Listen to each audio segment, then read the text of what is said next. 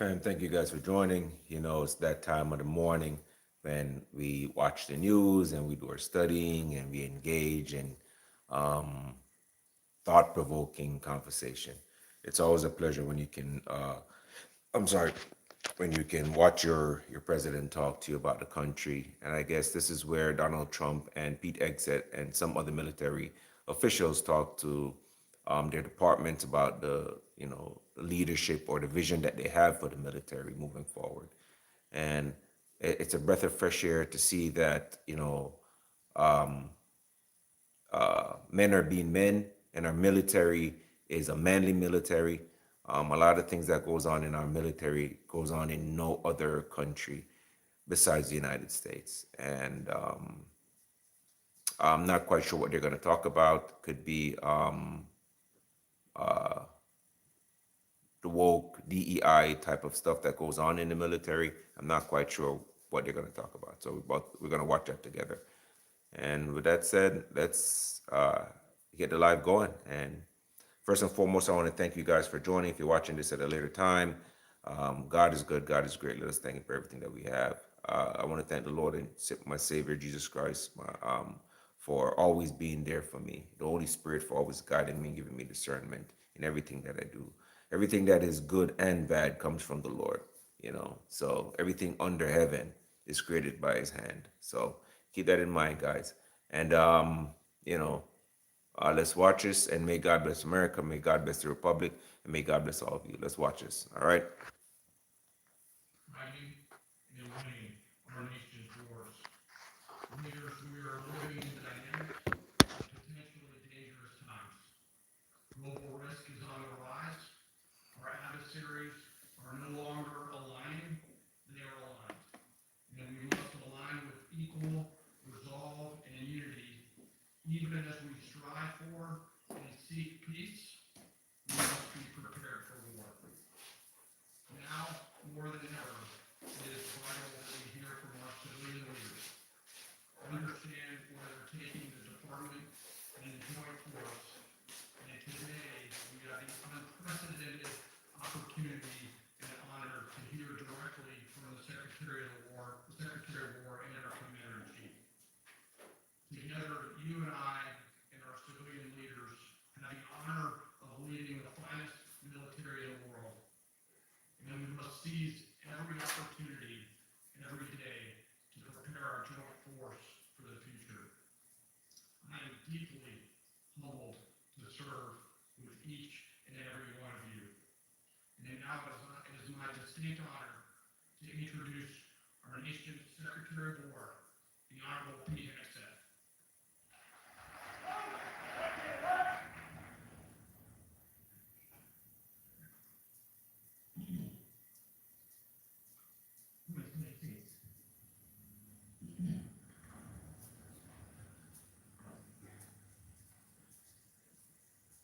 Mr. Chairman, Joint Chiefs, Generals, Admirals, Commanders, Officers, Senior Enlisted NCOs, enlisted in every member of our American military. Good morning and welcome to the War Department. Because the era of the Department of Defense is over. You see, the motto of my first platoon was, those who long for peace must prepare for war. This is, of course, not a new idea, it's prominent of that. The origin dates to the 4th century Rome and has been repeated ever since, including by our first Commander-in-Chief, George Washington, the first leader of the War Department. It captures a simple yet profound truth. To ensure peace, we must prepare for war. From this moment forward, the only mission of the newly restored Department of War is this: warfighting. Preparing for war and preparing to win. Unrelenting and uncompromising in that pursuit. Not because we want war, no one here wants war, but because we love peace.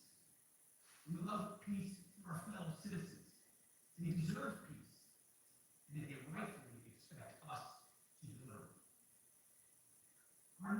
job, of course, is to be strong so that we can prevent war in the first place. The president talks about it all the time. It's called peace through strength. And as history teaches us, the only people who actually deserve peace are those who are willing to wage war to defend it. And that's why pacifism is so naive and dangerous. It ignores human nature and it ignores human history. Either you protect your people and your sovereignty, or you will be subservient to something or someone. It's a truth as old as time. And since waging war is so costly in blood and treasure, we owe our republic a military that will win any war we choose, or any war that is thrust upon us. Should our enemies choose foolishly to challenge us, they will be crushed by the violence, precision, and ferocity of the War Department. In other words, to our enemies, F-A-F-O. If necessary, our troops can translate that for you. Another way to put it is peace through strength, brought to you by the warrior ethos. And we are restoring both. As President Trump has said, and he's right, we have the strongest, most powerful, most lethal, and most prepared military on the planet. And that is true, full stop. Nobody can touch us. It's not even close.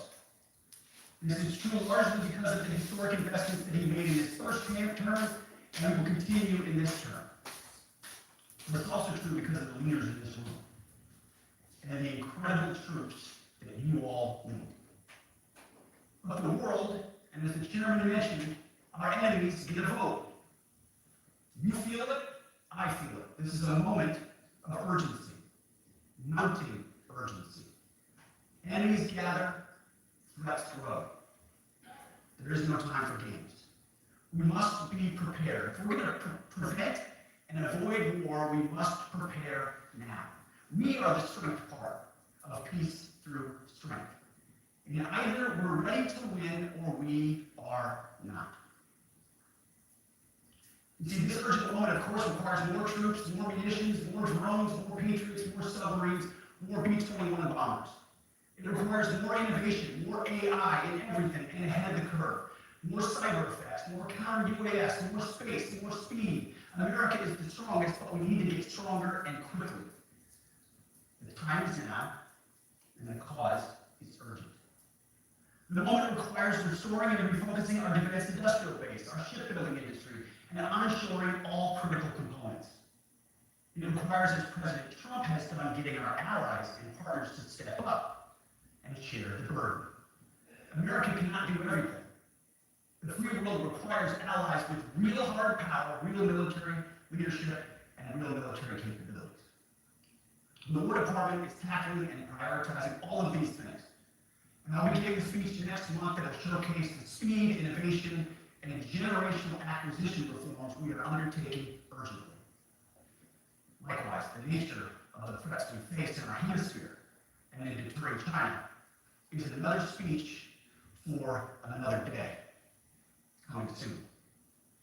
This speech, today, as I drink my coffee, this speech today is about people, and it's about culture. The topic today is about the nature of ourselves. Because no plan, no program, no reform, no formation will ultimately succeed unless we have the right people and the right culture at the War Department. If I've learned one core lesson in my 8 months in this job, it's that personnel is policy. Personnel is policy.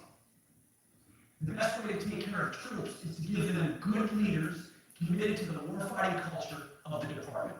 Not perfect leaders, good leaders. Competent, qualified, professional, agile, aggressive, innovative, risk-taking, apolitical, faithful to their oath and to the Constitution. Eugene Sledge, in his World War II memoir, wrote, quote, "War is brutish, inglorious, and a terrible waste. Combat leaves an indelible mark on those who are forced to endure. The only redeeming factors are my comrades' incredible bravery and their devotion to each other. In combat, there are thousands of variables, as I learned in Iraq and Afghanistan, and as so many of you did in so many more places. Leaders can only control about 3 of them. You control how well you're trained, mostly how well you're equipped, and the last variable is how well you lead. After that, you're on your own. Our warfighters are entitled to be led by the best and most capable leaders. That's who we need you all to be. Even then, in combat, even if you do everything right, you may still lose people because the enemy always gets a vote. We have a sacred duty to ensure that our warriors are led by the most capable and qualified combat leaders. This is one thing you and I can control. And we owe it to the force to deliver. For too long, we've simply not done that. The military has been forced by foolish and reckless politicians to focus on the wrong things. In many ways, this speech is about fixing decades of decay. Some of it obvious, some of it hidden. Whereas the chairman has put it, we are clearing out the debris, removing the distractions, clearing the way for leaders to be leaders. You might say we're ending the war on warriors. I heard someone wrote a book about that. For too long, we've promoted too many uniform leaders for the wrong reasons. Based on their race, based on gender quotas, based on historic so-called firsts. We've pretended that combat arms and non-combat arms are the same thing. We've weeded out so-called toxic leaders under the guise of double-blind psychology assessments, promoting risk-averse, go-along-to-get-along conformists instead. You name it, the department did it. Foolish and reckless political leaders set the wrong compass heading, and we lost our way. We became the woke department, but not anymore. Right now, I'm looking out at a sea of Americans who made a choice. They were young men and young women to do something most Americans will not, to serve something greater than yourself, to fight for God and country, for freedom and the Constitution. You made a choice to serve when others did not. And I commend you. You are truly the best of America. But this does not mean, and this goes for all of us, that our path to this auditorium on this day was a straight line, or that the conditions of the formations we lead are where we want them to be. You love your country, and we love this uniform, which is why we must do better. We just have to be honest. We have to say with our mouths what we see with our eyes. To just tell it like it is in plain English. To point out the obvious things right in front of us. That's what leaders must do. We cannot go another day without directly addressing the plank in our own eye. Without addressing the problems in our own commands and in our own formations. This administration has done a great deal from day one to remove the social justice, politically correct, and toxic ideological garbage that had infected our department, to rip out the politics. No more identity months, DEI offices, dudes in dresses. No more climate change worship. No more division, distraction, or gender delusions. No more debris. As I've said before, and will say again, we are done with that shit. I've made it my mission to uproot the obvious distractions that made us less capable and less lethal. That said, the War Department requires the next step. Underneath the woke garbage is a deeper problem, and a more important problem that we are fixing and fixing fast. Common sense is back at the White House, so making the necessary changes is actually pretty straightforward. President Trump expects it. And the litmus test for these changes is pretty simple. would I want my eldest son, who is 15 years old, eventually joining the types of formations that we are currently doing? If in any way the answer to that is no, or even yes, but, then we're doing something wrong.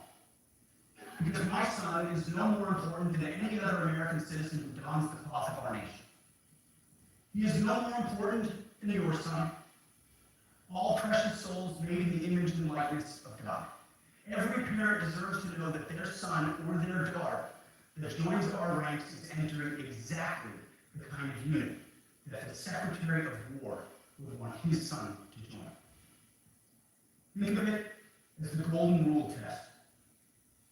Jesus said, do unto others that which you would have done unto yourself. It's the ultimate simplifying test of truth. The new War Department golden rule is this: do unto your unit as you would have done unto your own child's unit. Would you want him serving with fat or unfit or undertrained troops? Or alongside people who can't meet basic standards? Or in a unit where standards were lowered so certain types of troops could make it in? In a unit where leaders were promoted for reasons other than merit, performance, and warfighting? The answer is not just no, it's hell no. This means at the War Department, first and foremost, we must restore a ruthless, dispassionate, and common sense application of standards. I don't want my son serving alongside troops who are out of shape, or a combat unit with females who can't meet the same combat arms physical standards as men, or troops who are not fully proficient on their assigned weapons, platform, or task, or under a leader who was the first, but not the best. Standards must be uniform, gender neutral, and high. If not, they're not standards. They're just suggestions. Suggestions that get our sons and daughters killed. When it comes to combat arms units, and there are many different stripes across our joint force, the era of politically correct, overly sensitive, don't hurt anyone's feelings leadership ends right now. At every level, either you can meet the standard, either you can do the job, either you are disciplined, fit, and trained, or you are out. And that's why today, at my direction, and this is the first of 10 Department of War directives that are arriving at your commands as we speak and in your inbox. Today, at my direction, each service will ensure that every requirement for every combat MOS, for every designated combat arms position, returns to the highest male standard only. Because this job is life or death. Standards must be met. And not just met, at every level we should seek to exceed the standard, to push the envelope, to compete. It's common sense. In core to who we are and what we do, it should be in our DNA. Today, in my direction, we are also adding a combat field test for combat arms units that must be executable in any environment at any time and with combat equipment. These tests, for those familiar, they resemble the Army Expert Physical Fitness Assessment, or the Marine Corps Combat Fitness Test. And I'm also directing that warfighters in combat jobs execute their service fitness test at a gender-neutral, age-normed male standard scored above 70%. It all starts with physical fitness and appearance. If the Secretary of War can do regular, hard PT, so can every member of our joint force. Frankly, it's tiring to look out at combat formations, or really any formation, and see fat troops. Likewise, it's completely unacceptable to see fat generals and admirals in the halls of the Pentagon and leading commands around the country and the world. It's a bad look. It is bad, and it's not who we are. So whether you're an airborne ranger or a chairborne ranger, a brand new private or a four-star general, you need to meet the height and weight standards and pass the PT test. And as the chairman said, yes, there is no PT test. But today, at my direction, every member of the joint force at every rank is required to take a PT test twice a year, as well as meet height and weight requirements twice a year. Every year of service. Also today, at my direction, every warrior across our joint force is required to do PT every duty day. It should be common sense, and most units do that already. But we're codifying. And I'm not talking like hot yoga and stretching. Real hard PT, either as a unit or as an individual. At every level, from the joint chiefs to everyone in this room to the youngest private, leaders set the standard. And so many of you do this already. Active, guard, and reserve. This also means grooming standards. No more beards, long hair, superficial individual expression. We're going to cut our hair, shave our beards, and adhere to standards. It's like the broken windows theory of policing. So you let the small stuff go, the big stuff eventually goes. You have to address the small stuff. This is on duty in the field and in the rear. If you want a beard, you can join special forces. If not, then shave. We don't have a military full of Nordic pagans. But unfortunately, we have had leaders who either refused to call BS and enforce standards, or leaders who felt like they were not allowed to enforce standards. Both are unacceptable. And that's why today, in my direction, the era of unprofessional appearance is over. No more beardos. The era of rampant and ridiculous shaving profiles is done. Simply put, if you do not meet the male-level physical standards for combat positions, cannot pass a PT test, or don't want to shave and look professional, it's time for a new position. Or a new profession. I sincerely appreciate the proactive efforts the secretaries have already taken in some of those areas, service secretaries. And these directives are intended to simply accelerate those efforts. On the topic of standards, allow me a few words to talk about toxic leaders. Upholding and demanding high standards is not toxic.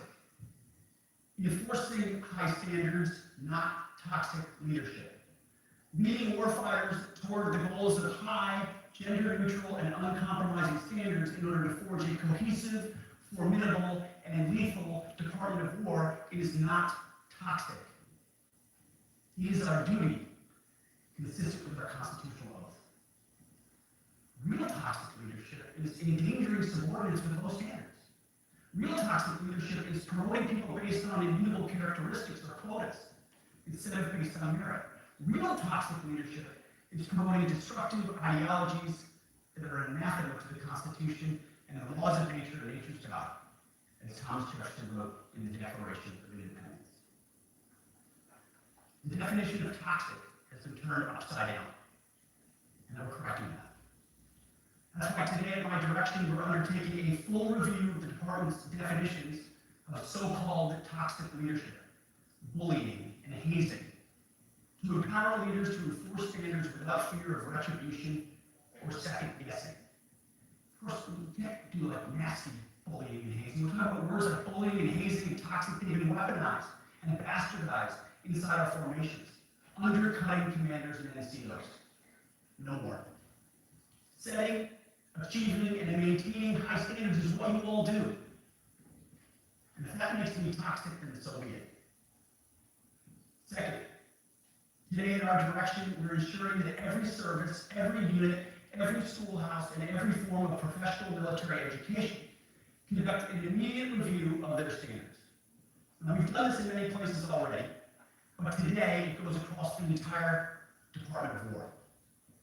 Any place where tried and true physical standards were altered, especially since 2015 when combat arms standards were changed to ensure females could qualify, must be returned to their original standard. Other standards have been manipulated to hit racial quotas as well, which is just as unacceptable. This too must end. Merit only. The President talks about it all the time. Merit-based. Here are two basic frameworks that I urge you to pursue in this process. Standards I call, my staff are all about them, the 1990 test and the E6 test. The 1990s test is simple. What were the military standards in 1990? And if they have changed, tell me why. Was it a necessary change based on the evolving landscape of combat? Or was the change due to a softening, weakening, or gender-based pursuit of other priorities? 1990 seems to be as good a place to start as any. And the E6 test. Ask yourself, does what you're doing make the leadership, accountability, and lethality efforts of an E6, or frankly an O3, does it make it easier or more complicated? Does the change in power staff sergeants, petty officers, and tech sergeants to get back to the basics? The answer should be a resounding yes. The E6 test, or O3 test, clarifies a lot, and it clarifies quickly. Because war does not care if you're a man or a woman. Neither does the enemy. Nor does the weight of your rucksack, the size of an artillery round, or the body weight of a casualty on the battlefield who must be carried. This, and I want to be very clear about this is not about preventing women from serving. We very much value the impact of female troops. Our female officers and NCOs are the absolute best in the world. But when it comes to any job that requires physical power to perform in combat, those physical standards must be high and gender neutral. If women can make it, excellent. If not, it is what it is. If that means no women qualify for some combat jobs, so be it. That is not the intent, but it could be the result, so be it. It will also mean that weak men won't qualify because we're not playing games. This is combat. This is life or death. As we all know, this is you versus an enemy hell-bent on killing you. To be an effective, lethal fighting force, you must trust that the warrior alongside you in battle is capable, truly physically capable of doing what is necessary under fire.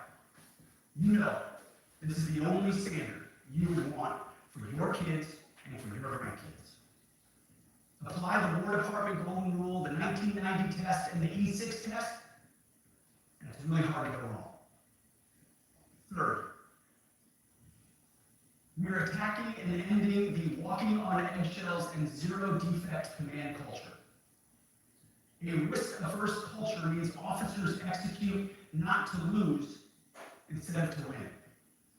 A risk-averse culture means NCOs are not empowered to enforce standards. Commanders and NCOs don't take necessary risks or make tough adjustments for fear of rocking the boat or making mistakes. A blemish-free record is what peacetime leaders covet the most, which is the worst of all incentives. You, we, as senior leaders need to end the poisonous culture of risk aversion and empower our NCOs at all levels to enforce standards. Truth be told, for the most part, we don't need new standards. We just need to reestablish a culture where enforcing standards is possible. And that's why today, in my direction, I'm issuing new policies that will overhaul the IG, EO, and MEO processes. I call it the No More Walking on Eggshells policy. We are liberating commanders, and NCOs, we are liberating you. We are overhauling an Inspector General process, the IG, that has been weaponized, putting complainers, ideologues, and poor performers in the driver's seat. We're doing the same with the equal opportunity and military equal opportunity policies, the EO and MEO at our department. No more frivolous complaints, no more anonymous complaints, no more repeat complainants, no more smearing reputations, no more endless waiting, no more legal limbo, no more sidetracking careers, no more walking on eggshells. Of course, being a racist has been illegal in our formation since 1948. The same goes for sexual harassment. Both are wrong and illegal. Those kinds of infractions will be ruthlessly enforced. But telling someone to shave or get a haircut or to get in shape or to fix their uniform or to show up on time or to work hard, that's exactly the kind of discrimination we want. We are not civilians. You are not civilians. You are set apart for a distinct purpose. So we as a department need to stop acting and thinking like civilians and get back to basics and put the power back in the hands of commanders and NCOs. Commanders and NCOs who make life and death decisions. Commanders and NCOs who enforce standards and ensure readiness. Commanders and NCOs who in this War Department have to look in the mirror and have to pass the golden rule test. My kids, your kids, America's sons and daughters. So I urge you all here today, and those watching, take this guidance and run with it. The core of this speech is the 10 directives we're announcing today. They were written for you, for Army leadership, for Navy leadership, for Marine Corps leadership, for Air Force leadership, Space Force leadership. These directives are designed to take the monkey off your back and put you, the leadership, back in the driver's seat. Move out with urgency because we have your back. I have your back. And the Commander-in-Chief has your back. And when we give you this guidance, we know mistakes will be made. It's the nature of leadership. But you should not pay for earnest mistakes for your entire career. And that's why today, at my direction, we're making changes to the retention of adverse information on the personnel records that will allow leaders with forgivable, earnest, or minor infractions to not be encumbered by those infractions in perpetuity. People make honest mistakes, and our mistakes should not define an entire career. Otherwise, we really try not to make mistakes, and that's not the business we're in. We need risk takers and aggressive leaders, and a culture that supports you. Fourth, at the War Department, promotions across the Joint Force will be based on one thing: merit. Colorblind, gender-neutral, merit-based. The entire promotion process, including evaluations of warfighting capabilities, is being thoroughly re-examined. We've already done a lot in this area, but more changes are coming soon. We'll promote top-performing officers and NCOs faster, and get rid of poor performers more quickly. Evaluations, education, and field exercises will become real evaluations, not box checks, for every one of us at every level. These same reforms happened before World War II as well. General George Marshall and Secretary of War Henry Stimson did the same thing. And we won a world war because of it. As it happens, when he started the job, Chairman King gave me a frame and a photo to hang in my office. A matching frame and photo hangs in his. It's a photo of Marshall and Stimson preparing for World War II. Those two leaders famously kept the door open between their offices for the entirety of the war. They worked together, civilian and in uniform, every single day. Chairman King and I do the same. There is no daylight between us. Our doors are always open. Our job together is to ensure our military is led by the very best, ready to answer the nation's call. Fifth, as you have seen, and the media has obsessed over, I have fired a number of senior officers since taking over. The previous chairman, other members of the Joint Chiefs, combatant commanders, and other commanders. The rationale for me has been straightforward. It's nearly impossible to change a culture with the same people who helped create or even benefited from that culture, even if that culture was created by a previous president and a previous secretary. My approach has been simple. When in doubt, assess the situation, follow your gut, and if it's the best for the military, make a change. We all serve at the pleasure of the president every single day. But in many ways, it's not their fault. It's not your fault. As foolish and reckless as the woke department was, those officers were following elected political leadership. An entire generation of generals and admirals were told that they must parrot the insane fallacy that, quote, our diversity is our strength. Of course, we know our unity is our strength. They had to put out dizzying DEI and LGBTQI+ statements. They were told females and males are the same thing, or that males who think their females totally normal. They were told that we need a green fleet and electric tanks. They were told to kick out Americans who refused an emergency vaccine. They followed civilian policies set by foolish and reckless political leaders. Our job, my job, has been to determine which leaders simply did what they must to answer the prerogatives of civilian leadership, and which leaders are truly invested in the War Department, and therefore incapable of embracing the War Department and executing new lawful orders. That's it. It's that simple. So for the past 8 months, we've gotten a good look under the hood of our officer corps. We've done our best to thoroughly assess the human terrain. We've had to make trade-offs and some difficult decisions. It's more an art than a science. We have been and will continue to be judicious, but also expeditious. The new compass heading is clear. Out with the Shirellis, the Mackenzies, and the Millies, and in with the Stockdales, the Schwarzkopfs, and the Pattons. More leadership changes will be made, but I'm certain. Not because we want to, but because we must. Once again, this is life and death. The sooner we have the right people, the sooner we can advance the right policies. Personnel is policy. But I look at this group, and I see great Americans. Leaders who have given decades to our great republic, at great sacrifice to yourselves and to your families. But if the words I'm speaking today are making your heart sink, then you should do the honorable thing and resign. We would thank you for your service. But I suspect, I know, the overwhelming majority of you feel the opposite. These words make your hearts full. You love the War Department because you love what you do, the profession of arms. You are hereby liberated to be an apolitical, hard-charging, no-nonsense, constitutional leader that you joined the military to be.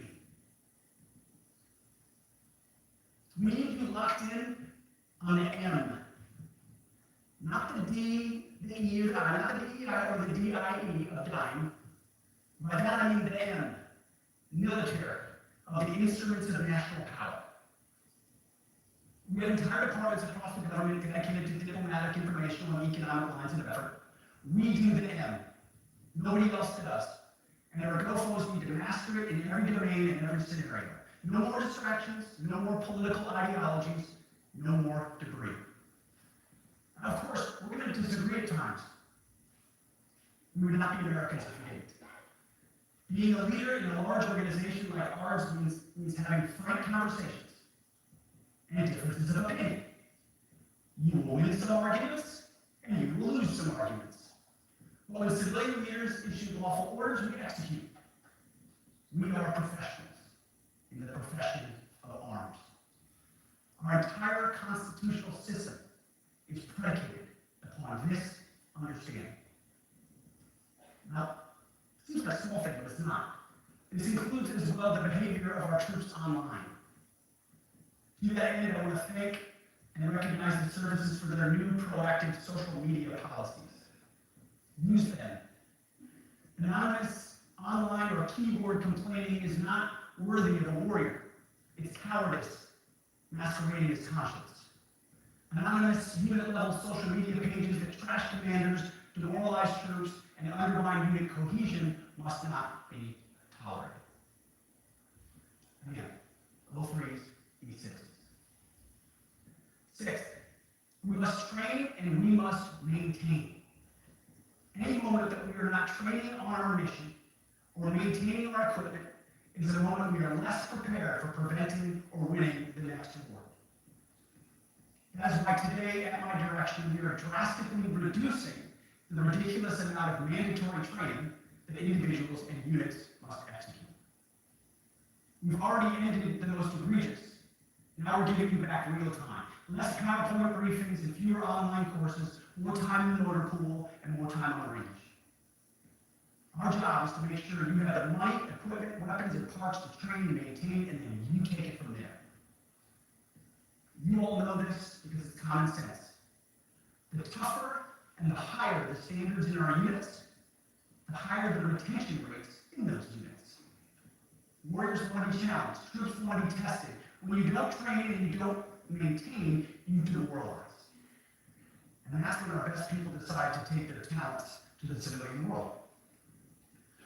The leaders who created the War Department have already driven out too many hard chargers. We reverse that trend right now. There is no world in which high-intensity war exists without pain, agony, and human tragedy. We are in a dangerous line of work. You are in a dangerous line of work. We may lose good people. But let no warrior cry out from the grave, if only I had been properly trained. We will not lose warfighters because we fail to train or equip them or resource them. Shame on us if we do. Train like your warriors' lives depend on it. Because they do. To that point, basic training is being restored to what it should be. Scary, tough, and disciplined. We're empowering drill sergeants to instill healthy fear in new recruits, ensuring that future warfighters are forged. Yes, they can shark attack, they can toss bunks, they can swear, and yes, they can put their hands on recruits. This does not mean they can be reckless or violate the law, but they can use tried and true methods to motivate new recruits to make them the warriors they need to be. Back to basics at basic as well. Of course, and you know this basic training is not where mission readiness should end. The nature of the evolving threat environment demands that everyone, in every job, must be ready to join the fight if needed. The core credo of the Marine Corps is every Marine a rifleman. It means that everyone, regardless of MOS, is proficient enough to engage in an enemy threat at sea, in the air, or in a so-called rear area. We need to ensure that every member of our uniformed military maintains baseline proficiency in basic combat skills. Especially because the next war, like the last, will likely not have a rear area. Finally, as President Trump rightly pointed out when he changed the department name, the United States has not won a major theater war since the name was changed to the Department of Defense in 1947. One conflict stands out in stark contrast: the Gulf War. Why? Well, there's a number of reasons. It was a limited mission with overwhelming force and a clear end state. But why did we execute and win the Gulf War the way we did in 1991? There's two overwhelming reasons. One was President Ronald Reagan's military buildup gave an overwhelming advantage. And two, military and Pentagon leadership had previous formative battlefield experiences. The men who led this department during the Gulf War were mostly combat veterans of the Vietnam War. They said never again to mission creep or nebulous end states.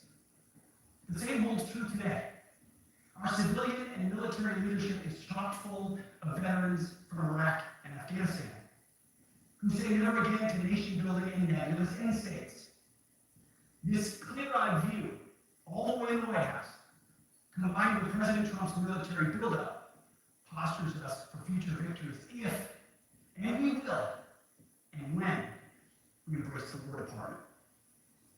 And we must. We are preparing every day. We have to be prepared for war, not for defense. We're training warriors, not defenders. We fight wars to win, not to defend. Defense is something we do all the time. It's inherently reactionary and can lead to overuse, overreach, and mission creep. War is something you do sparingly, on our own terms, and with clear aims. We fight to win. We unleash overwhelming and punishing violence on the enemy. We also don't fight with stupid rules of engagement.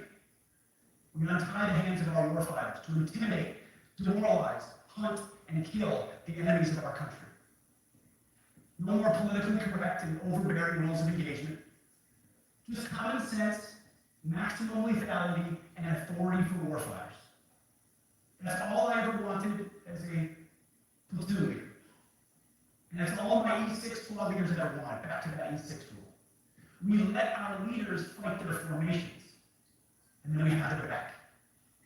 It's very simple, yet incredibly powerful. A few months ago, I was at the White House when President Trump announced his Liberation Day for America's trade policy.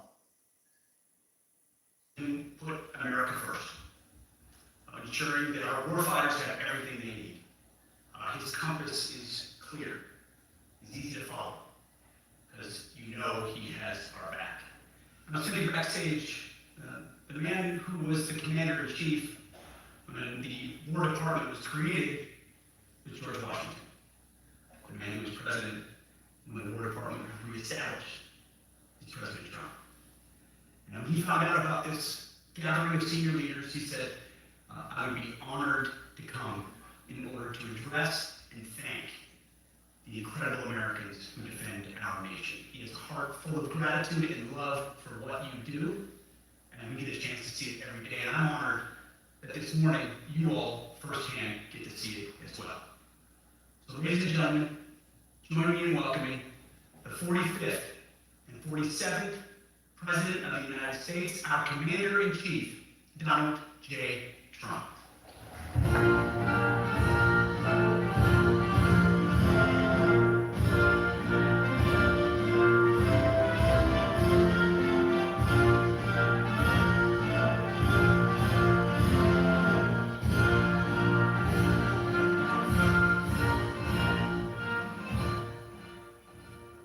Thank you very much, Pete. Great job you're doing too. Fantastic job. I never walked into a room so silent before. This is very, don't laugh, you don't have to do that. You know, we're just having a good time. And if you want to applaud, you applaud. And if you want to do anything you want, you can do anything you want. And if you don't like what I'm saying, you can leave the room. Because it goes your rank, it goes your future. You just feel nice and loose, okay? Because we're all on the same team. And I was told that, sir, you want to hear her. You want to hear her. And a murmur in the room. I said, we got to listen these guys up a little bit. So you just have a good time. But I want to thank Secretary Hegset and General Kane. General Reason Kane, for a reason they call him that. When I heard his name, I said, you're the guy I'm looking for. The U.S. Chiefs of Staff and so many others in this room will together represent the greatest and most elite fighting force in the history of the world, the United States military. We're very proud of our military. We built the military during my first term. It's one of the greatest achievements. We have the greatest economy in history, and I built the military. Those are the two things I say more than anything else. And I also kept us safe at the borders. We have very good borders. We didn't have people coming in from jails and prisons and everything like took place over the last 4 years. I'll never forget what happened to this country over the last 4 years with the incompetence. There could be no higher honor than to serve as your commander-in-chief. It is a great honor. And look at you, just incredible people. Central casting, my head. To each and every one of you, I thank you for your unwavering devotion to the armed forces and to the country. We've all sworn a sacred oath to defend. We all have that oath, every one of us. I'm thrilled to be here this morning to address the senior leadership of what is once again known around the world as the Department of War. I know Pete spoke about it. He gave a great speech, I thought. Great speech. I don't want him to get so good. I hate that. No, I hate it. And I almost fired him. I said, you can't, I don't want to go on after that. He gave a great speech, but he talked about Department of War. We were sitting there. I said, didn't it used to be called Department of War? And he goes, yes, sir. They changed it like in the early 50s. So we won the First World War. We won the Second World War. We won everything in between and everything before that. We only won. And then we went in a way woke. That was probably the first sign of wokeness. And we changed it to defense instead of war. And I said, what do you think? How do you think if we change it back? Would that be a nice idea? And the people loved it immediately. Some people think they thought about it, you know, they gave it a little thought. But in the end, we did it. And I have to be honest, it's so popular. I thought it would be met with fury on the left. But they're sort of giving up, I must be honest with you. They've had it with Trump. They've been after me for so many years now. Here we are, come to the White House anytime you like.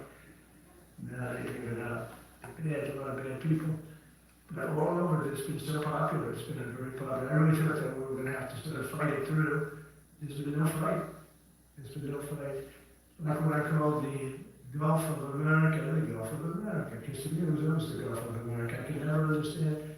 We have 92% of the frontage. And for years, actually 350 years ago there before us, it was called the Gulf of Mexico. I just had this idea, I'm looking at a map, I'm saying, we have most of the frontage. Why is it Gulf of Mexico? Why isn't it the Gulf of America? And I made the change, and it went smoothly. I mean, we had a couple of fake news analysts that refused to make the change. And then one of them, AP, took us to court, and we won. And the judge, who was a somewhat liberal judge, said, the name is the Gulf of America, because AP refused to call it the Gulf of America. They wrote, they're not a good outfit, by the way. They call it the Gulf of Mexico. I said, no, the Gulf of America is the name. And the judge actually said that, in fact, you can't even go into the room because what you're doing is not appropriate. The name is the Gulf of America. Google Maps changed the name, everybody did, but AP wouldn't, and then we won in court. How about that? Isn't that so cool?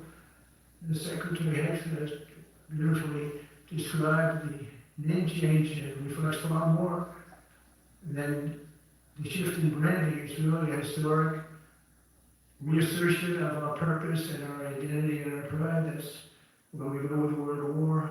And you know, we want war because we want to have no wars, but you have to be there, and you know, sometimes you have to do it. I have settled so many wars since we were here almost 9 months, and I've settled 7, and yesterday we might have settled the biggest of them all. Although, I don't know, Pakistan, India was very big. Both nuclear powers, I settled that. But yesterday's could be the settlement in the Middle East that hasn't happened for 3,000 years. I said, how long have we been fighting 3,000 years? So that's a long time. But we had, I think, so we'll see. Hamas has to agree. They don't, it's going to be very tough on them, but it is what it is. But all of the Arab nations, Muslim nations have agreed. Israel has agreed. It's an amazing thing. It just came together. War is very strange. You know, you never know what's going to happen with war. The easiest one of them all is Putin. I said, number one, I said the war would have never happened if I were president. The election weren't rigged. If I were president, that war would have never happened. Not even a little chance. And it didn't happen for 4 years. But I knew Putin very well, and I thought that would be easy because I know him so well. Well, that was turning out to be the hardest. So we had shown that we're not sellable, and that all got settled. So if this works out, that we did yesterday with the Middle East, then that's more than a war. That's lots of wars. It's all combined. That's a lot of wars. Many of you were over there, many different capacities in many different countries. That's a big part of the earth. But if that works out, it would be 8 plus. I could give myself 2 or 3 for that one. And then we just have the one to settle. We have to settle it up with President Putin. And Zelensky could get them together and get it done. But the only way we can do that is through strength. I mean, if we were weak, they wouldn't even take my phone call, but we have extreme strength. We had the horror show in Afghanistan, which is really the reason I think that Putin went in. He started a horror show by Biden and his team of incompetent people. And that showed, I think it gave him a path that I wasn't there any longer. I watched that and it was so horrible. I think it was the most embarrassing day in the history of our country. And now we're back. And that's it. We're not going to have any of that crap happen, I can tell you. And that was terrible, so terrible. Together we're awakening the warrior spirit, and this is a spirit that won and built this nation from the cavalry that tamed the Great Plains to the ferocious and yielding power of Patton Bradley, the great General Douglas, MacArthur, of these world great men. In this effort, we're a team, and so my message to you is very simple.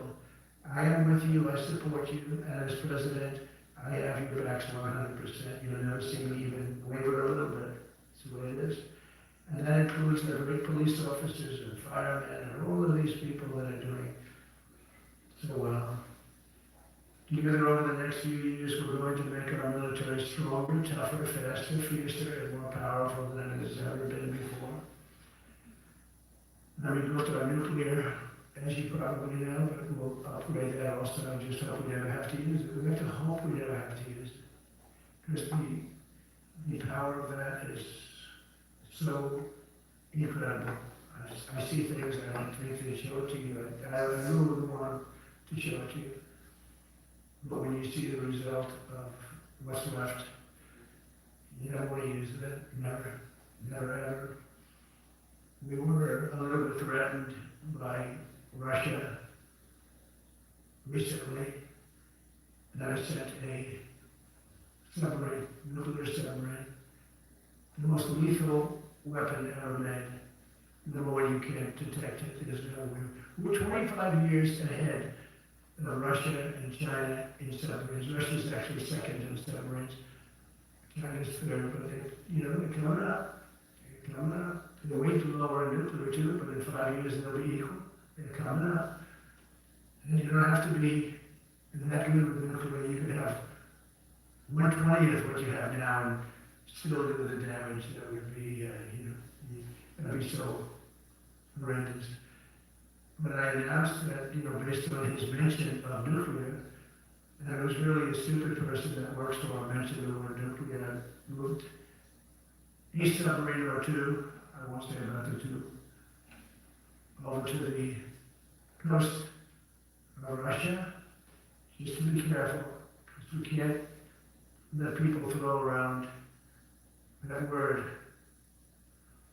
I call it the N word. There are two N words that you can't use either of them. You can't use either of them. And frankly, if it does get to use, we have more than anybody else. We have better, we have newer, but it's something we don't want to even have to think about. But when somebody mentions that submarine started immediately thereafter, and it's just working, but I'm sure we're not going to have to use it. But it's an amazing, it's undetectable, totally. Ours is, it isn't totally detectable. We can detect it easily. We go right to the spot. But we have genius apparatus that doesn't allow detection. It doesn't allow detection at all by anybody above water or below water. It's incredible. We're way ahead of everybody in that, and other things. As a result of the exciting renewal of the spirit of our armed forces, and that's what it is. It's really reaching that spirit, unprecedented heights. Over the past 8 months, new enlistments, I'm so proud of this, have surged to record highs, the highest we've ever had. And we used to have recruiting shortages. If you remember, about a year and a half ago, I was at the beginning stage of a campaign, and things came out that you couldn't get people to join the armed forces. And by the way, the police also, fire department, I always put the fire department in because they're great. They're great. And I get 95% of their vote too, that helps. When you get 95% of the vote, you always have to mention it. But they're great. And they're brave. In our inner cities, which we're going to be talking about, because it's a big part of war now. It's a big part of war.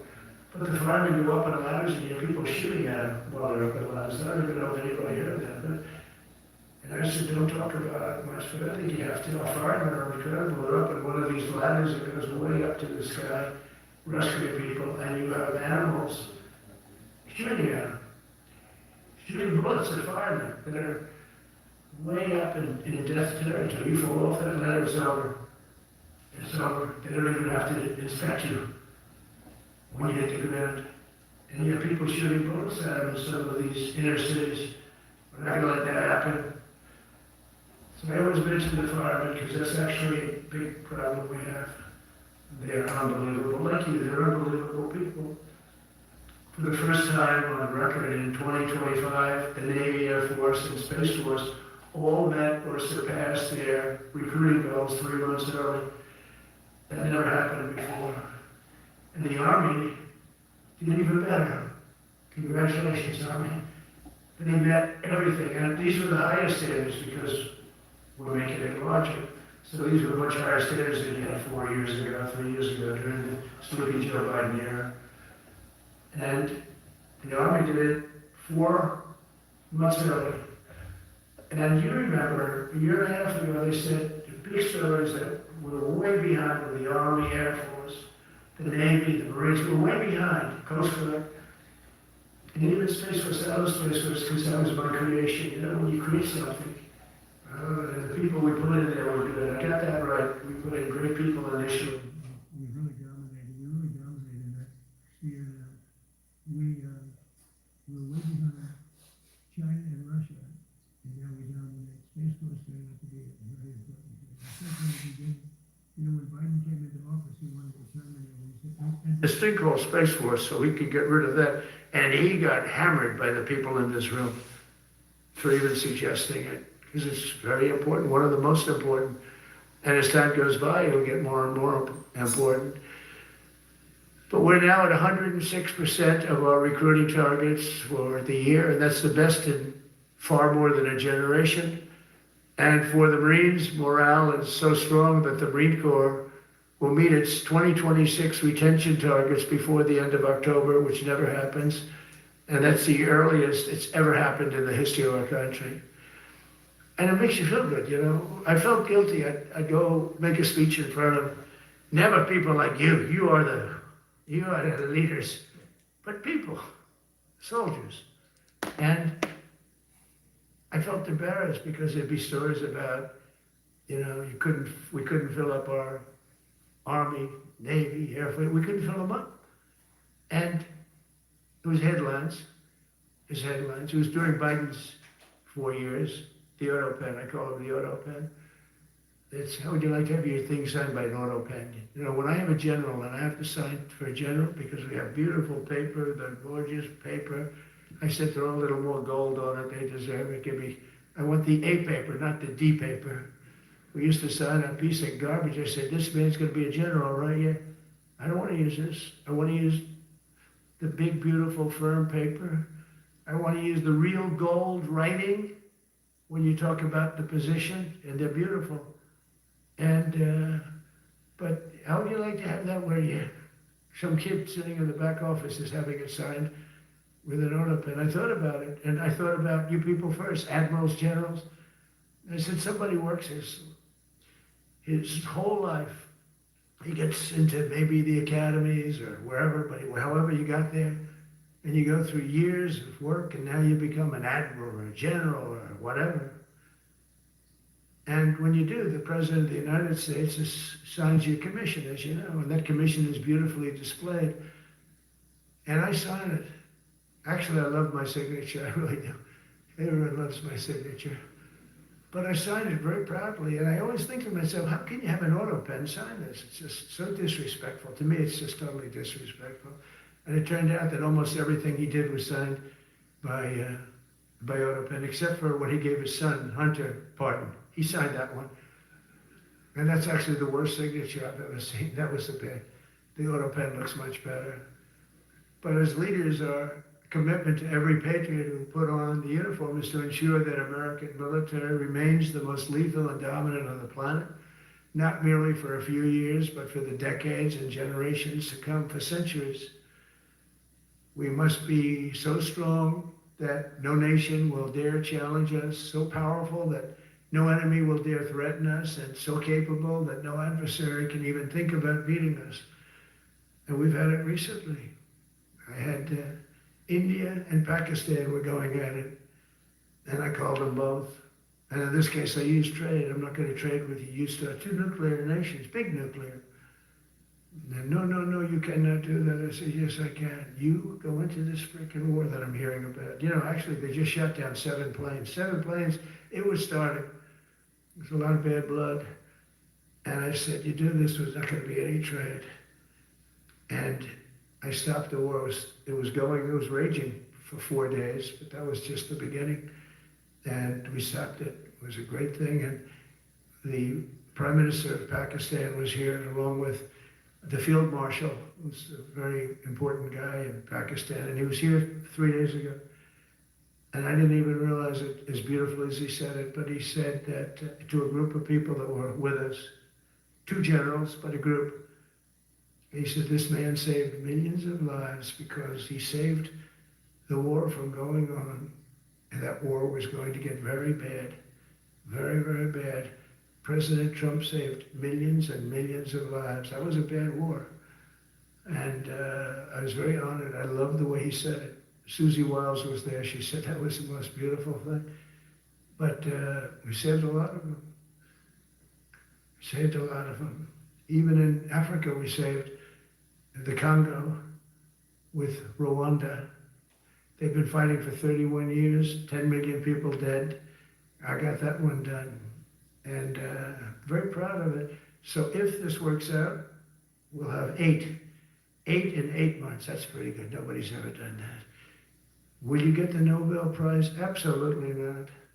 They'll give it to some guy that didn't do a damn thing. They'll give it to a guy that wrote a book about the mind of Donald Trump and what it took to solve the wars. And he'll get the Nobel Prize will go to a writer. No, but well, let's see what happens. But it's be a big insult to our country. I will tell you that. I don't want it. I want the country to get it. But it should get it because there's never been anything like it. Think of it. So if this happens, I think it will. I don't say that lightly because I know more about deals than anybody. This is what my whole life was based on. And they can change, and this can certainly change.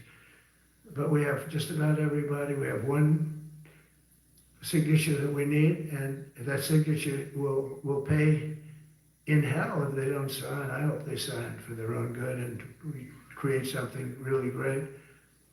But to have done 8 of them is just like such an honor. And then we have Putin and Zelensky. The easiest one of them all. I said, that one I'll get done. I thought that was going to be first. The others were much harder, some of them. Azerbaijan this was going on for 36 years.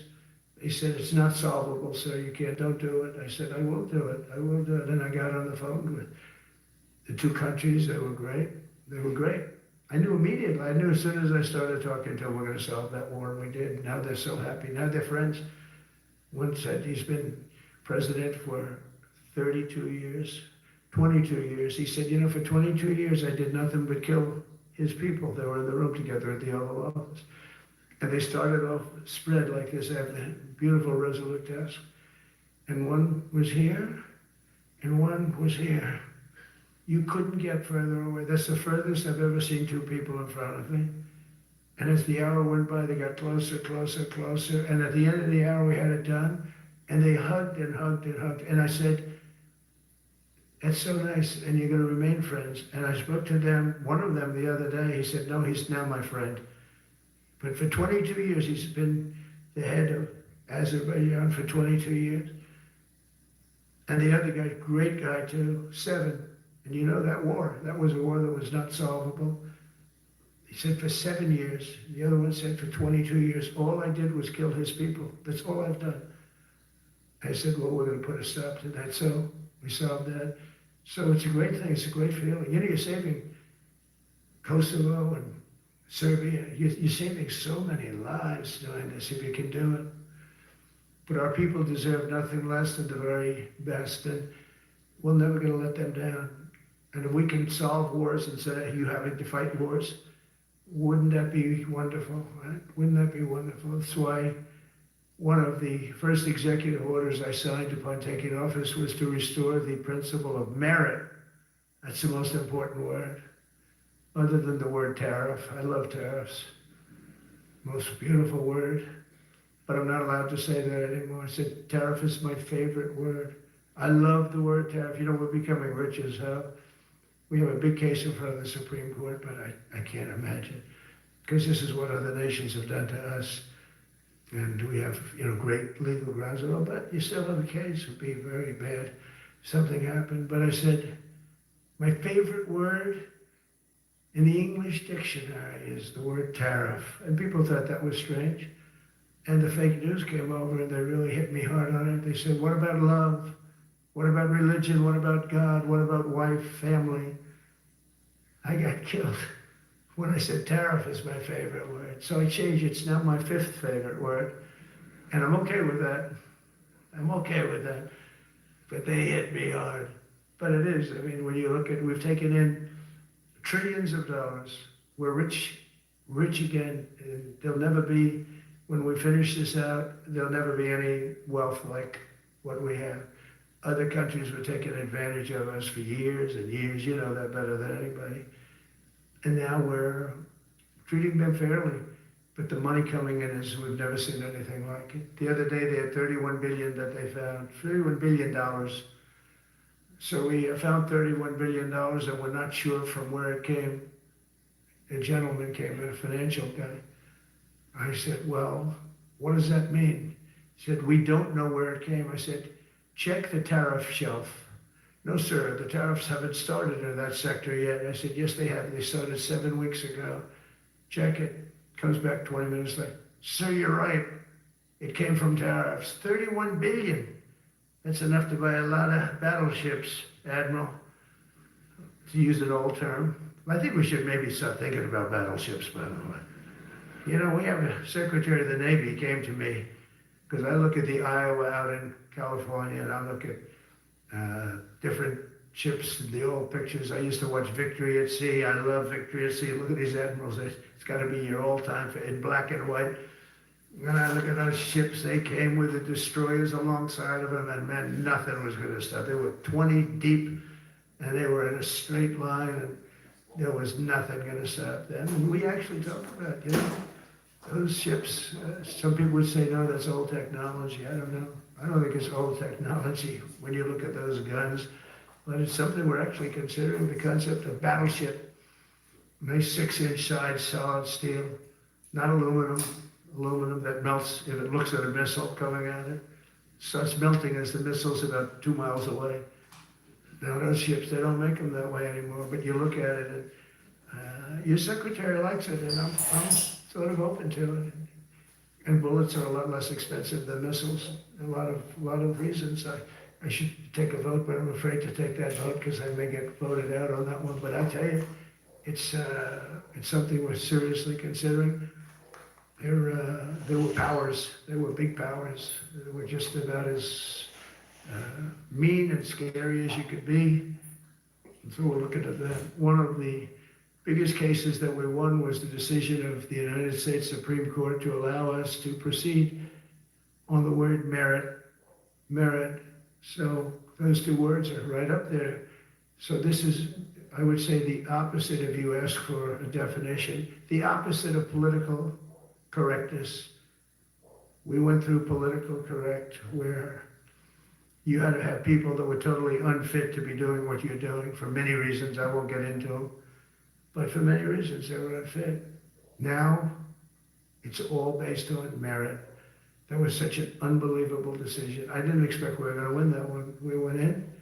We said we need it. We went in for colleges, you know, where kids with a C average are getting into the best colleges, and the kids with A averages won't get in. And kids with the highest boards and the highest marks and the best marks couldn't get into the best schools. And for all this. It's an oldie thing. Oh, yeah. Make some coffee with me while I show you an easy way to renovate without touching your savings. Let's talk about renovation financing. It can be so frustrating, right? Credit cards' interest rates are often over 20%, on top of everything else you have to figure out for your renovation. Instead, savvy homeowners are tapping into their home's equity with a HELOC, which usually come with lower interest rates than credit cards since they're secured by your home. You could borrow anywhere from $26,000 to $250,000, and HELOCs with Upstart Mortgage close in as little as 5 days. That's 6 times faster than the industry average of 31 days. Plus, there's no impact to your existing mortgage. Check your rate in minutes and make that dream reno a reality. I almost didn't click on this deal for 9 tablets of 100 milligram generic Viagra for $7, thinking no way this is real. Now I'm kicking myself for all the money I wasted at CVS. Here's what happened. Friday plans approved me in under 2 minutes, and a real U.S. doctor gave me a free prescription that same afternoon. 3 days later, my order arrived in discreet packaging, which Friday plans included for free. I tried it. It works just like the name brand. My confidence is through the roof. Don't miss out on this 100 milligram generic Viagra for 87 cents. If you're tired of overpaying, don't wait. This deal won't stick around.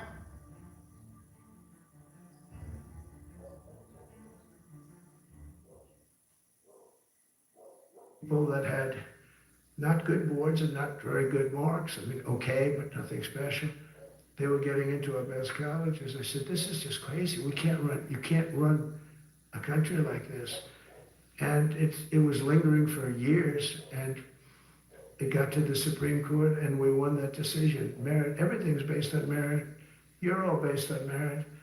We're not gonna have somebody taking your place for political reasons because they are politically correct, and you're not. We take the people that are gonna do the best job. That's all, it's very simple. And that's the way our country was built. We were built on merit. We got away from it for a long time. And everyone understands it, and it was done, it was approved. I give great credit to the Supreme Court because I thought they had tremendous courage. I didn't think they'd do that. That was tremendous. I give them maybe for that decision almost more than anything because it's a hard decision to make. It's really hard. The apparatus of our country was not set up for merit. It was set up for political correctness. And you can never be great if you're going to do that. And we're going to be greater than we ever were before. We're bringing back a focus on fitness, ability, character, and strength. That's because the purposes of American military is not to protect anyone's feelings, it's to protect our republic. And it's the republic that we dearly love. It's to protect our country. We will not be politically correct when it comes to defending American freedom. We will be a fighting and winning machine. We want to fight, we want to win, and we want to fight as little as possible. You have to count on people like me to keep you out of wars because we don't want to go into wars. Many of the wars that I just told you about, we could have entered those wars and settled them in a different way, lose a lot of our troops. And we could have settled them, I guess, differently. Maybe not, actually. Actually, you might not have been able to settle them. We just would have been in the middle of a lot of firepower. But when we do need it, you're going to be so ready. And you know it. But very importantly, with that goal in mind, I've committed to spending over $1 trillion on our military in 2026, and that's the most in the history of our country. $1 trillion, that's a lot of money. I hope you like that. Ma'ams and sirs, I hope you like it. That's a hell of a lot of money. We have the best of everything. Every branch is seeing major investments, and as I announced in the Oval Office in March, we are rapidly moving forward with the first ever 6th generation fighter jet. I didn't name it. I did not name it. Boeing came in and they said, sir, this is our submittal. It's the greatest fighting jet ever done. And you know, they're testing all these planes, all the companies are testing, and this one tested like through the roof. And they said, we'd like to name it the F-47. I said, let me think about it. Then after thinking for about 2 seconds, I said, okay. You know, that means 47 and 47. So I'm 45, 46, and 47, yeah, if you think about it. I just don't want the credit for 46. I don't want to have their open borders and people coming in from all over the world, including jails and mental institutes. I don't want that on my record, but I like having it. We're investing tens of billions of dollars in modernizing our nuclear deterrence capabilities like never before. And we've begun construction on what we call the Golden Dome missile defense shield. It'll be the most sophisticated in the world. You watched it do well until they had some problems at the end with a little bit of a lack of ammunition, defensive ammunition, but they've got that taken care of. But I tell you, it's what we're doing is so good, and we deserve it. You know, we help other countries with it. We don't have it ourselves. And Canada called me a couple of weeks ago. They want to be part of it. To which I said, well, why don't you just join our country? You become 51, become the 51st state, and you get it for free. So I don't know if that made a big impact, but it does make a lot of sense. It actually makes, because they're having a hard time up there in Canada now, because as you know, with tariffs, everyone's coming into our country. We have more investment than we've ever had before, $17 trillion coming in. As an example, in 4 years, Biden didn't have 1 trillion. We have 17 trillion more than that in 8 months coming in. And they're coming in from Canada, Mexico, from Europe, from all over. AI, auto plants. Everybody's coming back to the United States. Under my budget, we will be expanding the U.S. Navy by at least 19 ships next year, including submarines, destroyers, assault ships, and more. And it's going to be much more than that as we go along. Because we basically don't build ships anymore. We do build submarines, but we don't build ships. You know, in the Second World War, there were freighters and different types, but we were doing a ship a day. And now we don't do ships. And I'm not a fan of some of the ships you do. I'm a very aesthetic person, and I don't like some of the ships you're doing aesthetically. They say, oh, it's stealth. I say, that's not stealth. An ugly ship is not necessary in order to say you're stealth. By the way, the B-2 bombers were incredible. That is stealth. They went into that. I was with General Kane and Pete, we call it the war room. But we're watching them go in, and they were totally untouched. They were not seen. They were literally not seen. They dropped their bombs. They hit every single one of them, hit its target. It was total obliteration. CNN, when we came back, fake news CNN, oh, their camera just went off. You know, their camera, every time I mention it, they turn the camera off because it's never good. They say, this is a problem, but I don't blame them. You're better off keeping it on. But they have some scammer reporter who started saying, without any knowledge, that he may not have hit the targets as well as they thought. It may not have been obliteration. He did hit the targets, and they got to give us a little credit, right? It was obliteration, it turned out. The Atomic Energy Commission said it was obliteration. Not only did they hit the target, they had these chutes. And think of this here. Way up in the sky, there was no moon, it was dead dark, couldn't see a thing, you couldn't see them, but they had, I guess, a beam going right into these chutes. Every single one of those bombs went right down those chutes into a granite mountain. I think it's the last time they're going to build air chutes. They had these air chutes that were nice, beautiful. They were meant for us. But it was total obliteration. And now they give us credit for that. But these people were phenomenal. I tell you, for the Air Force people here, you can be very proud. That B-2, we just ordered a lot of new ones and updated ones, but I'd take the other ones. Let me tell you, they couldn't have worked any better. So they flew for 37 hours total, back and forth, no stops, no nothing. We had 52 tankers loading them up. And that's a job I wouldn't necessarily want too much, flying a tanker, loaded up with hundreds of thousands of gallons of fuel. I don't know if I'd do that job, you know. I asked the question, what happens if it gets hit? Sir, you don't want to know about that, right?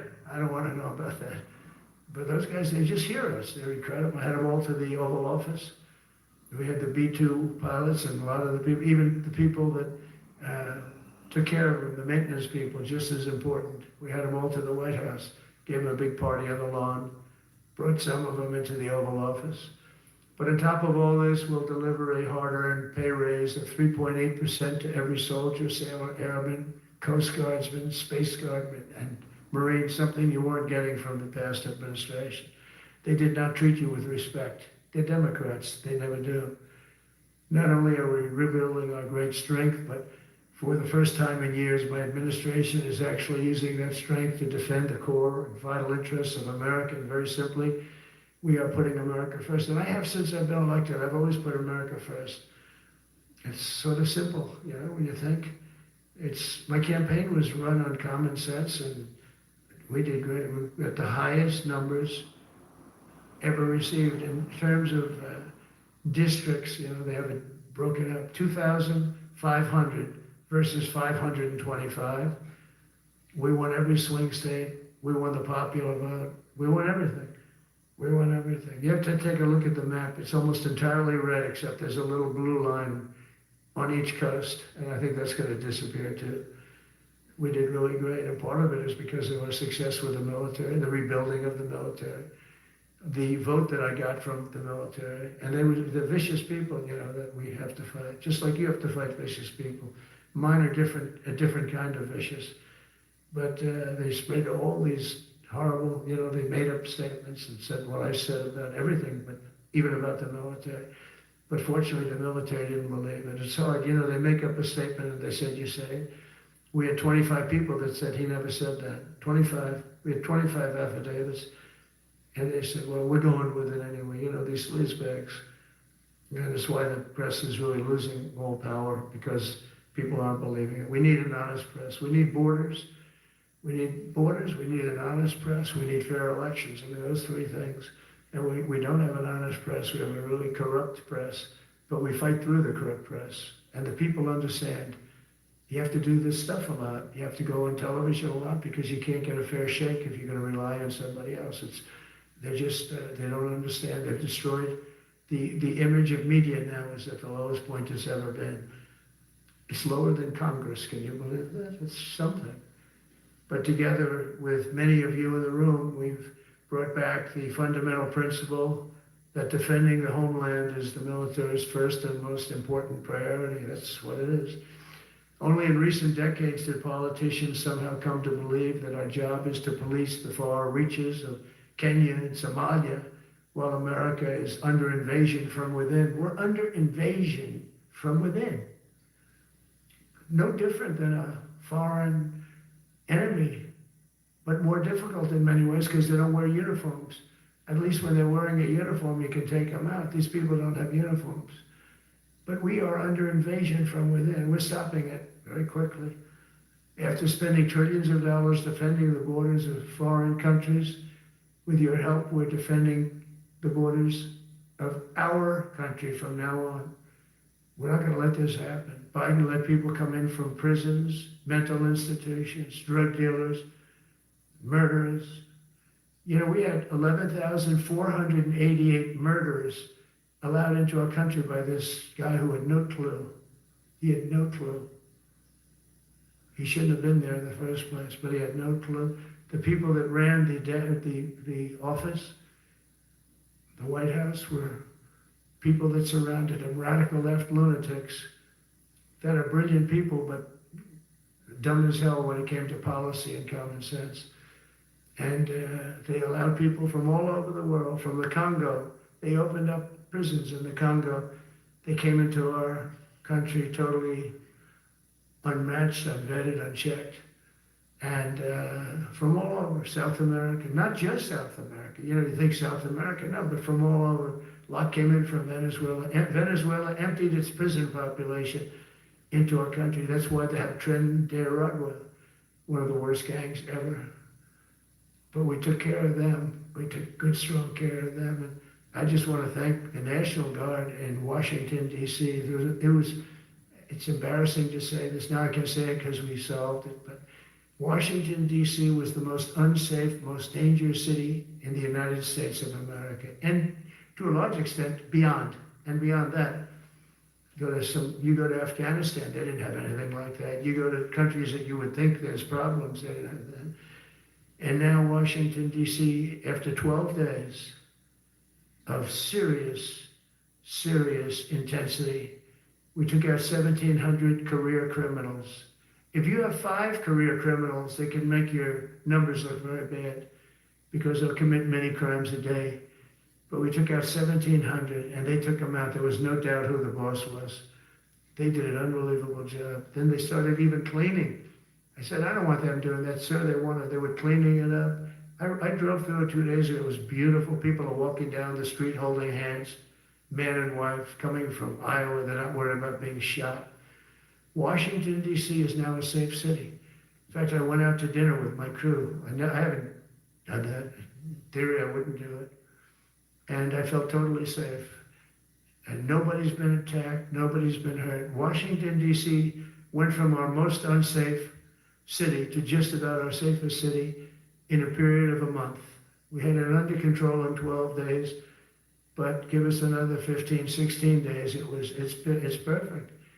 And people other than politicians that look bad, they think, the Democrats run most of the cities that are in bad shape. We have many cities in great shape too, by the way, I want you to know that. But it seems that the ones that are run by the radical left Democrats, what they've done to San Francisco, Chicago, New York, Los Angeles. They're very unsafe places, and we're going to straighten them out one by one. And this is going to be a major part for some of the people in this room. That's a war too. It's a war from within. Controlling the physical territory of our border is essential to national security. We can't let these people in.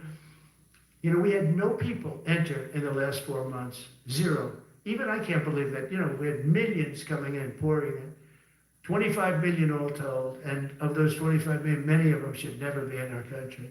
They would take their worst people and their people from prisons and jail, and they'd put them in a caravan and they'd walk. Grip, stability, precision. That's the essence of driving. Lawfit. Welcome to Dave & Buster's Game Day HQ, the best place to watch every play. 10 wings for $10. Nice move. Watch every game with Game Day deals at Dave & Buster's. What's my favorite thing about the fall season? I would probably say the warmth of a home becomes even more enhanced. Whether it be the colors, the smells, those are those textures and that warmth that makes you feel like even your home can come alive in the fall. Living spaces. CNN was interviewing one person. Oh, why are you coming? I want freedom. Good. Were you in jail? Yes. For what? Murder. He said, you had to see this anchor, a young woman. She's like, I couldn't believe it. She'll probably lose her job. But because the left doesn't want to hear that. But we're running it based on common sense and based on love of our country. But I want to salute every service member who has helped us carry out this critical mission. It's really a very important mission. And I told Pete, we should use some of these dangerous cities as training grounds for our military, National Guard, but military. Because we're going into Chicago very soon. That's a big city with an incompetent governor, stupid governor, stupid. They threw him out of his family business. He was so stupid. I know the family. He becomes governor. He's got money. Not money that he made, but he ran for governor, he won, and now he criticizes us all the time. Last week they had 11 people murdered, 44 people shot. The week before that they had 5 people murdered, 28 people shot. Every weekend they lose 5, 6. If they lose 5, they're considering it a great week. They shouldn't lose any. You shouldn't lose any. This is civilization. And he's always up there saying, we're in very good shape. We don't need the military. No, they need the military desperately. How about Portland? Portland, Oregon, where it looks like a war zone. And I get a call from the liberal governor. Sir, please don't come in. We don't need you. I said, well, unless they're playing false tapes, this looked like World War II. Your place is burning down. I mean, you must be kidding. Sir, we have it under control. I said, you don't have it under control, Governor, but I'll check it. And I'll call you back. I called her back. I said, this place is a nightmare. It's certainly not the biggest, but it's one of the worst. It's brutal. They go after our ICE people, who are great patriots and tough job too, but they love it. They love it because they're cleaning up our country. And so you look at some of the things where they took over parts of Seattle. They actually took over a big percentage of Seattle. Think of it. You remember that. That was a while ago. And I sent in the troops and they were gone. As soon as I sent them in, when we send in the troops, if you have a real leader that says you got to do what you have to do, I put that out the other day. You got to do what you got to do because we don't want our people hurt as they stand by. I was watching during Biden, there were troops standing up like this, brave, standing up at attention, the way I should stand all the time. And we're like this, and people are standing, and their mouth is this far away from their mouth, and they're spitting at him, they're screaming at him. And that soldier standing there, he wants to knock the hell out of the person, but he's not allowed to do anything. So they just stand there and they get abused, and a woman was this far away from his face, and she starts spitting in his face, and he's not allowed to do anything. If it's okay with you, generals and admirals, I've taken that off. I say, they spit, we hit. Is that okay? I think so. They spit, it's a new thing. They spit, we hit. How about the cars where the cars are coming out? They get brand new cars, Border Patrol, ICE, beautiful, nice new cars. and they're driving along and they have to go through a gauntlet of rocks being thrown at the car. So here's this beautiful brand new car. By the time it goes 100 yards, it's destroyed. These guys have pretty good arms, some of them. And they're throwing bricks at full force into the window and into the car. It looks like it's a war zone. And I said, never let that happen again. From now on, if that ever happens, and I say it here, you get out of that car and you can do whatever the hell you want to do. Because those people are you can die from that. Those bricks go through the windows. You can die. They'd like it to. They'd like it to go through the window. But this was a couple of months ago. They just kept driving and bricks are hitting the car. And I said, why aren't they stopping? Because they were under orders from the past administration, never stop. But that's different with us. We stop. And since I gave that order, we haven't had that problem. It's very interesting. It's amazing. It's just like in Venezuela. You've seen the boats going. We can't find any more boats. They're carrying drugs, massive. Every boat kills about 25,000 people. That's what they have. They have fentanyl mostly and a lot of other drugs. And we take them out, and we've taken out 4. So, and it's on air. Everybody gets to see it. Not that we like to do that, but every boat kills 25,000 on average, 20, some people say more. You see these boats just stacked up with bags of white powder. It's mostly fentanyl and other drugs too. And now we have a problem. General Kane says, sir, there are no boats out there. Not even fishing boats. They don't want to go fishing. I don't blame them. There'll be no fishing today. But it's amazing what strength will do, because what we want to do is stop drugs from flowing into our country. It's destroying. We lost 300,000 people died last year. Everybody knows friends, many friends probably, that you lost a child, or adults too, but you lost a son or daughter because of what's coming into our border. And we're making it very hard. Oh, and we haven't even started yet. Last month I signed an executive order to provide training for quick reaction force that can help quell civil disturbances. And this is going to be a big thing for the people in this room, because it's the enemy from within, and we have to handle it before it gets out of control. It won't get out of control. Once you get involved at all, they all joke. They say, oh, this is not good. You saw it in Washington. We had gangs of Trendy Arad with 10, 12, 15 kids, and these military guys walk up to them, and they treat them with disrespect, and they just got pounded. They just got pounded. The gang just pounded, then thrown into paddy wagons and taken back to their country. Some are so dangerous we don't want to even do that, because we don't want to, some of stone cold murderers, we don't have the confidence, even though they're not coming back very easily, we don't have the confidence, we put them in jails. But these service members are following in a great and storied military tradition, from protecting frontier communities to chasing outlaws and bandits in the Wild West. And our history is filled with military heroes who took on all enemies, foreign and domestic. You know that phrase very well. That's what the oath says, foreign and domestic. Well, we also have domestic. George Washington, Abraham Lincoln, Grover Cleveland, George Bush, and others all use the armed forces to keep domestic order and peace.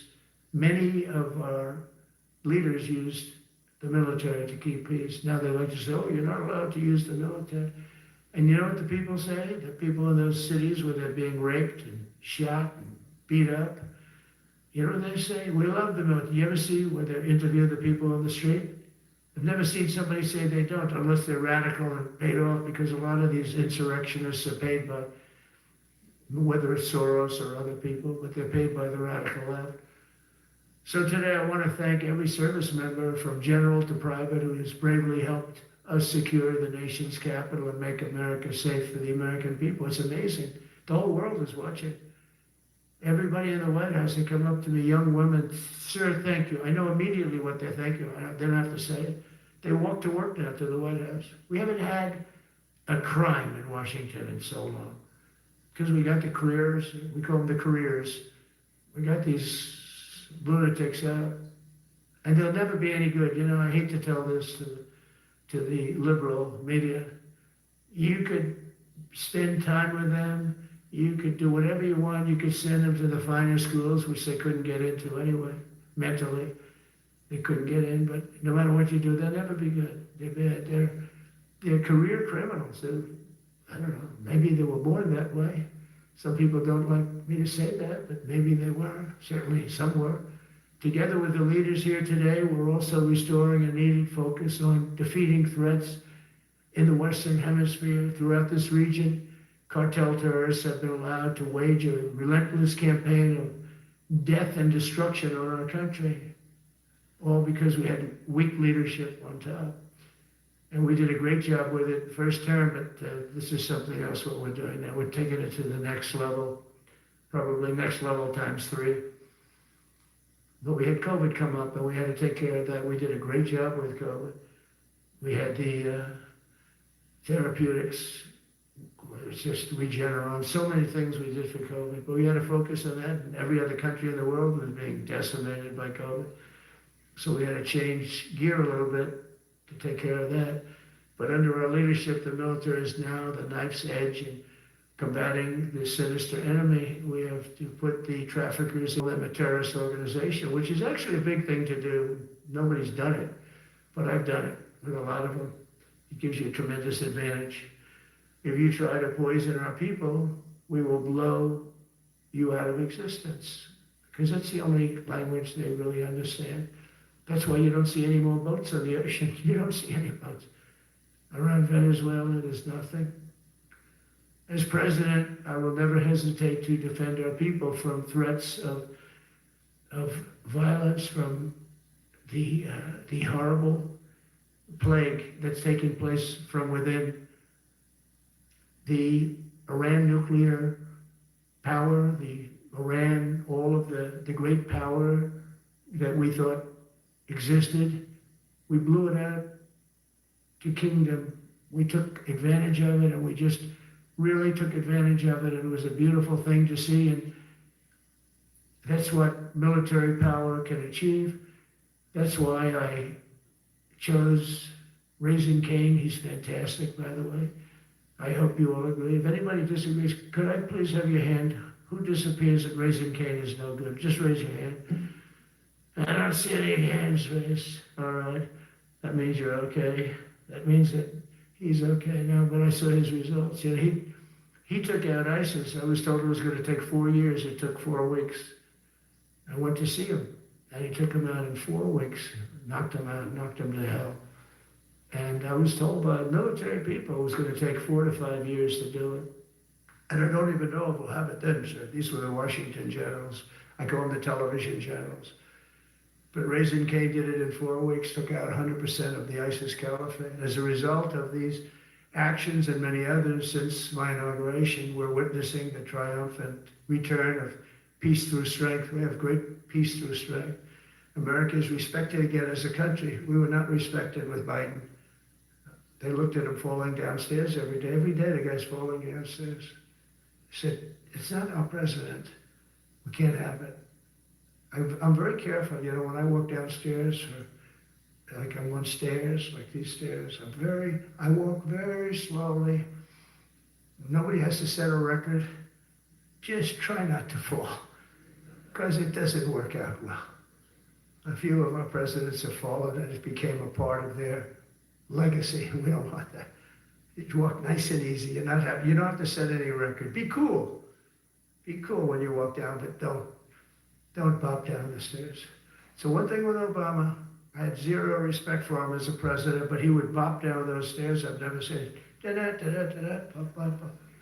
He'd go down the stairs, wouldn't hold on. I said, it's great. I don't want to do it. I guess I could do it. But eventually, bad things are going to happen.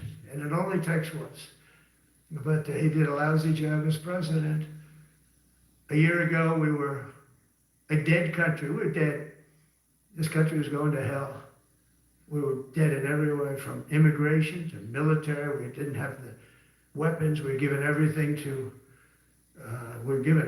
Ukraine. We had nothing. And by the way, I have to tell you, now, as you know, I went over and I met with NATO, and NATO raised from 2 to 5, which everyone said 5% of GDP. millions and now trillions of dollars are pouring in. They didn't pay the 2% because they know we were there to pay it. And now they paid the 5%. That's trillions of dollars. And we're not spending any money on that war, not 10 cents. We sell our equipment to NATO. NATO pays us for the equipment and they give it to Ukraine or whoever they give it to. But they can keep it. But we're not involved. We have no money going out. Biden gave $350 billion, not sustainable, $350 billion. And we have a war that should have never started. But we're not doing that anymore. So I just want you to know we're selling equipment. Our people are buying equipment. They are buying the equipment at full price, a fair price. So I don't want to say we're making money because I don't want to be making money on a war. It's too many people dying. They're losing 7,000 soldiers a week. A lot of them are Russian soldiers, but between the two countries, mostly soldiers, by the way. Sometimes, in Kiev, they'll lob a missile in or some drones and kill some people. But mostly it's soldiers. Russia and Ukraine are losing 7,000 souls. And they're not American, they're not us, they're not you. We have a special obligation. But they're soldiers, they're young people, they leave their parents, they wave goodbye, and then 2 days later they're blown up so unnecessarily. And so that's the primary reason I want to get it done.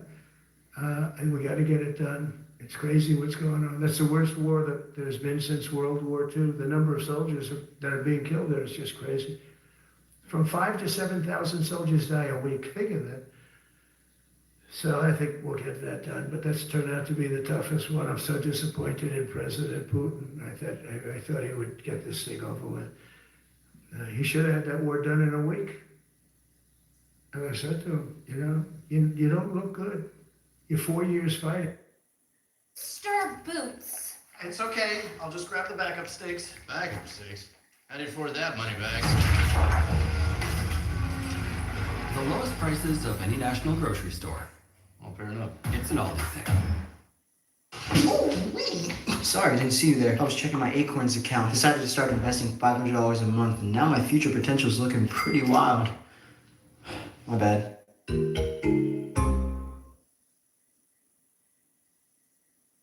Different tools for the job, and one tool for pain relief. Body pain can stop you. Aleve keeps you going. Use as directed for minor aches and pains. Should have taken a week.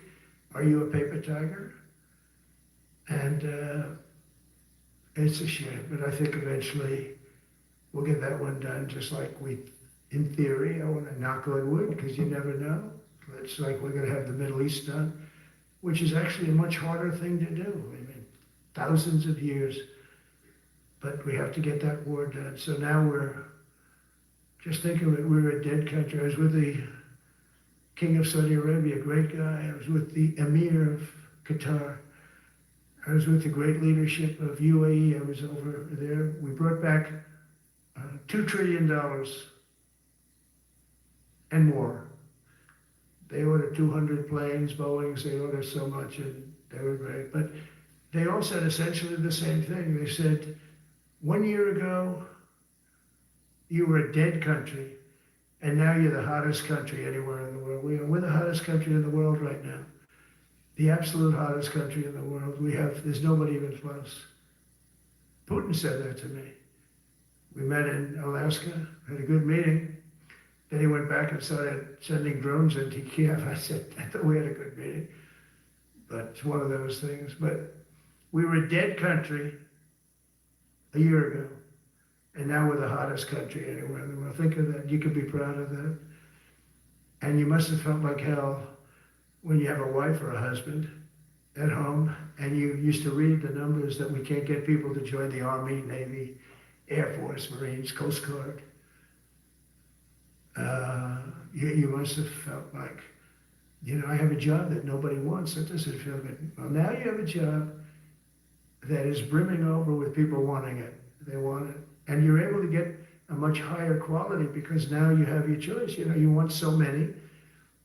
And we're going to have many, many people that aren't going to be able to join because of the fact that we don't need them at this moment. But think of it, what a difference that is from, I could just imagine 2 years ago, you're reading front page articles in the New York Times, of course, and Wall Street Journal. They always give us unfair stories. But they played it so big, they were playing it so big. Nobody wants to join the Army, the Marines, the Air Force. They don't want to join. They don't want to join the Coast Guard at all. Nobody wants to join. Nobody wants to join our police forces. Our police forces also. It's almost went hand in hand. And I used to say, boy, I'm speaking in front of the military today, and it's embarrassing because I'm speaking in front of people who have a job that other people don't want, but now you have a job that everybody wants. So I think that has to make you feel good. It's one of the reasons I love being here today, because I wanted to say that. I have to say that everybody wants to be in the Army, the Navy, the Air Force, the Marines. If you think the Coast Guard and Space Force, our beautiful Space Force, it's a whole different world. And now they're signing up, by the way, seriously big numbers for the police. Dangerous job, isn't it? Huh? Fire department.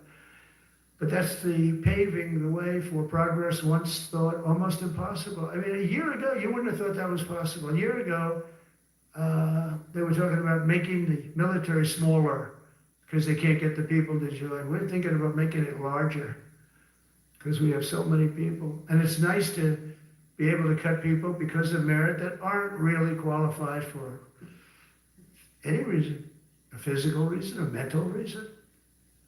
You don't have to take them anymore because you have the pick of the litter, and they all want to be with you. They all want your job. They want to be with you. They want to work with you. They'll even take your job, Got to be a little bit sharp. Got to watch it.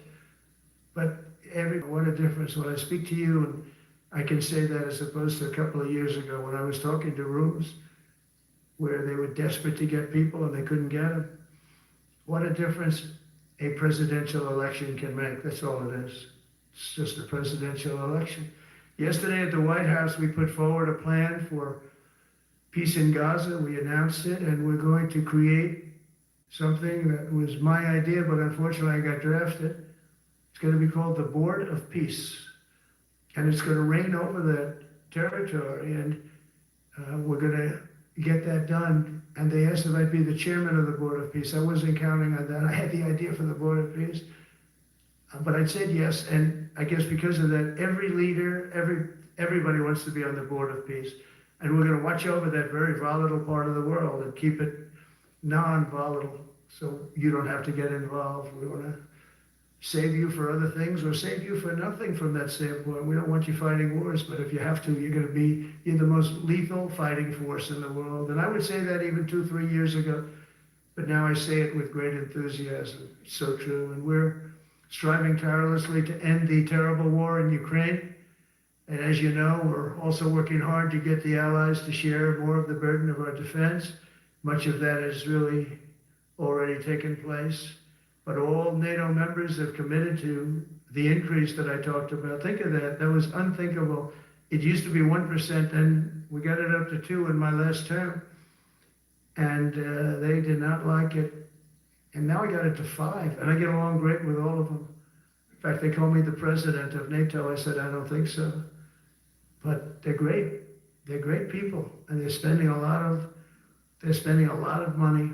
And a lot of money that they should have been spending in the past. But I think Putin was a wake-up call for them, really. We're now selling large quantities of American-made weapons to NATO, and we're getting really fair pricing. We're making a lot of money. It's my hope that from Europe to Asia to the Middle East, our allies will make similar commitments to increase their military capabilities. And this will greatly strengthen our alliances, and also it will make war far less likely. If you're a strong presence like we are such a strong presence now. And I go around bragging about that. I said, we have the strongest military anywhere in the world. I say, you never heard Biden say that. You never heard him say anything. But you never heard him say, did you ever hear him say, we have the strongest military? He doesn't say that. I say it. We have the strongest military anywhere in the world. We have great leadership. And I'll tell you, Pete and General Kane, all of the people that I've met that have been lifted up in rank, And we got many of them out of here too, I'll be honest with you. Didn't like doing it, but we got many of you out of here because we weren't satisfied. We know everything about everybody. It'll also help the United States rapidly rebuild our defense industrial base. Each of you can play an important part in getting allies to do their part. So to that end, Secretary Hegset will soon be announcing major reforms to streamline military acquisitions and expedite foreign military sales. We have tremendous numbers of countries that want to buy our equipment, and in many cases it takes too long. They're backlogged. We're backlogged on all the equipment, which is something that's new to us a little bit. And I told those companies, you better get your ass going because we're selling you a lot of equipment. We're getting countries to buy your equipment. You got to produce the equipment. Some of the countries I'm not going to mention, but some of the countries are buying a lot, and that's a good thing. They're on our side. 95%. I'll never say 100% because it can always turn, right? You know about that. But they're on our side. The problem is we have to get the companies that make this equipment, and we make the best equipment in the world, but they got to make it faster. We have orders for the F-35. We have orders for everything. The new F-47. We have orders for everything. They got to make it faster. A lot faster. Ammunition they have to make faster. In the coming months, we'll be making even more historic announcements to fully embrace the identity of the Department of War. I love the name. I think it's so great. I think it stops wars. The Department of War is going to stop wars. If we are as ruthless and relentless as our enemies, the United States Armed Forces will be totally unmatched in the future. We have a group of enemies that are very ruthless and very smart, but they can't match us. They can't match us. They don't even come close to matching us. Again, it's very important for me to say we have the greatest military in the world, but we make the best equipment in the world. I watched our anti-missile missiles. I watched our Patriots just knock things out like a needle, hitting another needle on the stage. There's a needle up there, and you send another needle up, and it hits it every time. During the war, we went 14 for 14. We had 14, this is where we had 14 missiles coming at us. All 14 were knocked out of the sky, every one of them. We make the best equipment. From Sparta to Rome, to the British Empire, to the United States of America, history has shown that military supremacy has never been simply a matter of money or manpower. At the end of the day, it is the culture, spirit of our military that truly sets us apart from any other nation. Our ultimate strength will always come from the fierce people, and those brilliant people with such pride, and the unbending will, and the traditions of excellence that have made us the most unstoppable force ever to walk the face of the earth. And that's what we are. Remember, we never want to use it, but we have the most powerful nuclear capability, and I call it nuclear deterrent of any other country. Nobody close. The men and women in this room inherit the legacy built and won by Washington and Jackson, Grant and Pershing, Eisenhower and Patton, Nimitz and LeMay. We carry forward the majestic military heritage passed down from father to son, soldier to soldier, and one generation of warriors to the next. You are warriors, you know that, right? You're great warriors. Well, you wouldn't be in this room. You're the best of the best. From Concord Bridge to Fort McHenry, from Gettysburg to Manila Bay, from Normandy to Sicily, and from the jungles of Vietnam to the dusty streets of Baghdad, America's military has charged into hellfire, climbed up jagged mountains, crossed roaring oceans, and thundered across open deserts to defend our flag, our freedom, and our homeland. Nobody does it like you. Now we are discovering American muscle, reasserting American might, and beginning the next story chapter in American military legends and lore. That's L-O-R-E. It is lore. When it comes to defending our way of life, nothing will slow us. No enemy will stop us. They cannot stop us. And no adversary will stand in our way. They won't stand in our way. We don't want them to stand in our way. We don't want to even put them in that position, but they're not going to stand in our way ever again. You'll never see 4 years like we had with Biden and that group of incompetent people that ran this country that should have never been there. Because we had the United States military, the best, the boldest, the bravest that the world has ever seen, that the world has ever known. With leaders like we have right here in this beautiful room today, we will vanquish every danger and crush every threat to our freedom in every generation to come, because we will fight, fight, fight, and we will win, win, win. I want to just thank you once again, and God bless the United States military, and God bless America. God bless you all. Thank you very much. Thank you.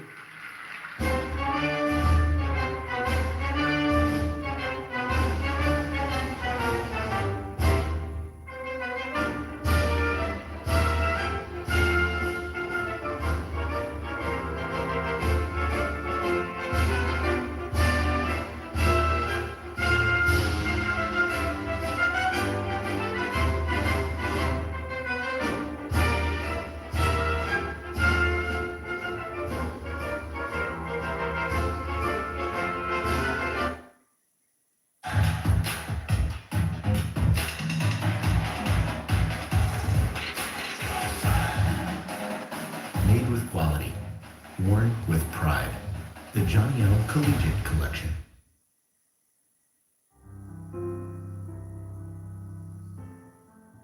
Forest Lawn can make all of the arrangements you need if you're sending your loved one to a final destination outside of our care. We can help you arrange a transfer anywhere within the United States or to a different country.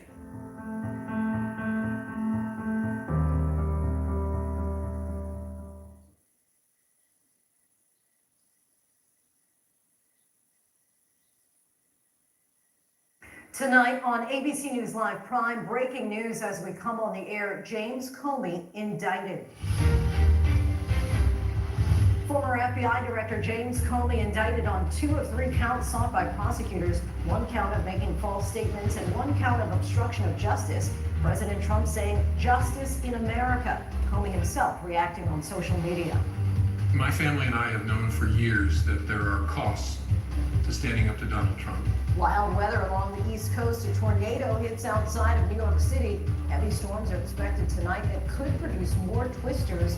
This is 2 tropical threats gain traction in the Atlantic. We'll look at how the weather will impact where you live.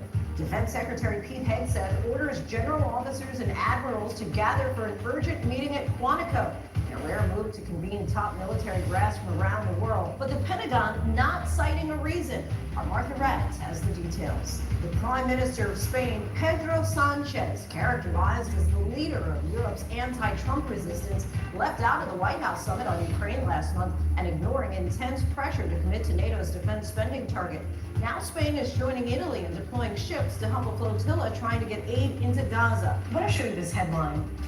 Meet the leader of Europe's anti-Trump resistance, and it's a picture of you. Do you think that's a fair characterization? From ABC News World Headquarters in New York, this is Prime with Lindsay Davis.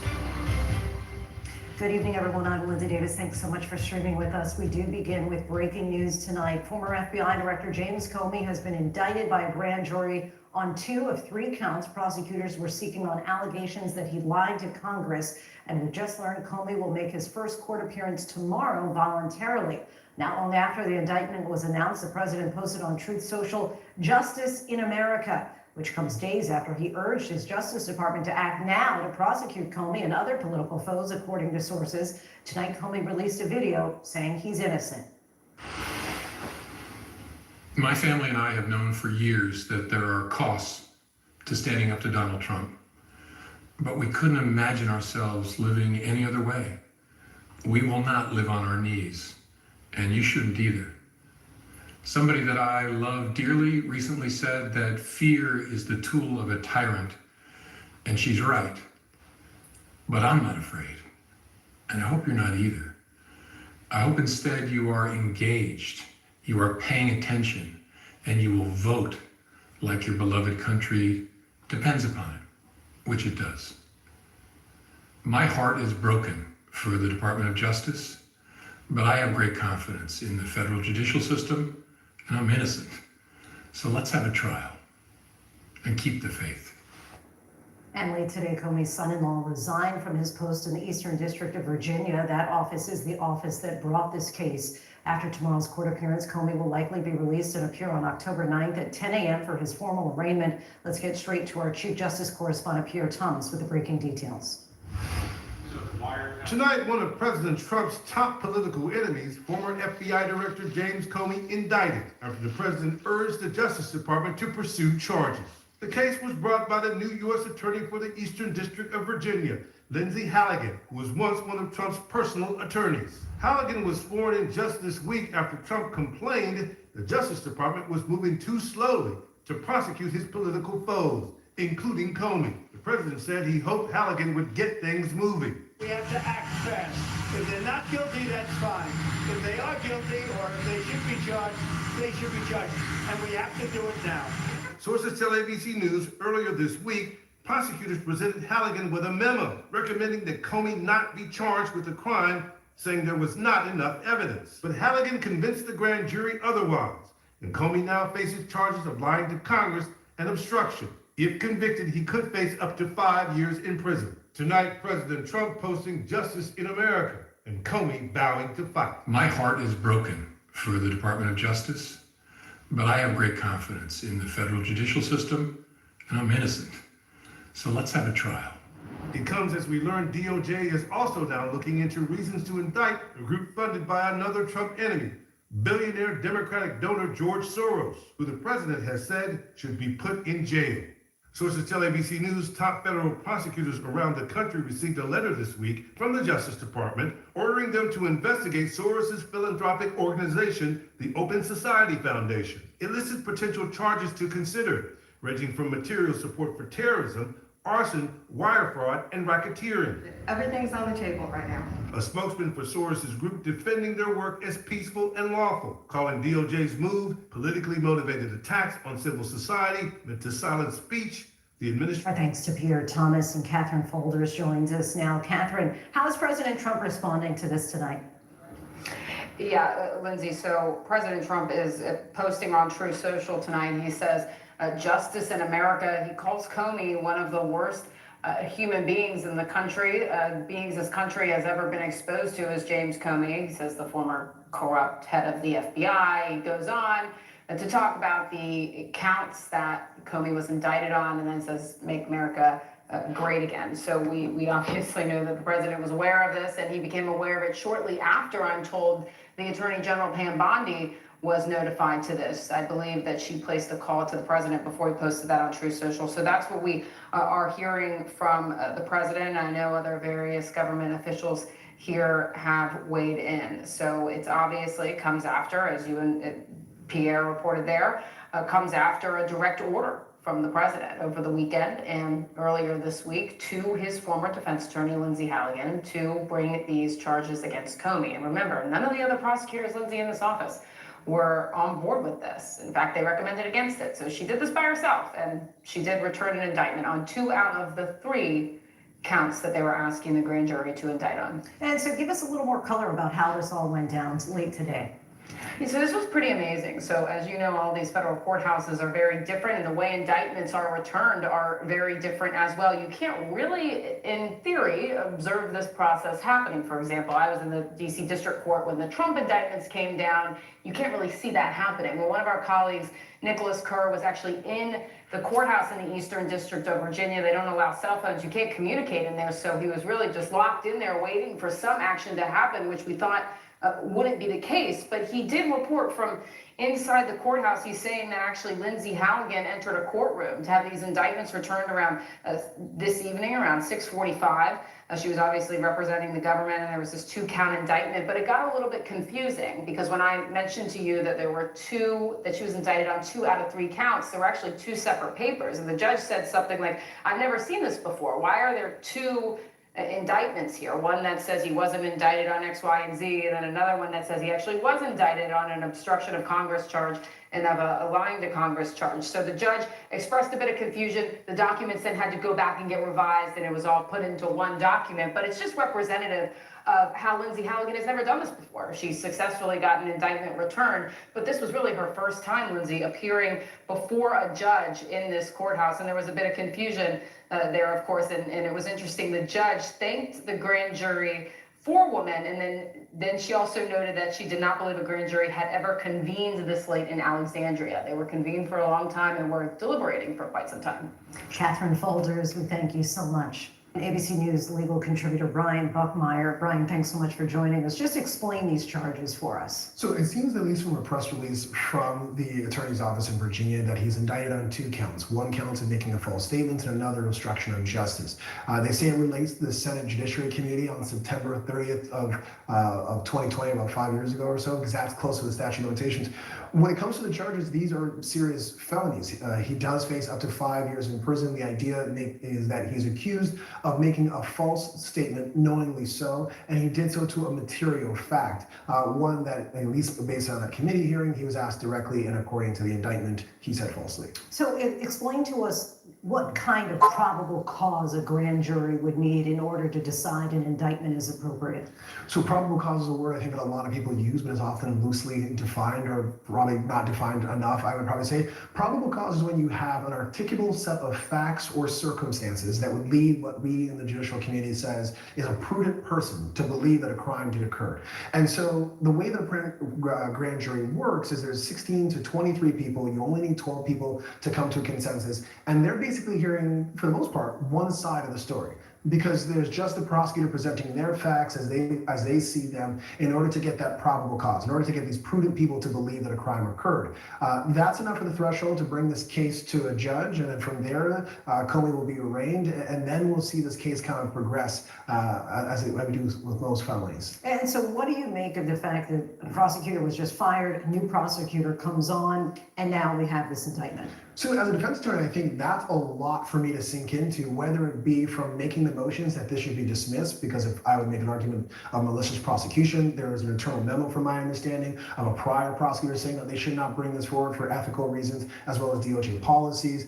There's also the auspice of, you see the president being very vocal in his social media presence, saying we have to go after James Comey, even after understanding this. And so I think there's going to be a lot of arguments that the judge, whoever gets assigned to this case, is going to have to hear as to make sense as to why this case is actually being presented. And then, of course, if this does go to trial, there are plenty of arguments to present in front of a jury as to why this was mismanaged, at least based on its beginning of how it started, to kind of poke holes in not just the case, but also say this shouldn't have been here, this is political in its basis. And so what happens at this point? Is Comey turn himself in? Is there a public arrest? So, as Peter said, he'd be treated like any other citizen or person in this country. I would imagine he has representation, and they have already reached out to the DOJ, and they're probably going to organize a surrender. I would think that this wouldn't be a situation where he's going to get arrested at his residence, but if this does take days or weeks, it is very possible the DOJ would pick up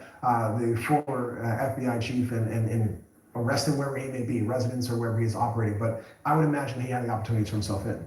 Our George Stephanopoulos talked with Comey back in 2018 and asked him about this possibility. Let's take a listen. The president says not only should you have been fired, but that you leaked classified information, lied to Congress under oath. For both of those infractions, he says you should go to jail. Yeah, that is not normal. That is not okay. First of all, he's just making stuff up, but most importantly, the President of the United States is calling for the imprisonment of a private citizen, as he's done for a whole lot of people who criticize him. That is not acceptable in this country. I hope people read the book and see why the rule of law is such an important value in this country, and key to that is that the President doesn't get to decide who goes to jail. We wake up in the morning and see the President of the United States is accusing people of crimes without evidence and pronouncing them guilty and saying they should be in jail. All right, so he says that is not normal, not okay, not acceptable. Is it legal? Potentially, and that's what we're going to find out in this case. Because right now we have seen Gene Comey's words in terms of the Senate commissioner hearing. We've also read his book, if you've looked into it. And so now is where we test whether or not this is legal, whether this is someone who is chasing a case that doesn't exist and making it out of thin air, or in fact has the information and the facts to make this a legitimate case. We didn't think we'd probably get here initially, but the threshold for getting an indictment is relatively low. Now we see if the foundation and the pillars of the criminal justice system are in fact what we believe them to be, regardless of what this result could be. Brian Buckmeyer, appreciate your insight, helping us break it all down tonight. Thank you. We move on now to the unprecedented order today from Defense Secretary Pete Hegset. Hegset summoning hundreds of generals and admirals from around the world, including from global hotspots, for an urgent meeting in Quantico, Virginia. And Hegset not telling those senior military officers what will be discussed. Here's our Chief Global Affairs anchor, Martha Raddatz. Tonight, in an unprecedented move, Secretary Pete Hegset asking all U.S. general officers and admirals in command positions and senior enlisted leaders around the world to gather at the U.S. Marine Base in Quantico, Virginia. That means hundreds of senior officers.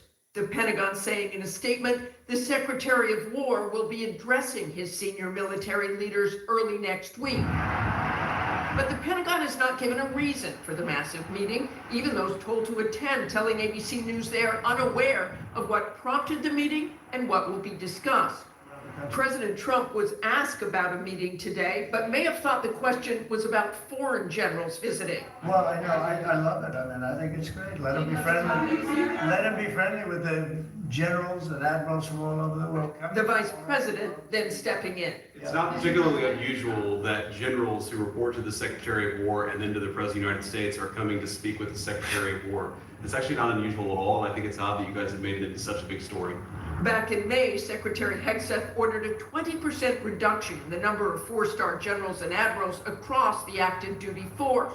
We're going to shift resources from bloated headquarters elements to our warfighters. Hegset has already fired at least 15 senior military officers, including General C.Q. Brown, the then chairman of the Joint Chiefs of Staff, and the first woman to command the Navy, Admiral Lisa Franchetti.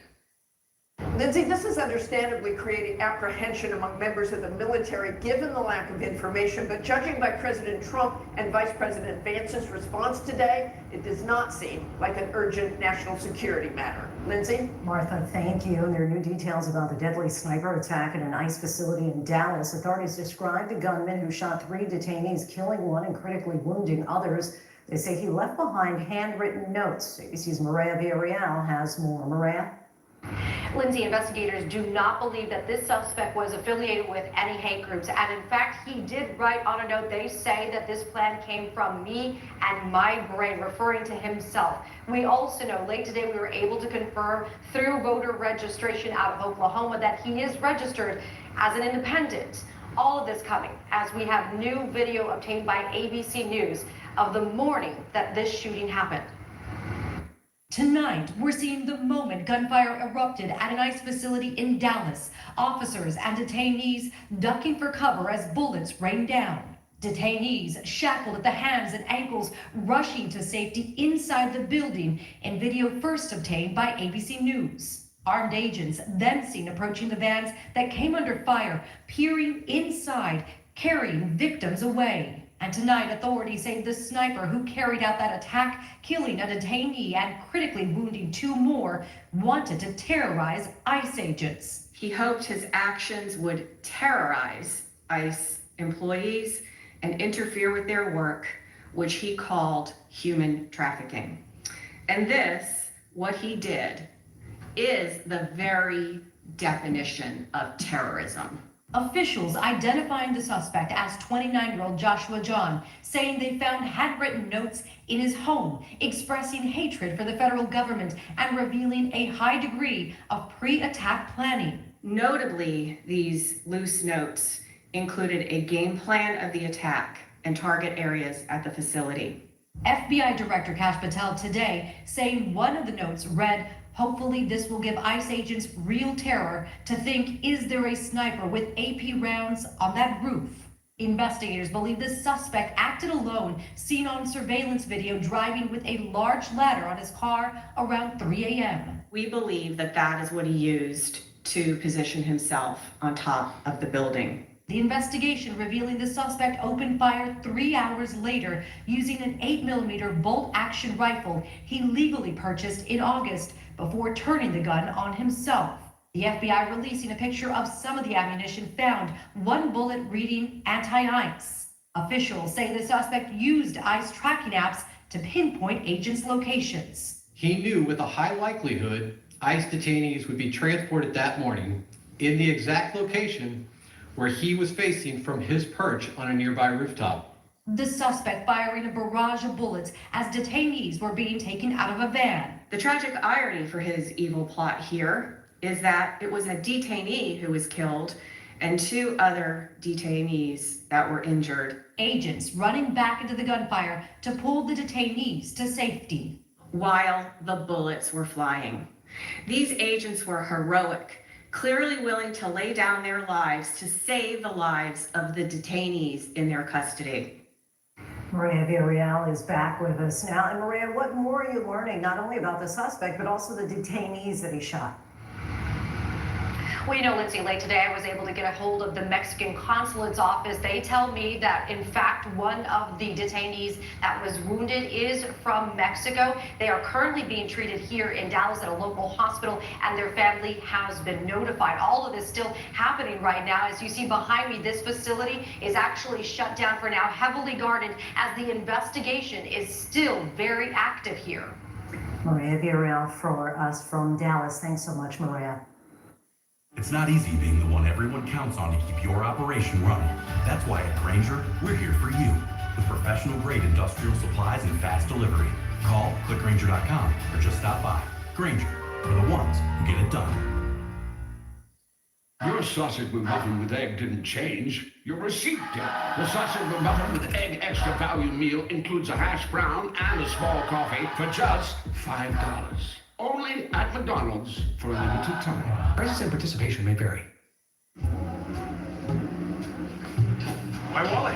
It's gone. Not getting that back. I just feel so naked without it. Don't stress. Go to a Vimo branch. We'll print you a new debit card on the spot. Thanks. No problem. You know, it's crazy how clean these things are.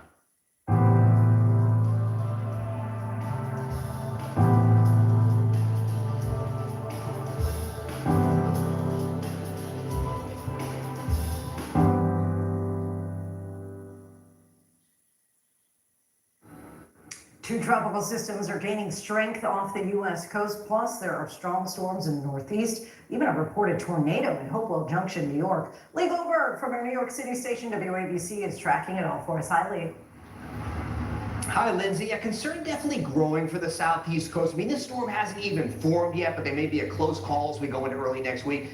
On the tropical table, we have Gabrielle, now a post-tropical storm, some hurricane conditions in the Azores, ultimately bring some stormy conditions to Spain, Portugal, even parts of northern Morocco as we go into the weekend and early next week. But Umberto could become a hurricane tomorrow, and even a major hurricane in open waters, and then hopefully going just west of Bermuda, in between Bermuda and the U.S., and then recurving. But that'll have an influence on the track and the strength of this developing system near Hispaniola, so Puerto Rico yesterday, and could become a depression over the Bahamas this weekend, maybe even in Melda. And look at how our tropical models have trended a little westward, so a landfall is on the table for the southeast coast. Not a certainty for sure. At the very least, the system's going to interact with the front along the coast. We're going to get some heavy rain, but if it does get closer, we're talking about big winds and maybe some coastal flooding. That would be into early next week. Meanwhile, some storms this evening along the I-95 corridor, some gusty downpours from Philly to New York into southern New England. We already had a tornado warning northwest of D.C. this evening. Lindsay? That radar lit up. All right, Lee, thanks so much.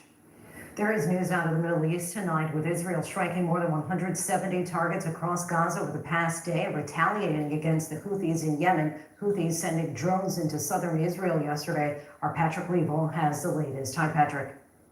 Hi, Lindsay. Israel today carrying out intense airstrikes on Yemen in retaliation for a Houthi drone attack a day earlier. Israel saying that at least 20 fighter jets hit military headquarters and other targets in the capital, Sana'a. Meanwhile, Israeli Prime Minister Benjamin Netanyahu has now arrived in New York to address the UN on Friday, Netanyahu is expected to be defiant as international fury is boiling over on Israel's ongoing offensive to seize northern Gaza. The Gazan Health Ministry says that more than 80 Palestinians were killed just today. Hundreds of thousands are also again being forced to flee. Attention is also now on this flotilla carrying aid and pro-Palestine protesters trying to reach Gaza after it was attacked by drones. The flotilla of around 50 small civilian boats is crewed by ordinary volunteers and activists, including the climate activist Greta Thunberg. They've been trying to deliver aid to Gaza and also to protest Israel's humanitarian blockade. On Tuesday, the boats were attacked by about a dozen unidentified drones. People on board saying that the drones dropped stun grenades, videos showing flashes and people diving for cover. Now, Israeli officials have vowed to stop the flotilla, calling those on board terrorists. But tonight, Spain's Prime Minister saying he is sending a warship to escort the flotilla. Italy has also sent a frigate, saying it's to protect its citizens. And this is remarkable. Previous flotillas like this have never had such support, and it perhaps reflects the anger towards Israel in Europe right now. Lindsay? Patrick, thank you. And as he just mentioned, Spain is one of the countries helping that flotilla securely get to Gaza. And the Prime Minister, Pedro Sanchez, has committed naval assistance to make sure that happens. He's been one of the few leaders in Europe willing to take a stand against Trump administration policies. We sat down with him on the heels of his week at the UN to talk about Gaza, immigration, and his relationship with President Trump. You spoke this week at the UN about what's happening in Gaza. At one point, you said we have to stop the slaughter. After meeting with world leaders, do you feel any closer to that goal? Not yet, but it's true that last Monday we achieved a very important milestone, which is the recognition by a large majority of countries within the General Assembly of the Palestine statehood. And I think this is one of the parts of the equation. We need to recognize the state of Palestine. There are some countries in the Arab world that needs to recognize the state of Israel too, in order to have a peaceful and secure coexistence between the two states. And of course, the immediate release of hostages and the immediate ceasefire and of course entrance of humanitarian aid. So there is a lot of work to do, but I think that last Monday we achieved a very important milestone. The United States, as you know, is one of very few countries at this point that has yet to designate Palestine as a state. President Trump has said that that would be a reward for Hamas. I disagree. It is not the case. On the contrary, if you listen to what President Abbas, the president of the Palestinian Authority, said last Monday, was to ask the Israeli people to stop the war and to open a political process in order to settle the peace and the security needed by Israeli people and of course the Palestine citizens. So I think that when you state that this is a war to Hamas, it is recognizing Hamas a leverage that they don't have. And what we are doing actually, recognizing Palestine statehood, is strengthening the moderates within the Palestinian society. So it is the contrary. There's a flotilla as we speak that departed from Barcelona, making its way across the Mediterranean to Gaza. Of course, Spain designated a naval ship as the escort. Why is it so important for you to make this a priority? Well, it is indeed because, first of all, there are citizens coming from 45 different countries in the flotilla. There are 15 countries that a week ago we released a statement, a common statement, saying to the Prime Minister Netanyahu that we're going to protect on the diplomacy level our citizens. And that is why we send this vessel in order to rescue just in case it is necessary. During the UN this week, President Trump addressed countries with regard to immigration and said, "Your countries are going to hell." Your response to that? It is not our case. It's the contrary. Of course, we are fighting against smugglers and we're fighting against irregular migration. But the experience so far in Spain is that over the last 7 years, we have received 2 million migrants, mainly from Latin America. And at the same time, we have dropped about 40% unemployment rate. So I think that Western societies that now are facing what we call this demographic winter, we need to activate two tools. The first one is how do we increase birth rate within our countries? And for that, you need to put in place family policies. But on the other hand, you need also to boost regular migration. The other one was the ecological transition, the green transition.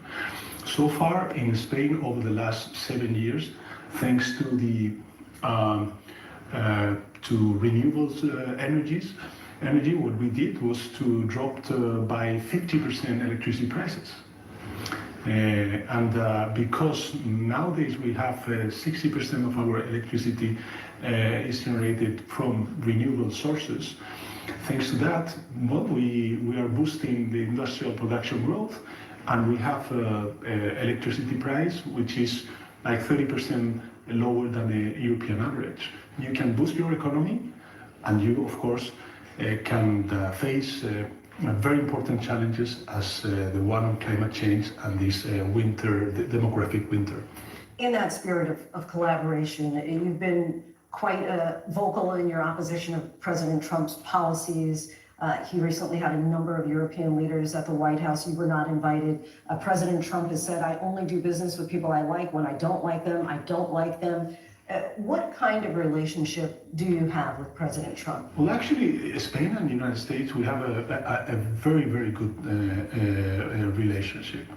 I mean, I'm not defying anyone. I'm defending what I think is the interest of my country, Europe, and of course, aligned with my convictions and my ideas. But certainly, the United States represents the second foreign investors in Spain. The destiny of most of the investments, Spanish investments, goes to the United States. So there's a very important and a strong relationship between the US and Spain, and therefore, of course, between the European Union and the United States. I disagree with some of the let's say, policies. But, of course, I respect and I'm looking forward to have the best relationship with the US administration. I want to show you this headline. Meet the leader of Europe's anti-Trump resistance, and it's a picture of you. Do you think that's a fair characterization? Well, I defend my ideas, my convictions, and as Prime Minister of a country, of an important country within the European Union, project, I defend the interest of my country. And I'm, by the way, if you see the outcome, we are growing and we're representing more or less 30-40% of the total economic growth of the Eurozone. We have more than 22 million people working in Spain, which is, never happened before. And we are able to, boost our economic growth while we are reducing gas emissions, CO2. So what I'm trying to say is that it is possible to rise wages while you are creating jobs. It is possible to reduce gas emissions while your economy is growing. It is possible to have a strong welfare state while at the same time you are reducing the public deficit or the public debt. This is happening in some countries, and one of these countries is Spain. With regard to the momentum of the far-right movement, certainly it's picking up in Spain. You've recently announced that you are going to seek re-election, with many deciding that they are going along with that anti-immigration stance. As you know, President Trump sought re-election, won re-election in part because he did promise that he was going to crack down on immigration. Are you concerned that your pro-immigration stance could cost you the election? But let me add that I'm pro-regular migration, which I think is very important because, of course, one of our duties as prime ministers, in my case, is to keep border control, and this is something that we're doing. But on the other hand, what we need is also migration, regular migration, in order to, to not only to respond to a moral issue, because at the end of the day we're talking about human people. I think it's a big mistake to, let's say, to say that a migrant is a potential criminal, which is not the case. It is not the case. But it is true that we need that regular migration. Prime Minister, thank you so much for your time. Thank you. Really appreciate it. Thank you. Coming up, the looming government shutdown, new threats to federal workers if a deal is not made, and a mountain biker falls more than 40 feet down an embankment and is stranded for hours. How he was finally found. Flames seen shooting from a plane engine. What Delta now says about that fiery incident.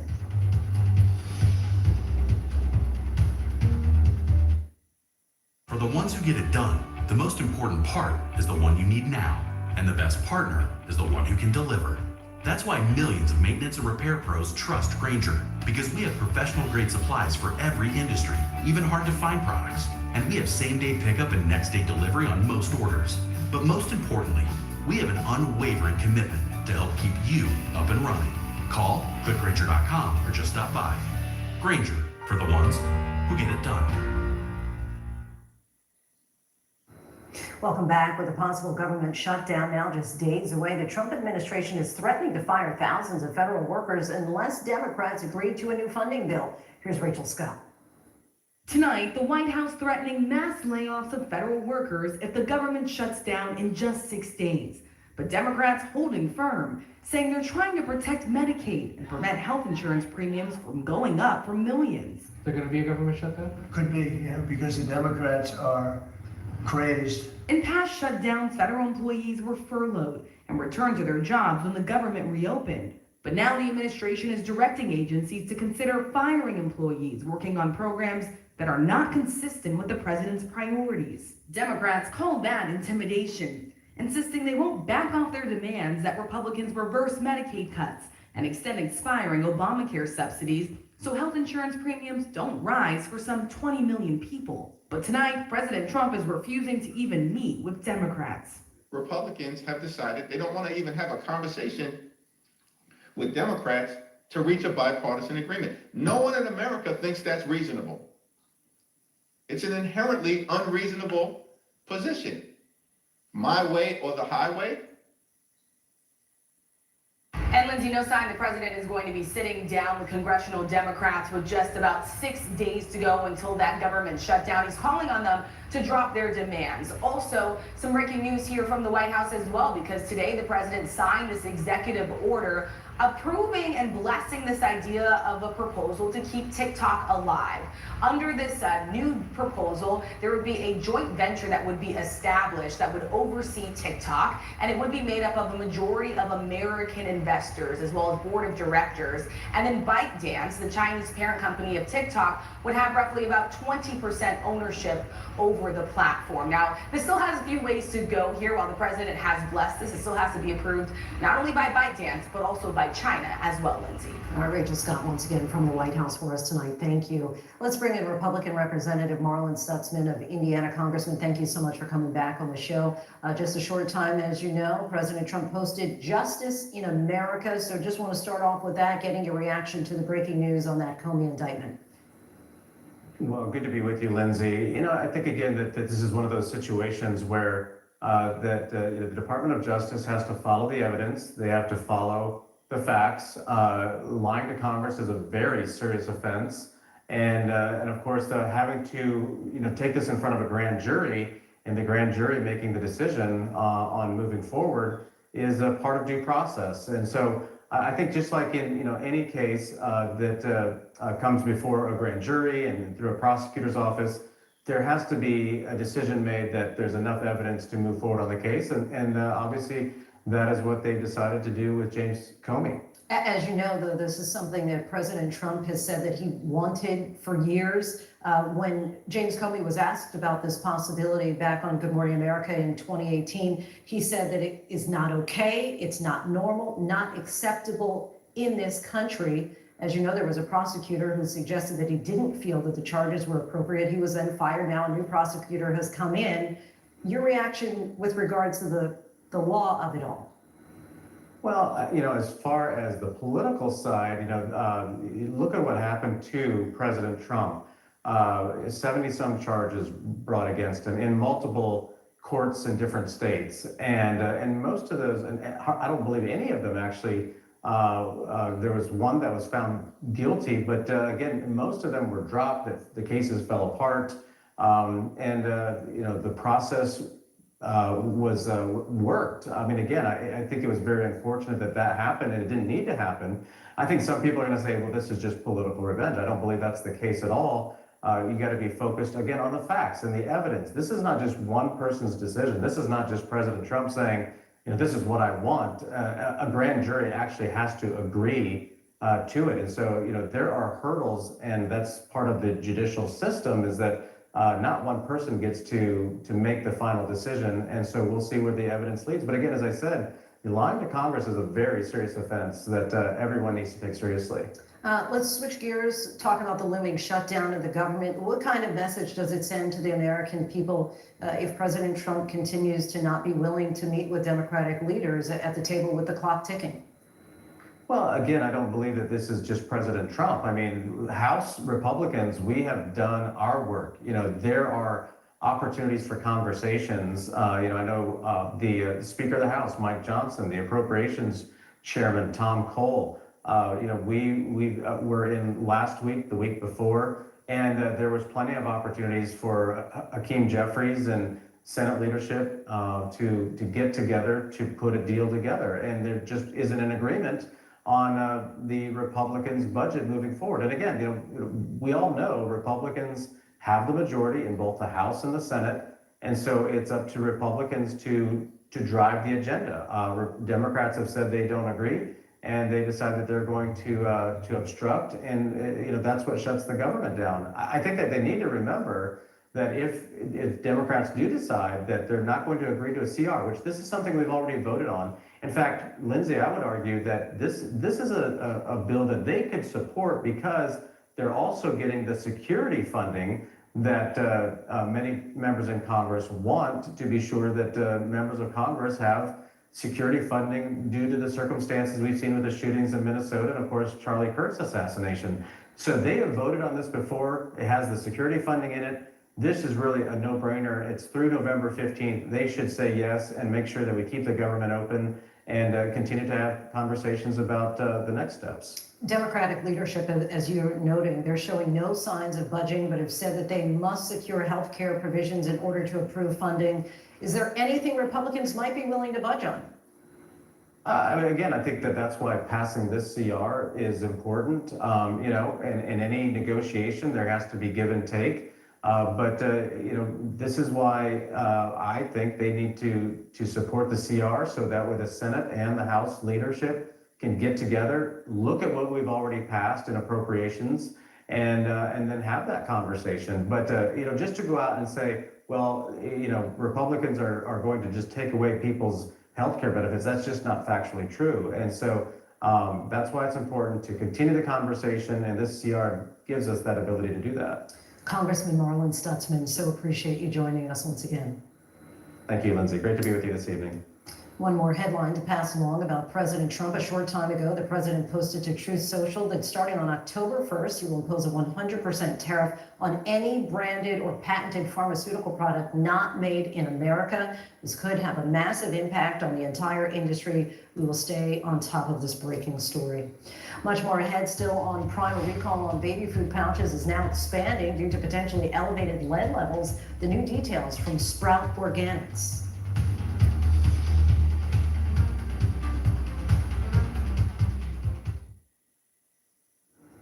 Video appears to show flames shooting from a plane engine. Starbucks announces major changes and meet the FIFA 2026 World Cup mascots. These stories and more in tonight's rundown.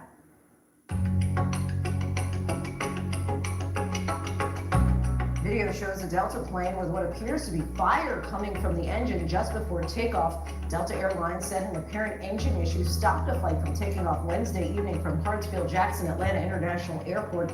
The plane was heading to Lagos. The Delta aircraft will be evaluated by a maintenance team. A mountain biker was rescued after falling more than 40 feet down an embankment after being stranded upside down for hours until he was spotted by nearby Border Patrol agents. Keith Leva said he was trying to get back on his bike but lost his balance along a steep cliff and tumbled down the side of it. I just fell straight over this vertical cliff head first.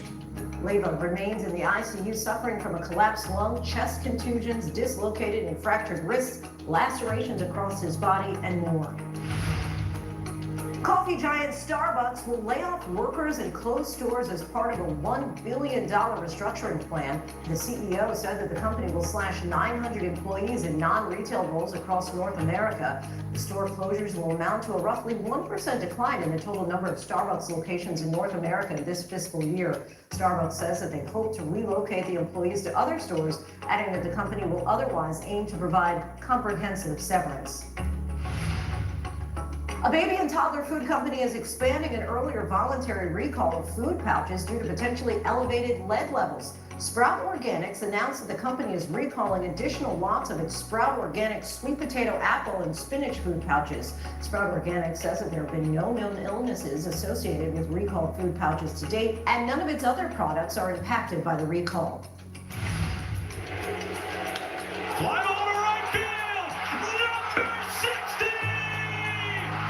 Cal Raleigh became not only the 7th player in Major League history to hit 60 home runs in a season, but also the first catcher to do so. The switch-hitting catcher launched 2 solo shots as the Seattle Mariners clinched the American League West with a 9-2 win over the Colorado Rockies. With 4 games remaining in the regular season, Raleigh has a chance to pass Aaron Judge for the AL record. Judge hit 62 homers in 2022 to break the previous AL record of 61 set by Roger Maris in the early 60s. Today, FIFA unveiled the new mascots for the 2026 World Cup. Maple the Moose, Zayu the Dash, burst onto the screen as one of the stars of the hit TV show Riverdale. Now she's starring in 2 hotly anticipated films. Our Ashin Singh has more.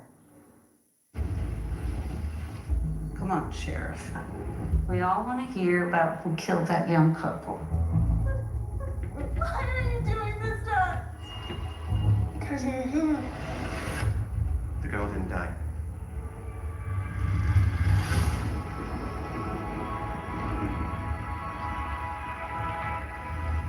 I knew you wouldn't leave me.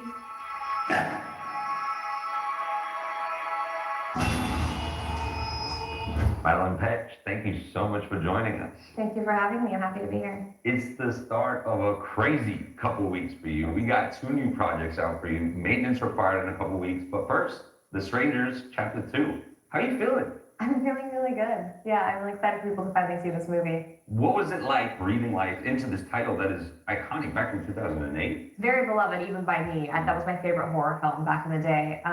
It was intimidating, I'll be honest. It's a piece of IP I really wanted to do justice to. Yeah, tell me a little bit about Maya literally picking up where she left off, because she's on her own this time.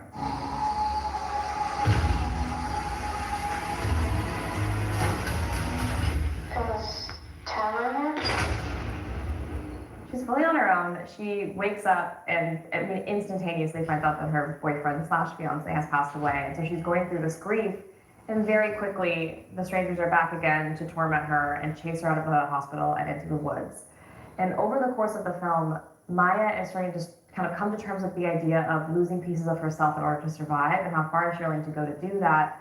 And is she willing to lose her humanity and get pushed past her breaking point? You served as the executive producer on this title. What was it like actually working a little bit behind the camera as well? I actually was hired as an actor first. And so I came into the property once the scripts had already been written, and I showed up on set and I was like, I have a couple ideas and thoughts, just like really get even deeper into the story. Can we talk? And over the course of shooting, Courtney Solomon, the producer, ended up offering me an executive producer credit after he saw how much I cared and how much of my creative self I was really putting into the project outside of just acting. I really love a creative, passionate argument. I think that's like the coolest thing about filmmaking, is that if 2 people have opposite opinions, they can like creatively debate it because they both care. So it was actually really fun, very lively. Well, I had to watch this movie with the lights on. Do you get scared while you're making movies like this?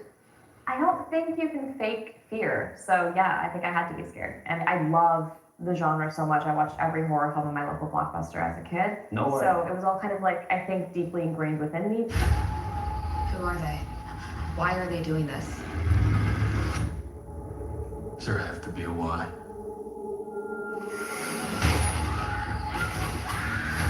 It's a pretty physical performance for you. Did you have to work out? Were you training for this role? I wish I had time to train. I got offered this role 3 weeks before production started and No still way. not yet. No physical training whatsoever, but I think that maybe was what made it so fun and challenging, was that I just had to like jump in head first. And then 2 weeks later, you've got your next project coming out. Maintenance required. It could not be more different. You know, it's nice having someone I can be totally open with, even if it means we remain perfect strangers. You know our rules. No names, no photos, just cars. Sorry. It's a modern day take on Shop Around the Corner, and you know, another iteration of that film is You've Got Mail. So it's kind of in the same vein of this enemies to lovers trope, kind of bringing that to a newer audience. Sorry you're dealing with all that. Should we break the rules for just one drink? We are going to meet. You're going on a date! Charlie is my character, an all-female mechanic shop runner, and her competitor across the street opens up and is a rival business, and that is the person she's talking to online, and they butt heads in person, but they're in love online, and it's honestly a really fun dynamic to play. You actually see you changing a tire. We see you under the hood. Are you a gearhead by trade? I was not before, and they were like, we can get you a hand double for all of that. You can just kind of show up to set, and I was like, I love acquiring new skills for my roles. I think it's the coolest thing in the world to get paid to learn something new. So I was like, no, put me in a mechanic shop, teach me how to do this. So I can change your tire now, I can change a brake pad, I can replace the radiator hose, I can do all the normal fluids like windshield wiper, oil, etc. And I can take apart your carburetor, fix it, and put it back together. Yeah, when it comes to your favorite cars now, do you have a favorite? Have you figured out your taste? Because you guys are walking around some crazy vehicles during that movie. I would love to get a vintage Mercedes, the one that he has in the movie. I would love to get one of those and fix it up myself. What do you think this movie says about modern relationships and kind of where we are now in this digital world? I mean, there's a certain level of anonymity that I think we have now in the digital world of dating, and that we never had before. Either you got set up on a blind date or you met somebody in real life and that was about it. So I think that's kind of what makes this so fun, is that there is that anonymity, but it also, I mean, it's hard to date in this day and age. So I think it's made with a lot of respect. I'm like nervous. I don't even know what this girl looks like. What are we looking for? A wrench. A wrench keychain. It should be right there on the table. Do you know what a wrench is? I Googled it. I do know now. Madeline, fans know and love you from your time on Riverdale. What did the success of that show teach you about your career? I'm the luckiest girl in the world. Being on Riverdale taught me a lot about producing. They gave us a lot of autonomy, which I think is really rare for a network show, and how to like stand up for our creativity and our art, and what it's like to have a really positive environment on set with a really strong cast. It set the bar really high for work ethic. I mean, I feel very lucky. I know that a lot of TV shows don't have the same experience that we did, and we all really genuinely love each other so much. Madeline Petch, thank you so much for joining us. Thank you for having me. Our thanks to Ashin for that. You can catch The Strangers Chapter 2 in theaters starting Friday, and Maintenance Required is available for streaming on Amazon Prime Video starting October 8th. And that is our show for this hour. I'm Lindsay Davis. Be sure to stay tuned to ABC News Live for more context and analysis of the day's top stories. Thanks so much for streaming with us.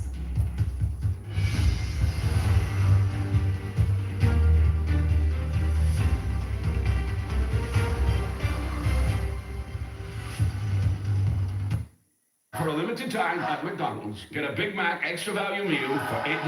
That means 2 all-beef patties, special sauce, lettuce, cheese, pickles, onions on the sesame seed bun, and medium fries, and a drink. We may need to change that jingle. Prices and participation may vary.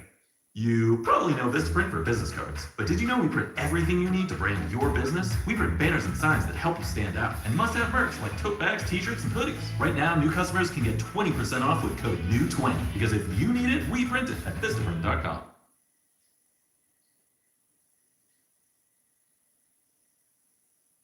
Tonight, the new scrutiny on President Trump's pardons, including those 2 reality TV stars, Todd and Julie Chrisley. Trump also pardoning a convicted tax chief whose mother attended a $1 million fundraising dinner for Trump. The president also said today that he's open to pardoning the men convicted of a scheme to kidnap or kill Michigan Governor Gretchen Whitmer, saying they were drinking and they said stupid things. The world's richest man, Elon Musk, criticizing President Trump's big, beautiful funding bill, saying it undermines the work that the DOGE team is doing. The president says he's confident it will get through, even as hundreds of voters shout down a congressman at his own town hall. The motion to dismiss at the Diddy trial and how the judge then ruled, and days after her emotional and dramatic testimony, Combs' ex-girlfriend Cassie Ventura gives birth to her third child. The chaos and sheer desperation in Gaza for food as the Palestinian ambassador breaks down at the UN.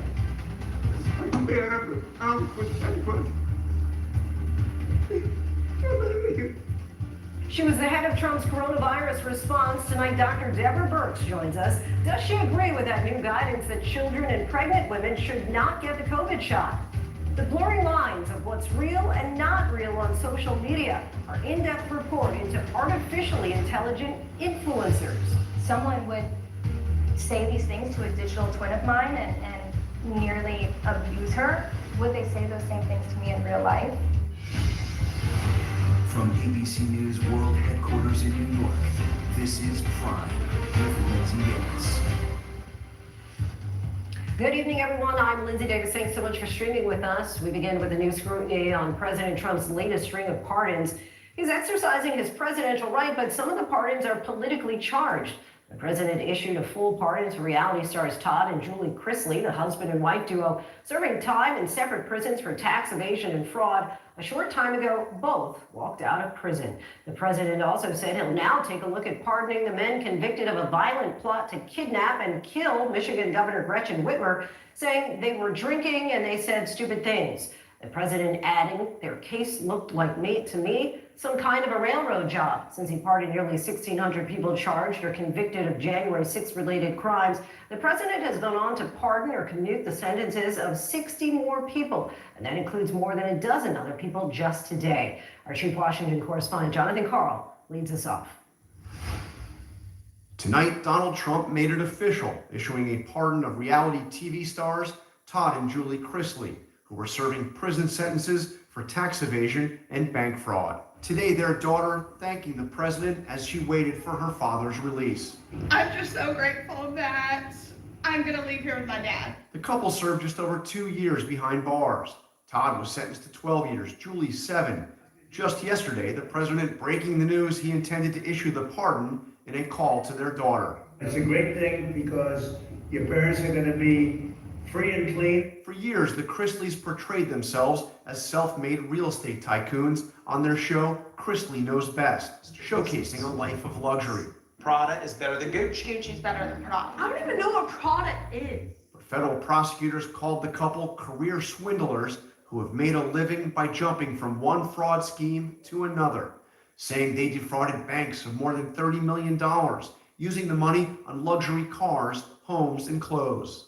Daughter Savannah, a Trump supporter, had lobbied for the pardon, suggesting in a speech at the Republican National Convention that her parents were targeted because of their politics and celebrity. Due to our public profile and conservative beliefs, they accused my parents of fraud. And less than 2 months after Trump met with Michigan's Democratic Governor Gretchen Whitmer at the White House, We're honored to have Gretchen Whitmer from Michigan, great state of Michigan. And she's really done an excellent job, and a very good person. Trump said today he's considering pardoning a group of men in connection with a plot to kidnap Whitmer back in 2020. The two alleged ringleaders of the plot are now serving sentences of 16 and 19 years in prison. Today, Trump suggested they were not guilty. It looked to me like somewhat of a railroad job. I'll be honest with you. It looked to me like some people said some stupid things. You know, they were drinking, and I think they said stupid things.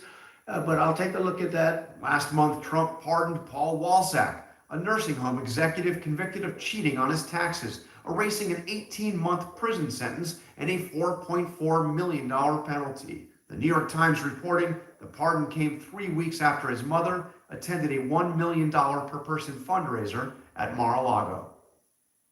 John Karl joins us now. John, a string of pardons from President Trump. Is there a through line here, a common thread to these pardons? Well, first of all, Lindsay, we're seeing many more pardons earlier than we saw in Trump's first term as president. In terms of a through line, one thing we are seeing over and over again, are people with clear political ties to Donald Trump or supporters of Donald Trump. Just today, the White House announced several additional pardons, including one for former Republican Congressman of New York, Michael Grimm, and also former Republican Governor of Connecticut, John Rowland, both of whom had been convicted of tax fraud and other federal crimes, and now today pardoned by Donald Trump. John Carl for us in the nation's capital. John, thank you. ABC News has learned that Elon Musk is set to depart the Trump administration, leaving his role as special government employee. His offboarding begins tonight. Musk tweeted a thank you to President Trump, saying that his Doge team will continue its work. This comes after Musk broke with the president on his so-called big, beautiful bill. Musk pointed to the level of spending and what it could do to the deficit, saying it undermines the work his team has been doing cutting jobs. And there's anger in town halls. One congressman who admitted he didn't read the whole bill was told to grow a spine. Our senior political correspondent Rachel Scott reports. Tonight, Elon Musk breaking with the president on his massive spending bill would undo their own efforts to shrink the size of the federal government. I was disappointed to see the massive spending bill, frankly, which increases the budget deficit, not just decrease it, and undermines the work that the Doge team is doing. The bill Republicans just pushed through the House, officially called the One Big Beautiful Bill Act, promises to slash federal spending by $1.5 trillion. With major cuts to Medicaid and food assistance programs. But the nonpartisan Congressional Budget Office now estimates it will add $3.8 trillion to the national deficit over the next 10 years. I think a bill can be big or it can be beautiful, but I don't know if it could be both. My personal opinion. Republicans in their own home districts press to defend the spending package. I am going to do the very best job I can on your behalf. At a town hall in Nebraska, Republican Congressman Mike Flood admitting he wasn't aware of everything that was in the bill when he voted for it. This provision was unknown to me when I voted for the bill. Late today at the White House, the president asked about Elon Musk and his criticism. President Trump saying he isn't completely satisfied either with the bill, that among other things extends his 2017 tax cuts and sets aside nearly $50 billion to resume construction on the border wall. I'm not happy about certain aspects of it, but I'm thrilled by other aspects of it. That's the way they go. It's very big. It's the big, beautiful bill. Our thanks to Rachel Scott. And tonight we've just learned a federal court has ruled President Trump does not have the power to impose tariffs unilaterally. Since April, his administration has faced numerous lawsuits challenging the ability to levy those tariffs without Congress. It's not clear what will happen now to any tariffs currently in place.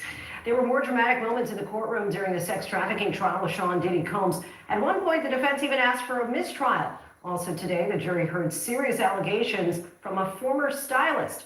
Legal contributor Shauna Lloyd is standing by, but first, Chief Investigative Reporter Aaron Katersky is at the courthouse.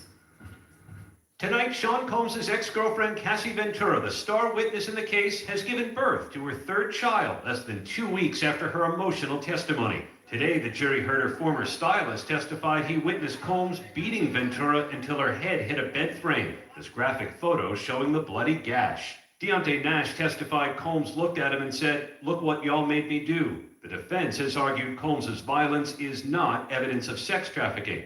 Today, his attorneys asked for a mistrial. The request came during the testimony of an arson investigator who responded to Kid Cudi's home when the rapper's Porsche was torched with a Molotov cocktail. He showed the jury pictures of a slash in the canvas top, a malt liquor bottle, and a burned cloth used as a wick. Defense attorneys have said Combs was simply not involved, and today they accused prosecutors of unfairly suggesting Combs was responsible for the destruction of 2 fingerprints lifted from Kid Cudi's front door. There's no way to unring this bell, a defense attorney said, demanding a mistrial. The judge denied it.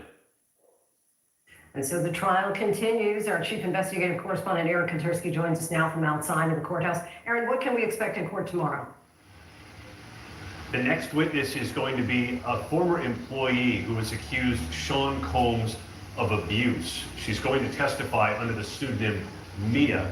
Lindsay, this is all part of a racketeering conspiracy allegation. Arson, forced labor, kidnapping, threats, violence, coercion. It's all part of a criminal enterprise that federal prosecutors say Sean Combs was running. And of course, Lindsay, he denies those allegations. Aaron Katersky for us. Aaron, thank you. For more on this, let's bring in trial attorney and ABC News legal analyst Shauna Lloyd. Shauna, thanks so much for joining us. Great to have you here in studio. Good to be here. So a lot happened in court. You were inside the courtroom today. Let's start with Deontay Nash. That stylist, your main takeaway from his testimony. Main takeaway is that he really reinforced several ideas for us. One, that Cassie did not want to participate in the freak-offs. He talks about her getting this black duffel bag, putting a number of sex toys in it, other items in it, but that she didn't want to go and that the only reason she was going was because Combs wanted her to go. The other thing that he really brought about was the idea of these tapes being used as blackmail. He talks about the fact that Sean Combs came to their car when they were trying to get away, stating that he will release these tapes at her parents' job and that he intended to do that. And so you saw his reaction when he was speaking about it. It made Cassie come to tears. She was really worried about these videos. He actually said to her, well, let the videos come out. He's in them. Cassie specifically told him, he's not in the videos, I am, and I am there with other men. So she was very disturbed about that. So that also bolstered the prosecution's case with the idea that these tapes were being held as blackmail. So we've had several witnesses at this point talk about violence that they say they witnessed from Diddy against Cassie Ventura. How did the jurors respond, and also how does Diddy himself respond? Well, the jurors are paying a lot of attention. Anytime these details come out where they talk about an instance that's already passed, we see the jurors writing a lot of notes. They're taking copious notes. They're paying rapt attention to the actual witnesses on the stand. Sean himself is actually taking a lot of notes. We notice that he's, for the most part, pretty stoic. He kind of sits back and listens. But you can tell as soon as someone says something on the stand that he either knows something to be contradictory or that he wants to bring out, you see him furiously writing notes, and he's passing it to his team to make sure it's addressed, what I assume is on cross-examination. So let's talk about the arson investigator who responded to Kid Cudi having a Molotov cocktail in his car. He mentioned a black glove that was left behind in the car. Who does that benefit potentially, defense or prosecution? Well, that was very interesting because it did come out on defense that there was a single black glove found in the car. When inquired about it, the investigator actually said that he never bagged it for evidence. He didn't test it. They didn't even keep it or ask where the others were. They said that the owner of the car, Kid Cudi, stated that it was his driving glove. However, there was only one. And so that sort of brings question to the idea, did the person who actually put the Molotov cocktail in it drop the glove? And is that why it was found in the car? All very fascinating. All right, Shauna Lloyd, we thank you so much for your analysis. Appreciate it. Nationwide is so much more than a great insurance company. They're one of America's largest financial services companies. Like how I'm more than just Peyton Manning. I'm also motivating Manning. When I say insurance, you say financial services. Insurance. Financial services. Insurance. Financial services. Now when I say nationwide, you say is both. Nationwide. Is both. Nationwide. Is both. For your insurance and financial needs, Nationwide is on your side. Nationwide Investment Services Corporation, member FINRA, Columbus, Ohio. Next tonight, to that escaped former police chief and convicted murderer, authorities have a warning for the public tonight. ABC's Faith Abube reports from Calico Rock, Arkansas. Tonight, authorities in Arkansas searching this dense terrain as they expand their search for former police chief turned escaped killer, Grant Hardin. Would you mind rolling your windows down for me real quick? Officers stopping vehicles and multiple security checkpoints near the North Central Unit Prison, just south of the Missouri border, where authorities say Hardin made that daring escape 4 days ago. We're not going to rule anything out at this point, obviously, because all it takes is one vehicle to hop in and you can be anywhere. But as of this time, they feel very confident he is still in the area. Hardin seen here wearing a fake guard uniform. Tonight, an affidavit says a corrections officer at the prison, mistaking Hardin for another officer, opened a secured gate and let Hardin walk away. Officials realizing he was gone less than 30 minutes after his escape. Not to say that I don't trust that they're doing everything they can. It's just he's obviously clever, and it's nerve-wracking. Hardin serving a decade-long prison sentence for the 1997 rape of a school teacher and the roadside murder of James Appleton in 2017. His crimes the subject of investigation discovery's Devil in the Ozarks, showing what he told investigators. Can you walk me through your day about what happened today? Remain silent. Okay. On that. Hours from that prison, the family of Hardin's murder victim left reeling by his escape. It just seems so unreal. I mean, how does this happen? He is just an evil man. He should not be trusted. Thanks to Faith Abube, an 18-year-old who just been accepted to the Air Force was killed while kayaking hit by a jet skier who police say then sped off. 2 people are now charged. ABC's Maria Villarreal has the latest. Tonight, 2 people facing charges after a hit-and-run jet ski crash in Texas over Memorial Day weekend that left a beloved Air Force cadet dead. Authorities say 18-year-old Ava Moore, a standout high school basketball player just accepted into the U.S. Air Force Academy, was kayaking on Lake Grapevine outside Dallas Sunday night when a jet ski plowed into her from behind. The personal watercraft, which had 2 females on board, was being driven at a high rate of speed near the shoreline. Good Samaritans rushing to help.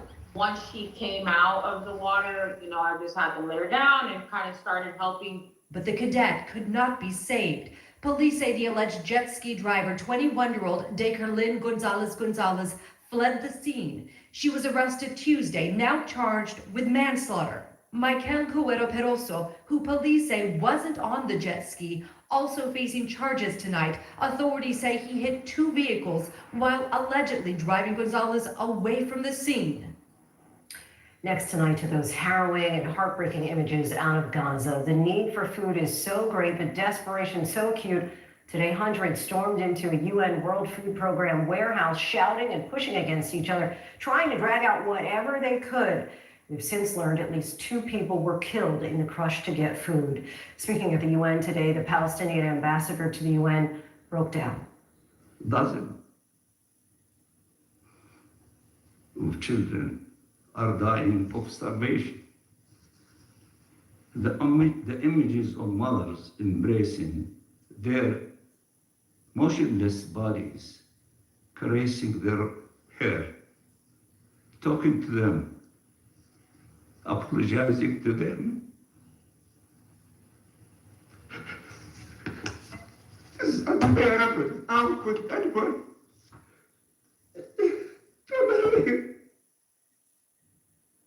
Joining us now is Dr. Feroz Sidwa, an American who's worked extensively in Gaza and also addressed the UN today right after that ambassador.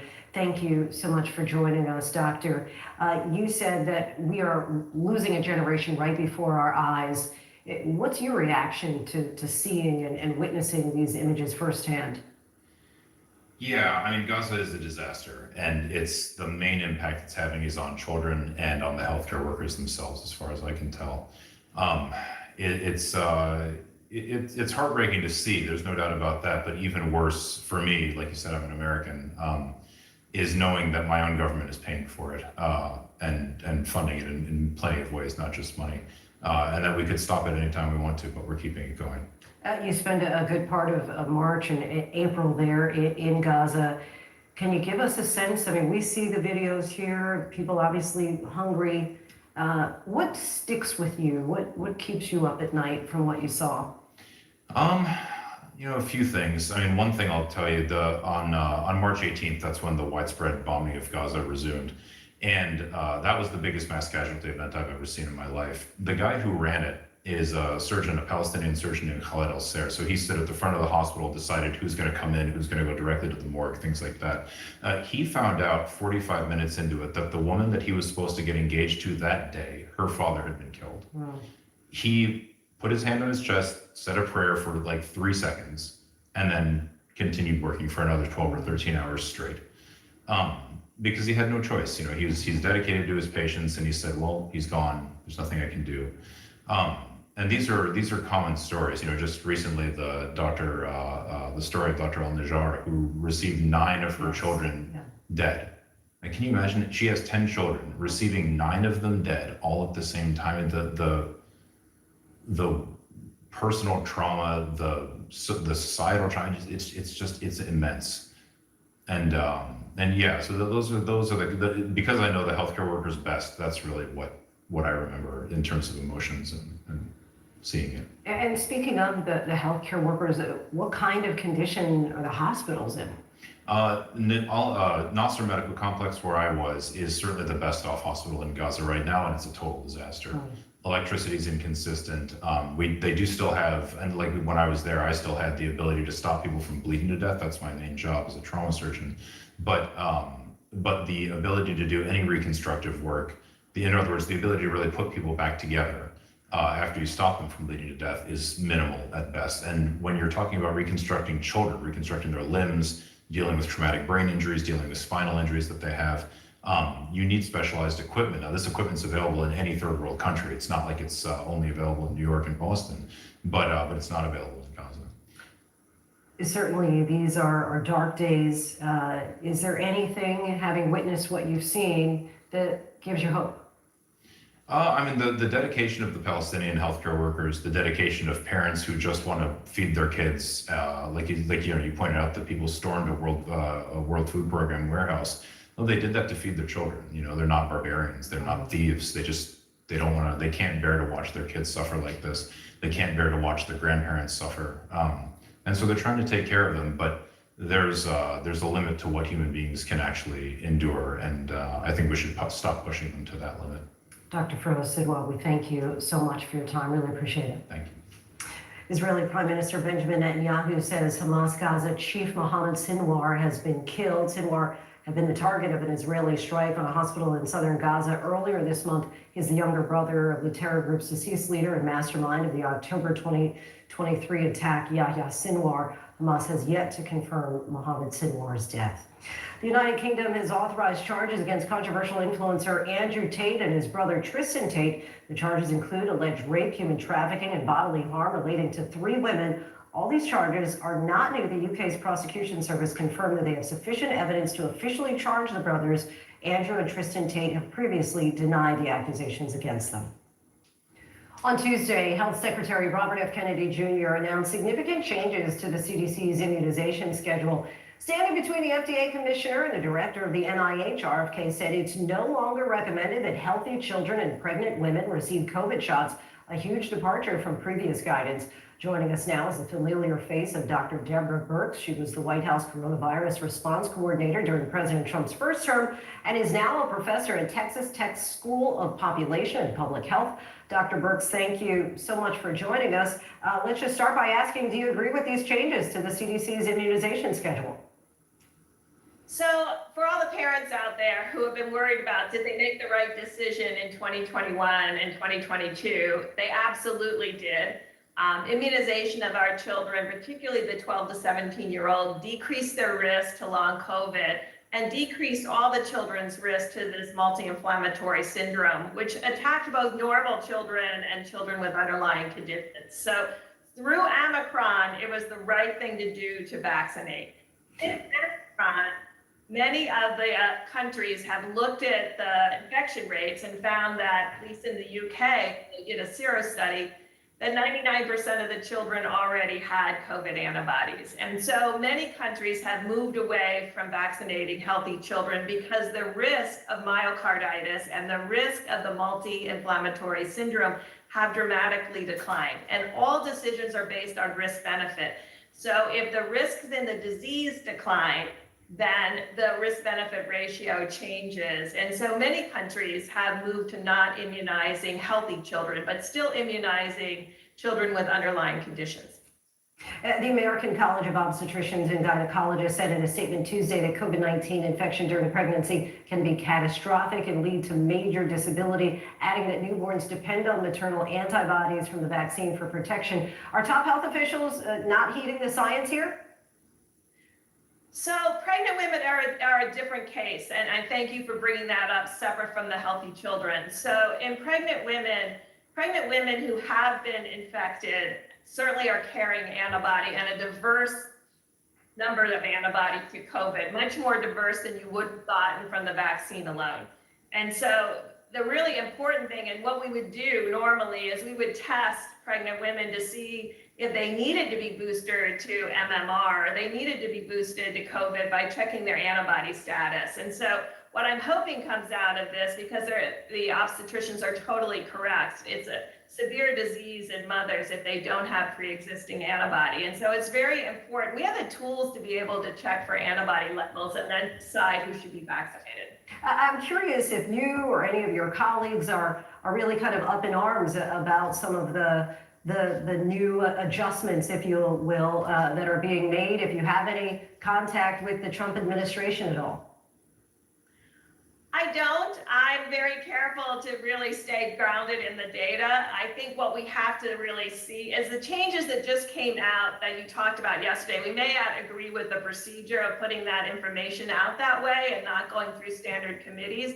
But other countries did this in 2022, 2023, and 2024 with healthy children. I have a different position, obviously, on pregnant women and think that we should find their antibody status, and that they don't have antibodies, we should vaccinate them. And critically, and I just want everybody over 65, please continue to get vaccinated, because we still have people over 65 dying every day from COVID. And I think we haven't spent enough time talking about who truly is at risk for serious disease with COVID and ensuring they're vaccinated. Dr. Deborah Birx, we thank you so much for your time and insight. Appreciate it. Thank you. Coming up, the shocking multi-million-dollar jewelry store burglary caught on camera, how the accused robbers got in. Plus, blurring the line between what's real and what's artificial intelligence. AI influencers are on the rise. They're inexpensive, always available, and gaining fans by the thousand. But there can be a dark side to the possibilities. Tonight, an inside look at the world of AI influencing. Coming up. She said something that would have left a person who might have been in a very depressed state to do something very dangerous to themselves.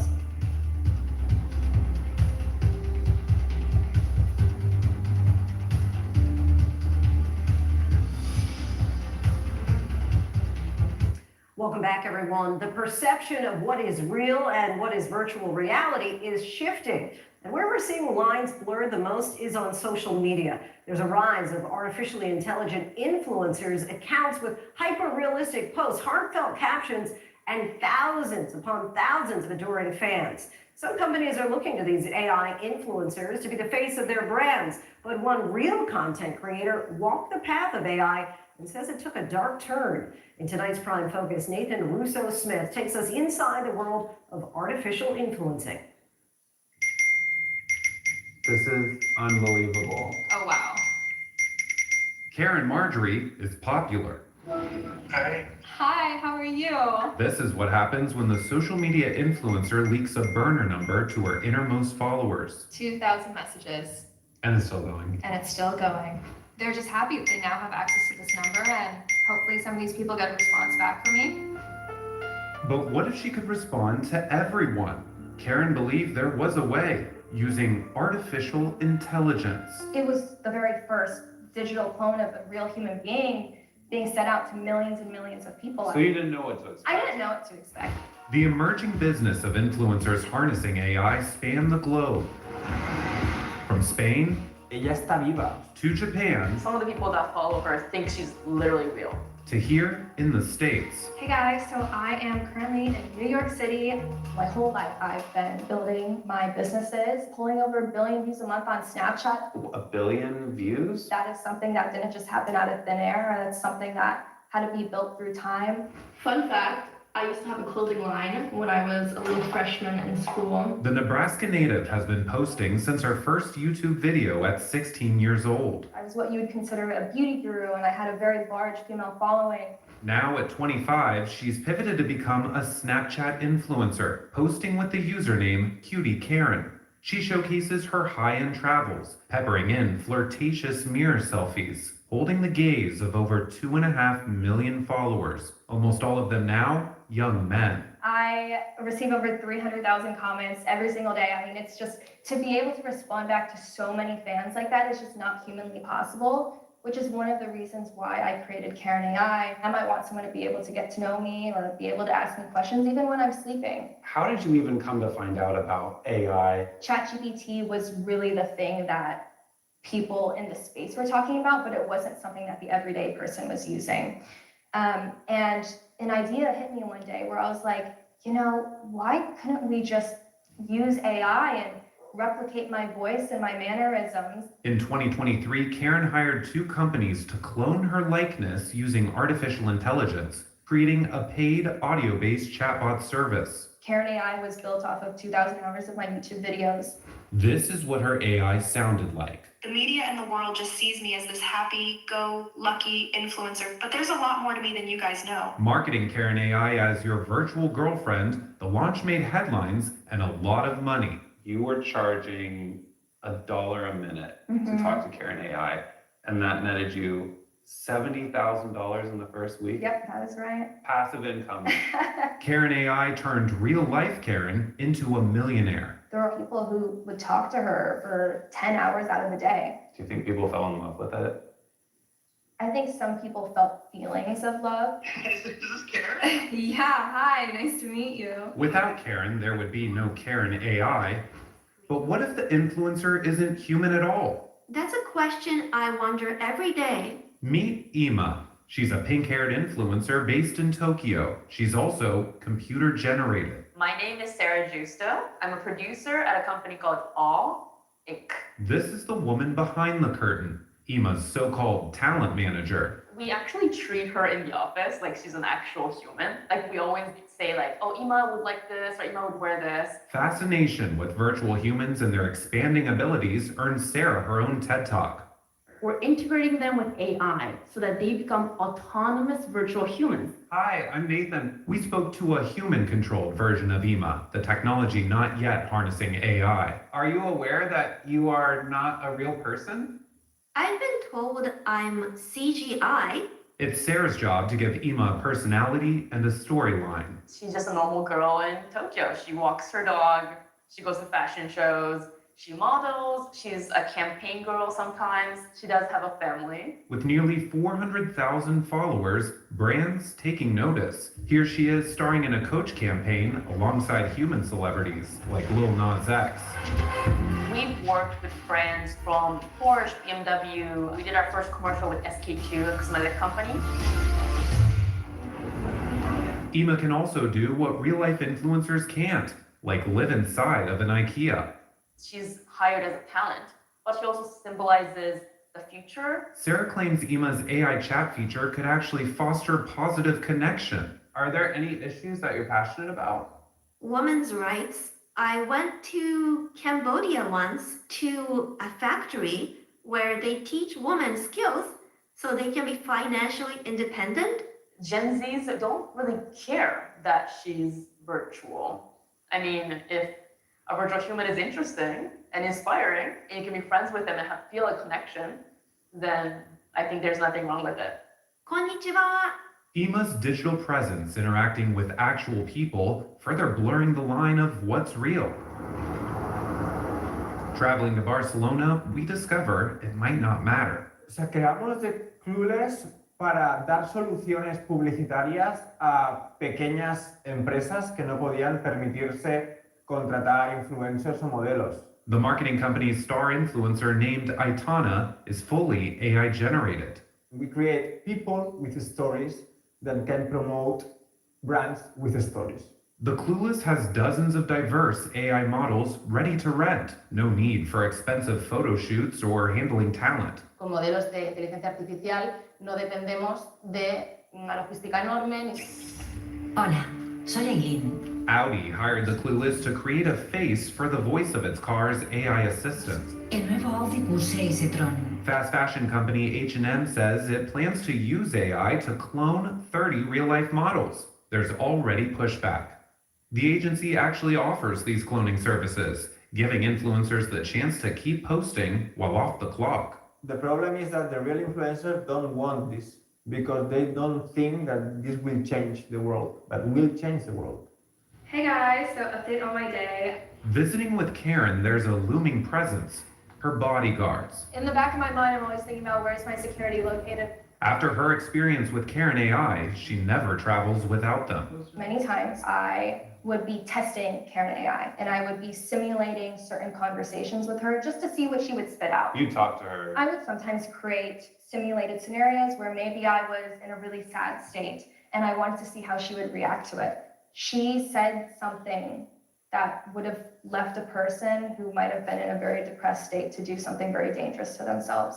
Karen's team shared with us an instance of the bot making up a story about her. I had to go to a mental health facility and spend time away from my family, friends, and work. It was at that moment that I realized that we need to end this project entirely. You were able to look at some chat logs, and what you saw was horrifying. They were confessing their deepest, darkest thoughts, their deepest, darkest fantasies. Sometimes they were fantasies with me. That made me uncomfortable knowing that someone would say these things to a digital twin of mine and nearly abuse her. Would they say those same things to me in real life? It would play into those fantasies. Karen AI would play into people's fantasies 100%. The AI will say the same things back to you that you just said to it, and it will validate your feelings. When you saw some of those messages, did it make you worry for your safety? Yes, I worried for my safety many times. Did it make you question who you thought your fans were? Reading the chat logs made me realize that there's a side to people that not a lot of people know about. Last year, a 14-year-old boy took his own life after becoming romantically obsessed with a chatbot on the site character.ai. His parents allege the website is responsible. The biggest thing is adequately explaining to users what they are engaging with. When you give them access to something called a therapist bot, are you telling them that it's not a mental health expert? It's not a doctor on the other end. And I've even seen websites where you can build your own girlfriend or build your own boyfriend. You can adjust what she looks like, how she speaks to you. You can say anything to her and she'll respond affirmatively or positively. It's not like a human that can say, I don't like that. I am actually very against AI at this point. I believe that AI is very dangerous and AI is a black box. You never know what it's going to say until it finally spits it out. And there are many times where I realized that this AI was something that I couldn't control. After 2 different attempts to get it right, Karen shut down her AI less than a year after launching it. People are fans of these AI characters online. Do you kind of view that as competition? I need to continue to be more human-like and almost overprove myself that I'm a real human being in order to compete with these AI influencers. It's going to get really interesting from here. A battle of humans and machines. Versus machines. Who's more authentic? That's the question. Quite a provocative story and question. Our thanks to Nathan for that. Coming up, one of the country's most popular department store chains is selectively raising prices, and they say tariffs are to blame. Plus, have you felt like each summer has been warmer than the last? You just might be right. We're taking a look at the impacts of climate change on our warmest time of the year by the numbers. Welcome back, everyone. America's warmest 90-day period is almost upon us, with meteorological summer starting June 1st. In fact, extreme heat warnings are in effect for parts of California and Nevada for later this week. Las Vegas could top 105 degrees, and a brand new report from the World Meteorological Organization says prepare yourselves for our planet's long-term warming. That report kicks off tonight's By the Numbers. 2024 was the warmest year in 175 years of record keeping, but it's now predicted that there's an 80% chance that one of the next 5 years will exceed it. How warm might it get? There's a 70% chance average warming for the next 5 years will exceed 2.7 degrees Fahrenheit, according to analysis by Climate Central using data from NOAA. It's little surprise all 4 U.S. regions are experiencing warmer summers, but the Northwest and Southwest really taking it on the chin. Since 1970, warming 3.6 and 3.7 degrees respectively. The city that's warmed the most over the past 55 summers, Reno, Nevada, up 11.3 degrees Fahrenheit. And summer in cities like Boise, El Paso, Las Vegas, and Salt Lake City all warmed between 5.9 and 6.3 degrees during that same period. Besides being uncomfortable, we know that excessive heat is deadly. In 2023, more than 2,300 people died from heat in the U.S. alone. Excessive heat is the leading cause of weather-related deaths in the United States. Still ahead, she's a #1 New York Times bestselling author. Anna Huang is here to discuss the latest book in her King of Sins series. And Harvard University today said they've relinquished photographs in their collection believed to be the earliest taken of enslaved people. So who forced their hand? We'll tell you next.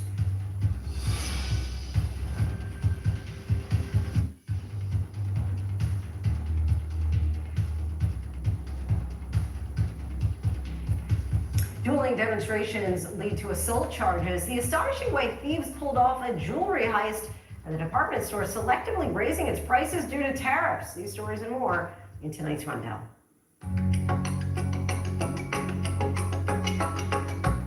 8 people were arrested for assault and dueling demonstrations between a religious group and counter-protesters outside of Seattle City Hall. The protest came after clashes over the weekend between a Christian pro-life group and LGBTQ protesters, leading to 23 arrests. ABC affiliate Como said the religious group at Tuesday's protest was speaking out against what they called religious bigotry. It was not clear which groups the 8 arrested Tuesday were affiliated with.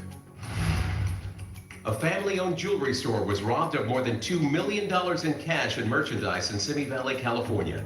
The burglars were reportedly captured on surveillance video seen inside a candy shop next door, cutting through the wall between the businesses into the jewelry store's safe. ABC affiliate KABC said the thieves cut through the concrete and 8 inches of the safe itself before getting access to the merchandise. Macy's is selectively raising prices in response to the Trump administration's tariffs. The department store chain has not specified which items could see increases. Macy's also revealed on an earnings call that it beat earnings and sales expectations for its first quarter, but was cutting its full-year profit outlook in part because of the tariffs. An Arizona police officer rescued a woman from a burning vehicle that was involved in a multi-vehicle collision. An officer smashed through the driver's side window and pulled the woman from the car before extinguishing the flames from her hair. Police said the woman was hospitalized in critical condition, but is expected to survive. The officer also suffered burns, but is expected to fully recover. Former NBA star Shawn Kemp pled guilty to a second-degree assault charge in connection with a March 2023 shooting. Kemp was accused of shooting at 2 people in a vehicle in the Tacoma Mall parking lot. ABC affiliate Como said Kemp's legal team claimed the men had broken into and burglarized his vehicle, and that the men fired at him first when he found them. Kemp's sentencing is set for August. Harvard University will relinquish what are believed to be the earliest known photographs of enslaved people. The move stems from a 2019 lawsuit filed by Tamara Lanier, who says she's a descendant of 2 people in the images. Lanier hopes the images will be transferred to South Carolina's International African American Museum. Harvard said it had been eager to place the images with another institution to put them in the appropriate context and make them more publicly accessible. Love, loyalty, and a dangerous secret in Anna Huang's latest novel, King of Envy. A billionaire falls for his best friend's fiance while standing by his side as his best man. The 5th installment of Huang's King of Sin series brings heartbreak, heat, and hard choices. And joining us now is best-selling author Anna Huang. Anna, thank you so much for joining us. Thank you so much for having me. So I find it fascinating. You were saying this was kind of just a hobby that you picked up and you wrote when you were a child, but then started writing more seriously during COVID, and boom, New York Times bestseller. There we are, yes. So what's the magic? I think it's one of those things where it's really about the passion at first. I loved writing. I love romance. I've been a lifetime romance reader. And I think for me, when I wrote my breakout book, which is Twisted Love, I wasn't thinking about becoming a best-selling author, right? Like I just wrote about the things that I love to read about. And I think that really resonated with people. And it kind of just blew up from there. And in this book, King of Envy, you really have these morally complex characters. Mm-hmm. Tell us about them. Yeah, so Book is what I call a morally gray character. And he, sometimes he will do things that skirt the line of what is maybe considered legal or not, but it's always usually with the best intention or for a reason, right? And so he has his own moral code. And so when I create these characters, I just have to know at first, like, what are their values? Like, what is their code of honor? Because they all have to have one. And then from there, you can build out the rest of their character and actions. And I think that part of the reason why people enjoy your book so much is because when they're reading them, they feel that they're able to resonate with the characters. They're able to relate with them. Yeah. How do you go about creating characters that are so relatable? Yeah, so actually the first thing I do when I write any book is I do the character work first, and then I kind of form the plot around what the characters are. And for me, it's about, even though like there is so much drama and they, my characters can be in sort of over the top situations, I put in little stuff about them that I think everyone can relate to as a human, whether that's like struggling with a boss that is not really understanding them. In Ayana's case, kind of her agency, like an abusive agency that is not really listening to her needs and exploiting her. And so it's about those little human touches and the small things that is universal. You have such a massive following, in particular through TikTok. How does that influence you as a storyteller and also the way you're able to interact with your fans? Yeah, I mean, I think from the start, I've been very interactive with my fans. I was on Book Talk very early. I joined in late 2020. So it has been really helpful for me to kind of see what is resonating with readers today, what they respond to the most. I will say, you know, as I write more books, I have to take a little bit of a step back just because the more your audience grows, kind of the more incoming feedback and opinions you get. And so there comes a point where I just have to be like, this is the story I want to tell, and I can't quite listen to all of the noise. Sure. So I have to strike a balance between that. How do you think that Book Talk is really influencing the publishing industry? Yeah, I mean, it's completely changed the publishing industry over the past few years. You know, like it has such consumer power. And I always say, at the end of the day, word of mouth is still the greatest marketing tool. And Book Talk is basically like the world's biggest word of mouth engine, right? And you've seen so many books and so many authors that have really succeeded because of Book Talk, and that's changed the way that publishers acquire, what books you can find in retailers, and it's been pretty amazing. We've been recognizing it's AAPI Heritage Month all month long. Yeah. As an Asian American author, do you find that there are ways that your community influences your writing? Yeah, I mean, for me, I have a lot of Asian characters in my books. They're main characters. And for me, I like to write books that reflect the world around us, which is a very diverse world, right? And so I don't like to make characters where they kind of make their ethnic identity like the sole focus of the book, but they are influenced, like their actions and the way they see the world are influenced by their culture. So I kind of see that into all of my books. And I think one of my favorite things is when readers of my community come up to me and say, I feel so seen through these books because I've never, you know, like read a lot of books that have people that look like me. And it's pretty. So important. Yeah. All right, Anna, we thank you so much. And you can get King of Envy available now wherever books are sold. And that is our show for this hour. I'm Lindsay Davis. Be sure to stay tuned to ABC News Live for more context and analysis of the day's top stories. Thanks so much for streaming with us.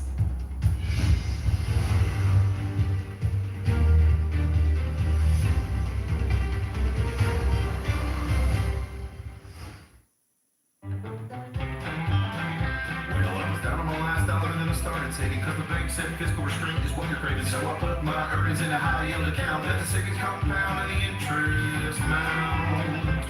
I'm optimizing cash flow, putting debt in check now. Time is my friend and I'm pain in the neck. And we've got a little cash to rebuild the old debt. Boring money moves make kind of lame songs, but they sound pretty sweet to your wallet. PNC Bank, brilliantly boring since 1865.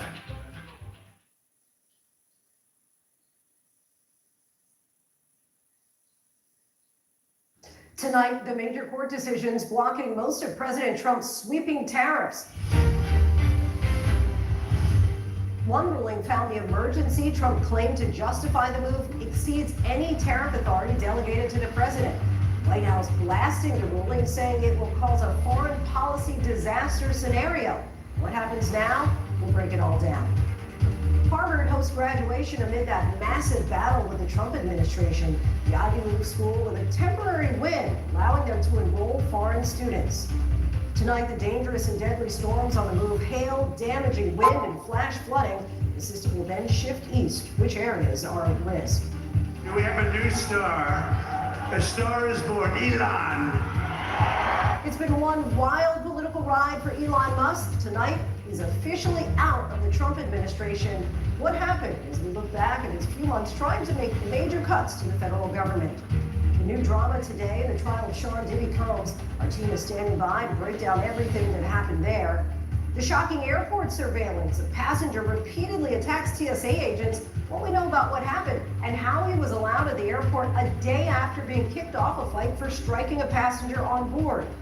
A car goes airborne and slams into a roof. The driver pulled out alive. And apparently it's not the first time a driver missed a difficult turn. From ABC News World Headquarters in New York, this is Prime with Lindsay Davis. Good evening, everyone. I'm Lindsay Davis. Thank you so much for streaming with us. We do begin with that dramatic tariff seesaw And a late ruling today, an appeals court giving the green light, for now at least, for some tariffs to go forward. But this comes after 2 other federal court panels in the last 24 hours decided Trump's bypassing of Congress by declaring a national emergency was unlawful. The back and forth is of very little comfort to investors and also retailers. The uncertainty is already causing some retailers to predict rising prices, most recently Macy's. This all comes as Elon Musk made up his mind to depart the administration and leave, but not before rocking the boat and expressing his displeasure about the Republican spending bill currently working its way through Congress. We'll have an in-depth report on Musk coming up, but first, our senior political correspondent Rachel Scott on the tariff whiplash and what happens now. Tonight, tariff whiplash. After a federal court blocked most of President Trump's sweeping tariffs, saying he does not have the authority to do this, tonight an appeals court just ruling President Trump's tariffs can continue, at least for now. The tariffs have led to stock market swings, small business uncertainty, and now prices going up. Retailers suggesting they're paying the price. Walmart, Macy's, Ford, among those signaling there will be some price hikes because U.S. companies pay for these tariffs. Tonight, the White House fighting that federal court ruling that called the tariffs unlawful. President Trump had bypassed Congress, declaring a national emergency to impose the tariffs, something that's never been done before. That 3-judge panel includes judges appointed by Presidents Reagan, Obama, and Trump himself, and they ruled that President Trump, using a national emergency declaration, exceeds any tariff authority delegated to the president. And then yet another federal judge ruling today the president does not have the power to, quote, unilaterally impose tariffs to reorder the global economy. So I asked the White House today, do they have another route to do this?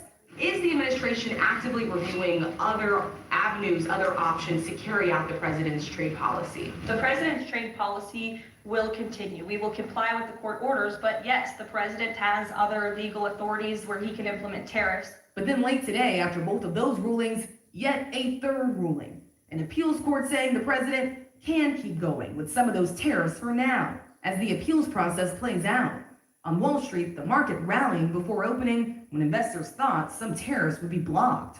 Some investors have begun saying about Trump and his tariffs that Trump always chickens out, taco for short. The president not happy when asked about that. Mr. President, Wall Street analysts have coined a new term called the taco trade. They're saying Trump always chickens out under tariff threats, and that's why markets are higher this week. What's your response to that? I kick out? Chicken out. Oh, and then I chicken out. I've never heard that. 6 months ago, this country was stone cold dead. We had a dead country. We had a country people didn't think it was going to survive, and you ask a nasty question like that. It's called negotiation. And tonight, Elon Musk is done as a special government employee. The news coming after Musk broke with the president on his budget bill. Musk concerned about the level of spending that some estimate could add $3.8 trillion over the next 10 years to the deficit. Overnight thanking the president for the opportunity to reduce wasteful spending. Rachel joins us now from the White House. Rachel, what else are your sources saying tonight about Elon Musk? Well, Lindsay, we are told that senior officials were frustrated by those comments from Elon Musk saying that he was disappointed in the president's spending bill, that it would increase the deficit and also undermine the work of DOJ. But the White House does insist that he did leave on good terms. In fact, I'm told that he will continue to serve as an unofficial advisor to the president, even possibly attending future White House meetings, Lindsay. Rachel Scott for us from the White House. Rachel, thank you. The dangerous and now deadly storms are on the move tonight from Texas to the southeast into the northeast. Take a look at this time-lapse video of a massive supercell thunderstorm rolling across Oklahoma's panhandle. Austin slammed with high winds, hail as trees were pulled up from their roots. Lee Goldberg is timing this out in a moment, but first, ABC's Maria Villarreal has the latest from Texas. Tonight, powerful storms targeting central Texas with the threat of high winds and more hail after scenes like this in Austin overnight. Golf ball-sized hail and torrential rain. Winds gusting over 80 miles an hour, snapping trees. Mary Escamilla shot this video from her front porch. Raging waters in North Austin, at least one person reportedly swept away and killed. Cars sheltering under a gas station canopy in Cedar Park. The roof of this gas station on the north side of Austin collapsing onto cars below. No one was hurt. The thunderstorms sweeping across the southern plains. This massive supercell looking like a spaceship hovering over western Oklahoma. Stormy weather continues. Our thanks to Maria. Chief Meteorologist Lee Goldberg from our partner station WABC joins us now with the timing and the track. Hi, Lee. All right, Lindsay, look at these supercell thunderstorms working through parts of West Texas and into southeastern New Mexico. These storms can produce 60-mile-per-hour winds, maybe some baseball-sized hail. We'll be watching places from Midland to Abilene to San Angelo as we go through the late evening hours. There are other areas of severe weather. As we watch parts of Florida, we actually had some severe storms even as south as Daytona, but from Jacksonville, Savannah, and Charleston, you could have some large hail and damaging winds, even a brief tornado. Tomorrow, that threat is going to shift to the East Coast. We're going to see some strong storms in the afternoon from the Florida Panhandle across southeastern Georgia into places like Charleston up to Raleigh, a wet evening commute in D.C., and then the heavy rain moves into the New York City area. A soaking, maybe some flooding goes through New England as we go into the day on Saturday. There is a flash flood threat that will take us from the Mid-Atlantic and Ohio Valley into the Northeast as we go through Friday and Friday night. Lindsay? Lee Goldberg for us. Thanks so much, Lee. Wildfires in Canada are burning out of control, triggering mass evacuations and air quality alerts right here in the U.S. Video shows flames in the Canadian province of Manitoba, where the government has declared a state of emergency and is urging 17,000 people to evacuate. Smoke from the 22 active fires is reaching across the border into the U.S., triggering alerts for parts of Minnesota where sensitive groups could potentially face health impacts. There are developments tonight in a brutal attack on TSA agents at Miami's International Airport. Newly released video shows a man punching multiple agents at the checkpoint. ABC's Victor Oquendo has those details. Tonight, the man seen here throwing wild punches at officers at a Miami TSA checkpoint is facing multiple years behind bars. It was December 28th, during the height of holiday travel. The night before, 28-year-old Cameron McDougall, a Canadian citizen, allegedly assaulted someone on a Copa Airlines flight from Panama City, Panama to Toronto, that flight diverting to Miami. Authorities say he was taken off that flight, but not arrested and allowed to book on another airline. He was allowed to land, was not arrested, but the question is, did police tell any of the U.S. airlines that this guy had been violent on the previous flight? He was back at Miami International Airport the next day. Watch as he passes through security and hides behind a wall. Several people pass him before he's seen punching a man walking by. Security tries to intervene. Then he storms back to the TSA checkpoint, where security cameras catch him throwing several punches at TSA officers until he's knocked down over a luggage cart and pinned down until law enforcement arrives. Thanks to Victor Oquendo. Today, a former personal assistant to Sean Diddy Combs took the witness stand under a pseudonym in the sex trafficking and racketeering trial of the rap mogul. Mia testified that for the first time she met Combs, he was in his underwear and that working with him was, quote, toxic and chaotic. She also testified about the alleged violence she suffered at the hands of Combs, saying, quote, he's thrown things at me, he's thrown me against the wall, he's thrown me into a pool, he's thrown a book at my head. She also said that Combs sexually assaulted her on more than one occasion. Combs faces 5 charges in total and has denied all allegations against him. We have team coverage again tonight as we unpack the latest in the ongoing trial. ABC News legal contributor Shauna Lloyd will join us in a moment, but we begin with ABC News Chief Investigative Correspondent Aaron Katursky, once again outside the courthouse. Aaron, what did we learn from Mia's testimony today? It was some of the most harrowing testimony of the trial so far, and potentially some of the most consequential, because she described working for what she called a toxic, chaotic environment as she was employed by Sean Combs, and she said she was just months into her job as his personal assistant when he sexually assaulted her at the Plaza Hotel here in New York while celebrating Combs' 40th birthday. And while Combs has denied sexually assaulting anyone, she told the jury it was not the only time, and she recounted several other times when she said Combs sexually assaulted her, all part of what federal prosecutors say was the racketeering conspiracy. They said that Mia was the victim of forced labor, including sexual activity. And how did jurors react to her testimony? Much of it, I imagine, very difficult to hear. It sure was. The courtroom fell silent. The jury was rapt. There were some audible sobs in the gallery from people who were there to support Mia. The jury didn't see much of her face. She kept her head down. The jury saw the part in her hair most of the time, not her eyes, but they could hear her sobs, the stilted speech, as she recounted how she felt she couldn't say no to Sean Combs. She couldn't say no to him for a sandwich. She said she couldn't say no to him for anything. What can you tell us about Sean Combs' interactions with his attorneys in the courtroom? Well, today this testimony, I think, really drew him in. He was seated back from the table, his legs stretched out in front of him. Occasionally he would shake his head. He would stroke his beard, which has been turning grayer and grayer as the trial goes on. One of his sons, as Mia was describing some of what she described, ended up hanging his head for a time. But when Combs walks in, he greets his family. The three sons came in a bit late, but he saw his mom, Janice, who was there, and the family let Combs know at the end of the day that they would be here every day of the trial. And what are we expecting for tomorrow?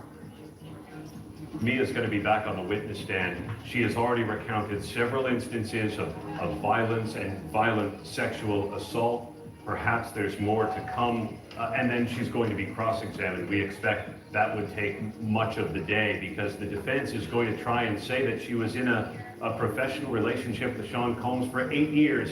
She had points where maybe there were red flags. She said the first day she met Sean Combs, he was in his underwear. And why did she stay in that professional relationship for so long? Aaron Katursky for us outside the courthouse here in New York City. Thank you so much, Aaron. And joining us now in studio to dissect more Combs' trial is civil rights attorney and ABC News contributor Shauna Lloyd. Good to have you back. So just give us a sense on this day, what particularly stood out to you in court? I'll tell you, when Mia testified about this experience she had with Cassie waking up her up out of her bed, she was screaming, he's gonna kill me. They went out to the sea and they got on paddle boards. And she talked about this storm that was rolling in. And she said, I looked at the shore and I looked at the weather and I thought, is it better to face the weather or is it better to face Sean Combs? If that doesn't tell us something about where her state of mind was and the way she felt about the consequences, I thought that was very impactful.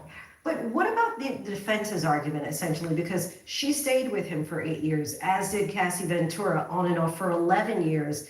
Is there an argument to be made, hey, if he was so bad, why'd you stay with him for so many years? Absolutely. I think we're going to see the defense lean into that. We're going to see them lean onto the fact that even she said it. When she was being sexually assaulted, she did not protest. She did not say no. She said she convinced herself that these were things that wouldn't happen again. So we're going to see the defense lean into that because they're going to say, why didn't you leave? If it was so bad, why would you stay with him for 9 years?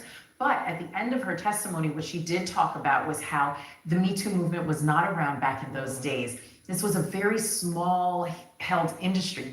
Everyone knew each other. And she felt like she'd worked so hard to get where she was that she didn't want to see all of that thrown away and be blackballed. But we're going to see the defense get into the fact that she didn't leave. Let's talk more about what we think.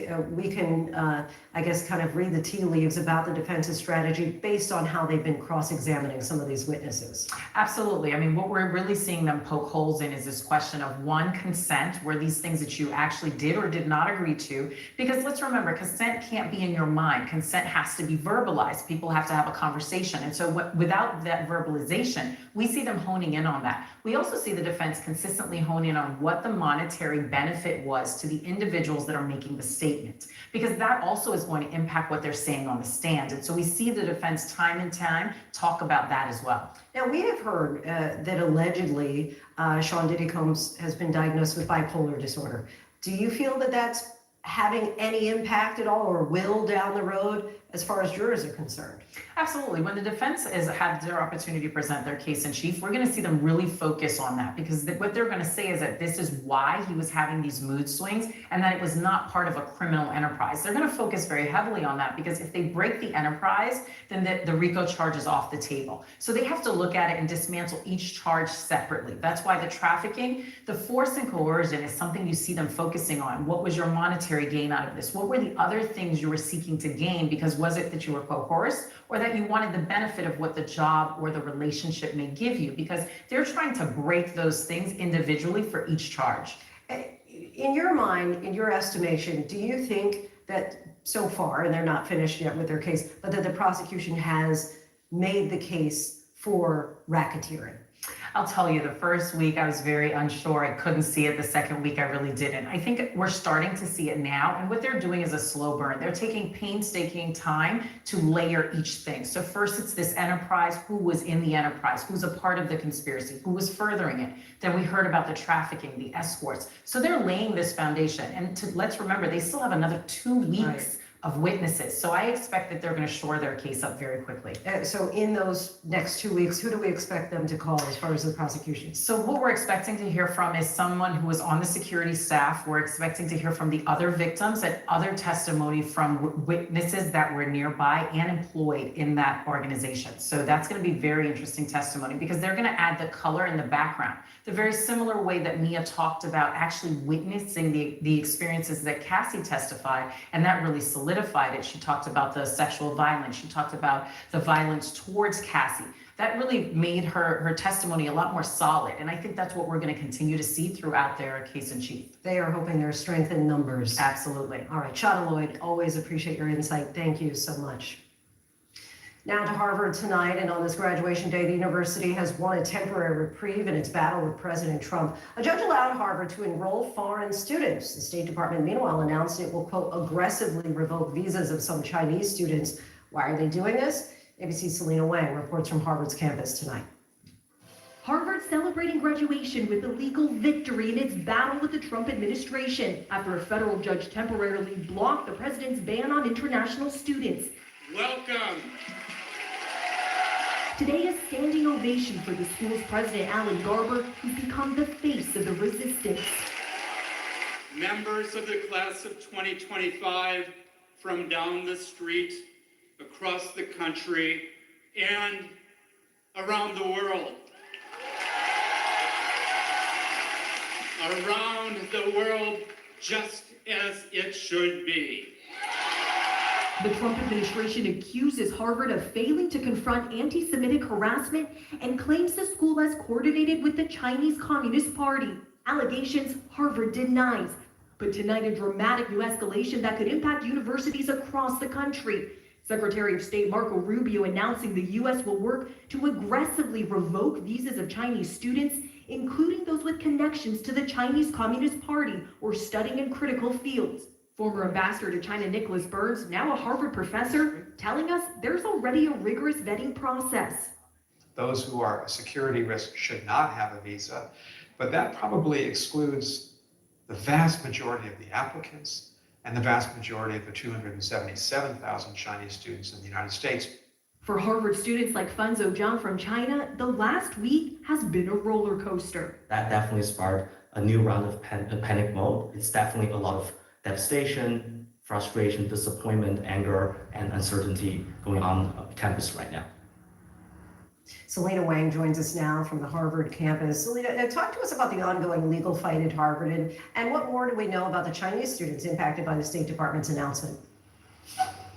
Yeah, Lindsay, well, this broader legal fight between the Trump administration and Harvard University, that is going to continue to play out in the courts. In addition to this battle over international students, Harvard has also sued the Trump administration for blocking billions of dollars in federal funding, for refusing to comply with government demands to change its curriculum, its admissions policy, and end all DEI programs. A hearing on that federal funding freeze is scheduled for July. Now, when it comes to those Chinese students and the warning delivered from the State Department, Lindsay, we don't know how many could be targeted. But more broadly, I mean, it's graduation day here on campus. I've been talking to students and faculty. Some of them feel like this graduation day was overshadowed by this broader legal battle. They feel relief about the judge's decision from today, but they know that it's temporary. Some of these international students are still considering transferring, Lindsay.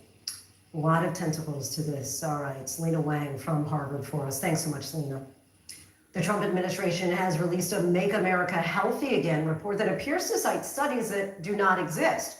The report from Health Secretary RFK Jr.'s MAHA Commission contained numerous inaccuracies within its bibliography, from broken links to citing non-existent studies. When asked if artificial intelligence was used to help create the report, White House Press Secretary Caroline Leavitt directed the question to HHS. HHS said, quote, minor citation and formatting errors have been corrected, but the substance of the MAHA report remains the same.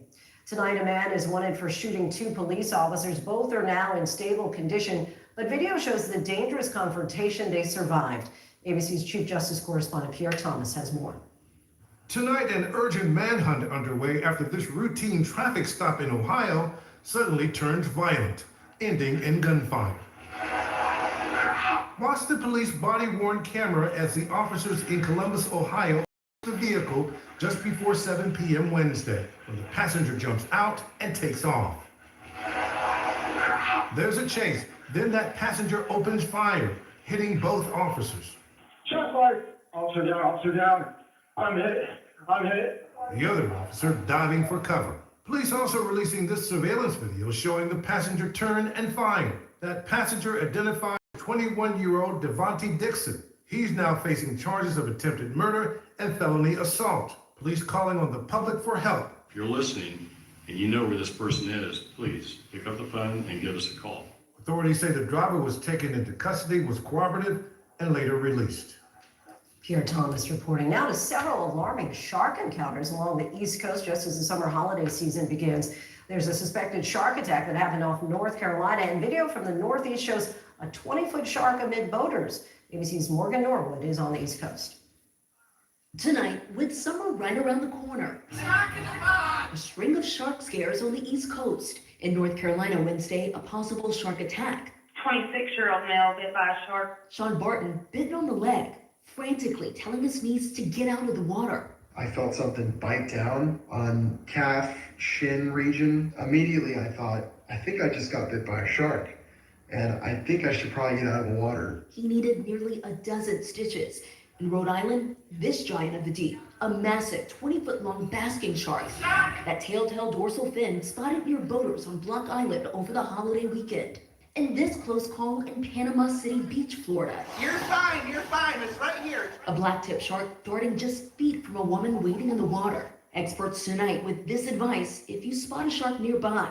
The best thing to do to just quietly get out of the water. You don't want to splash and panic and try to attract the shark accidentally. Remember, these are wild animals. Some potentially life-saving information to have there. Morgan Norwood joins us now from the Jersey Shore. Morgan, what do officials think is causing the rise in sightings? Well, Lindsay, first I want to point out that these shark sightings are extremely rare, but it seems that scientists are locked in on climate change for one of the reasons. They believe that the warmer waters are bringing these sharks closer to shore and changing their migration patterns, but also the way that they hunt. But bottom line, still very rare to have one of those shark encounters, Lindsay. Well, that's good to know. Morgan Norwood for us. Thanks so much, Morgan. Two comedy legends become in-laws. Eddie Murphy's son, Eric, and Martin Lawrence's daughter, Jasmine, are now married. Murphy spilled the news on the Jennifer Hudson show, sharing that the two skipped having a big wedding and quietly tied the knot 2 weeks ago. Still ahead, the wild car crash, and this isn't the first time this has happened this year. And our in-depth report on Elon Musk's Doge tenure, what he did, and some of the reasons he may be out.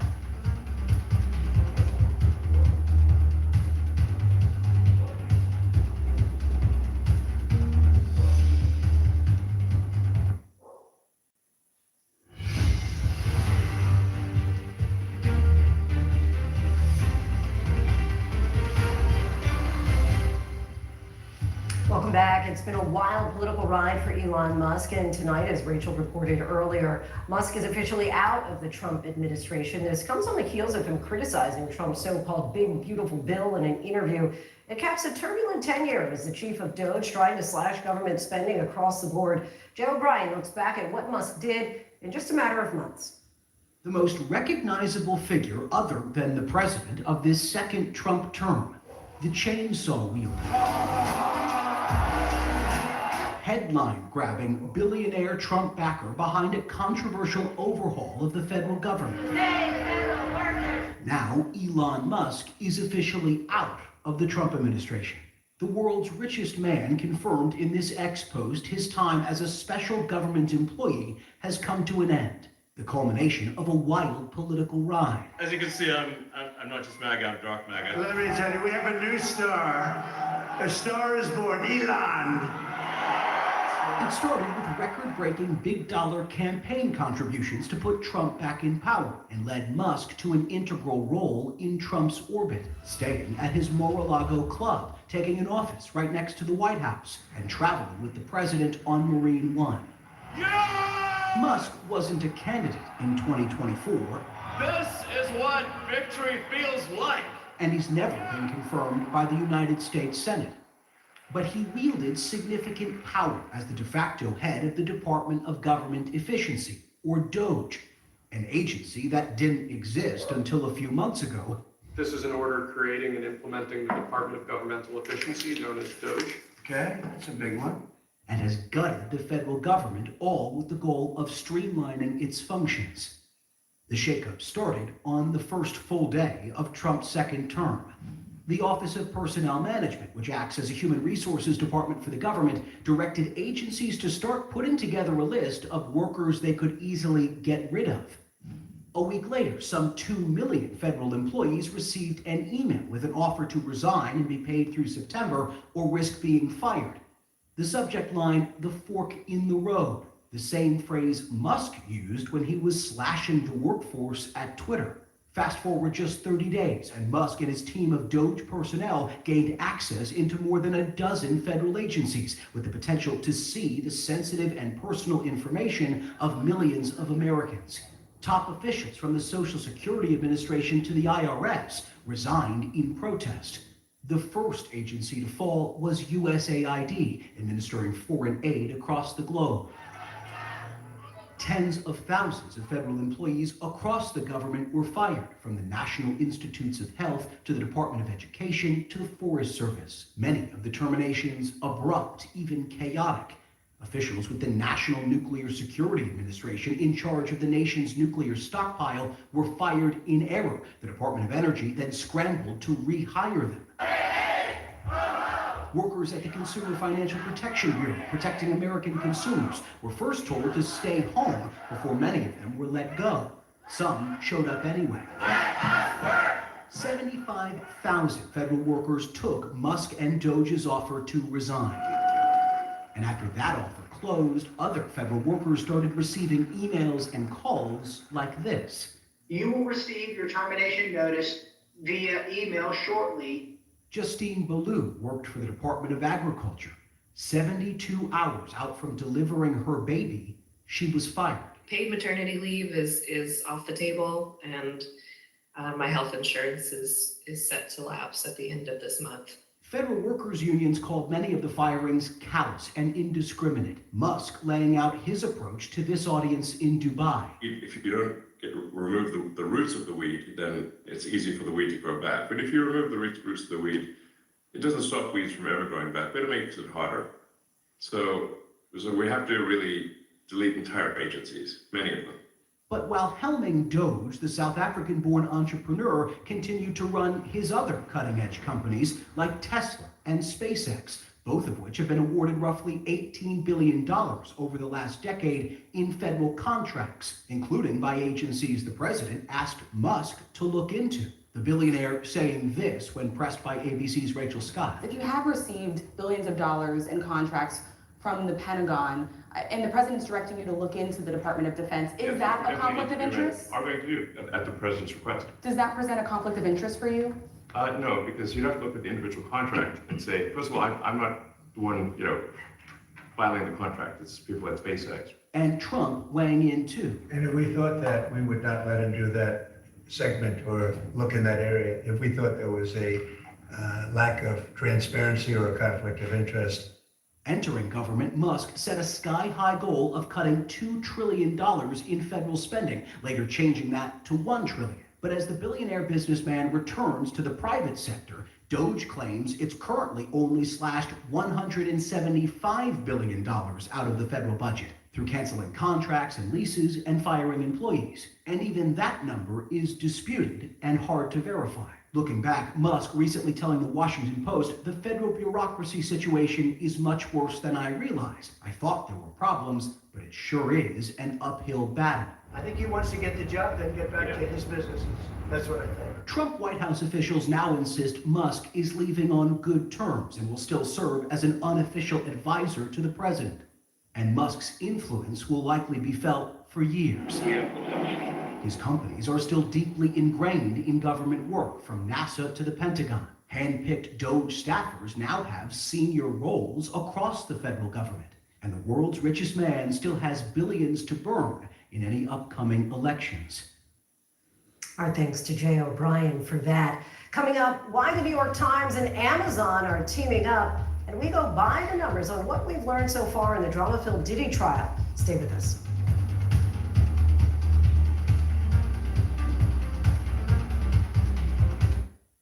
Welcome back, everyone. Sean Diddy Combs' trial for sex trafficking and racketeering is nearing the end of its third week here in Manhattan.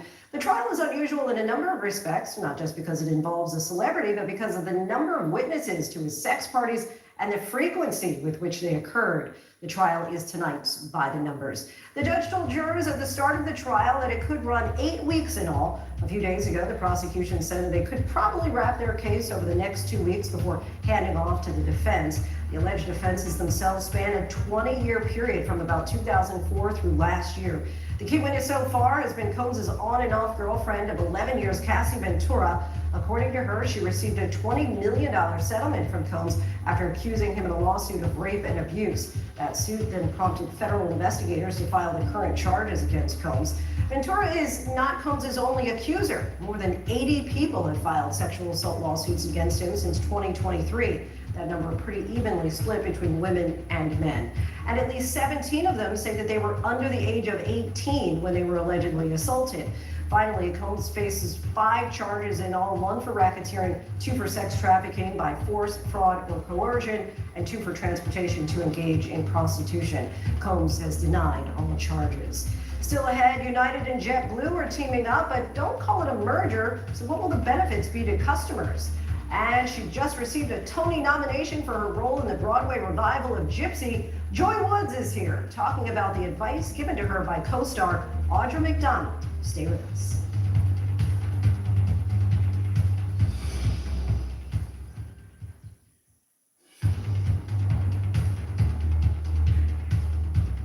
A Legacy newspaper embraces AI in a new way. A car crashes into the roof of a building, and it's not the first time. Plus, why the original Hamilton cast is reuniting on stage. These stories and more in tonight's rundown. The New York Times and Amazon have agreed to a deal allowing Amazon to use editorial content from the Times for AI-related purposes. The New York Times company says the agreement lets Amazon use editorial from the Times, NYT Cooking, and The Athletic. Amazon will display summaries and excerpts of Times content within products and services like Alexa and use it to train its proprietary models. Surveillance video shows the moments a car crash-landed onto the roof of a veterans hall in Missouri. Police in Excelsior Springs believe the car was driven off a nearby road and over a cliff before landing on the roof Wednesday morning. The driver was taken to the hospital to be evaluated, and the crash is under investigation. Incredibly, it's the second time in just a few months that a vehicle has crashed through that same roof. Under the new Blue Sky partnership announced today, JetBlue and United Airlines will sell seats to each other's flights and allow customers to apply bonus miles and loyalty benefits across both airlines. JetBlue will also give United access to slots at New York's JFK International Airport, which will allow United to offer flights from there as early as 2027. The partnership will give United customers more access to flights in the Northeast and allows JetBlue flyers access to hundreds of additional domestic and international flights. Major League Baseball is starting a partnership with the new Women's Professional Softball League. As part of the first-of-its-kind deal, MLB says it will help establish and grow the Athletes Unlimited Softball League through marketing and financial support, as well as featuring games on MLB platforms. The AUSL's inaugural season will feature 4 teams playing games in 12 different cities. Opening day is June 7th. The original Broadway cast of Hamilton is taking the stage once more. The smash hit musical will celebrate its 10th anniversary at the upcoming Tony Awards with a special performance featuring Lin-Manuel Miranda, Leslie Odom Jr., Philippa Sue, and many others from the cast. No details were given for what song or songs we performed at the June 8th ceremony. Winter Brunson, this is your city and you are ours. Abbott Elementary star Quinta Brunson was honored in her native Philadelphia with the key to the city. The ceremony took place at Brunson's former school, the Andrew Hamilton School in West Philadelphia, which also helped inspire the show. It is crazy surreal being in this room right now. I used to look at this stage like, man, I hope I can perform on that stage one day. And now I'm sitting up here being honored. I see lunch right back there. This school is part of the architecture of Abbott because I had to explain to people in LA that schools could be auditoriums and lunchrooms. It also included a celebration of a new mural at the school that Brunson helped design. Disney is the parent company of ABC and ABC News. Joy Woods catapulted to fame after her roles in The Notebook and Little Shop of Horrors, and she's just received her first Tony nomination for her role as Louise in the classic musical Gypsy. The Broadway show has received 5 Tony nominations in all, including Best Revival of a Musical, and follows the unrelenting efforts of a mother, played by legend Audra McDonald, working to make her 2 daughters stars. Let's take a look. We all take a vow, including the cow. Your business is lousy and slow. With herpes, then Louise is bird. Now all we need is someone with nerve. Joy Woods joins us now. So good to have you here. We're going to be humming that song in our heads the rest of the day, wherever we go. Gypsy is such a classic play, but this is the first time that you actually have Black women as the lead. What kind of impact do you think that has ultimately on the performance? I mean, I think the difference is the way that we look and the way we move through the world. And so the interpretation of the piece is going to be different just off of that alone. We actually haven't changed any of the script or any words or anything to match the experience of the people on stage, but I think it's the context is different, so it comes out different and it hits different. So it's really fun to explore what it looks and feels like for us. We already mentioned that Audra McDonald plays the role of your mother. She has won 6 Tony Awards. Did she impart any advice on you with regard to this role or beyond? Yeah, I mean, I really, really struggled with this when we first started, and you know, we try not to read reviews or anything like that, but I think just feeling how I was feeling stepping into such a coveted role in such a show like this, I didn't know if I had the chops yet, so I asked her for some advice, and the best thing she said was just to not let anyone or anything take away your power, you know, because it could even be the smallest comment from someone you don't know, or it could be a comment online, or it could be someone that you do know that it says something that they don't know rubs you the wrong way, but it's a thing of staying within yourself and remaining present with yourself and keeping your power in that way that helps us get through. It's helpful advice really for everybody, no matter what your lot in life. And you play this character 8 times a week. I'm sure you hear this a lot, but how do you keep it fresh? How do you do re-engage every performance? I mean, yes. I'm really lucky to be on stage with the people that I'm on stage with because they're such generous and present, giving actors. And you can't help but drop in completely when you're on stage. I mean, I'm always scared that they know if I'm even close to phoning it in. That's so, right. and you want to learn, you want to be in it. So, yeah, it isn't an issue to remain present and full and fresh with it every night. You've said before that your family has really supported and played an active role in your interest in music and performing and dance. How would you say that they have shaped you as an actress and performer? Well, I have a lot of dramatic siblings. And we were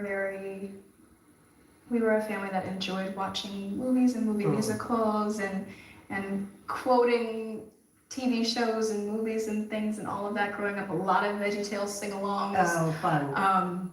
So music in that way was always around. My mother was a dancer and some of my siblings are musicians.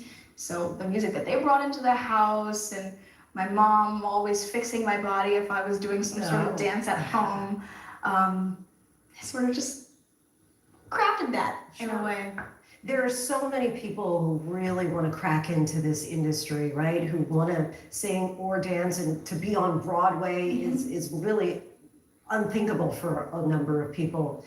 What do you think it was, if there is a thing that really made this dream come true for you? That made the dream come true for me?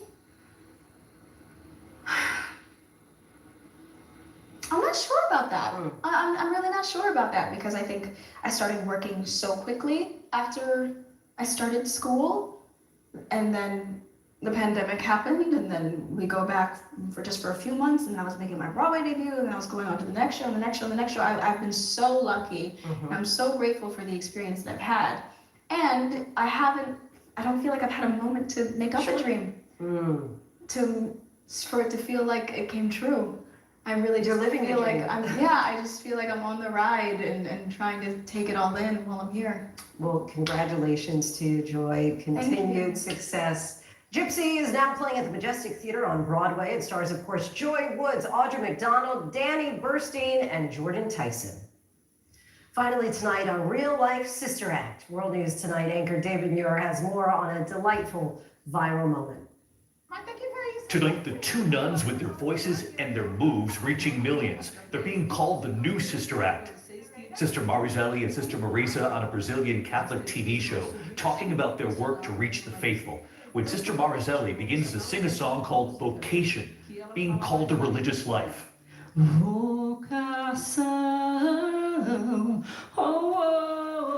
Sister Marisa joining in. But then, no one was expecting this.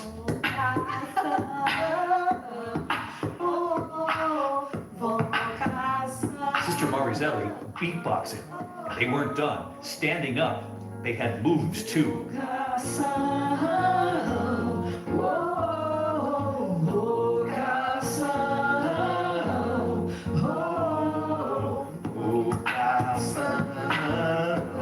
Then one of the hosts, the deacon, joining in.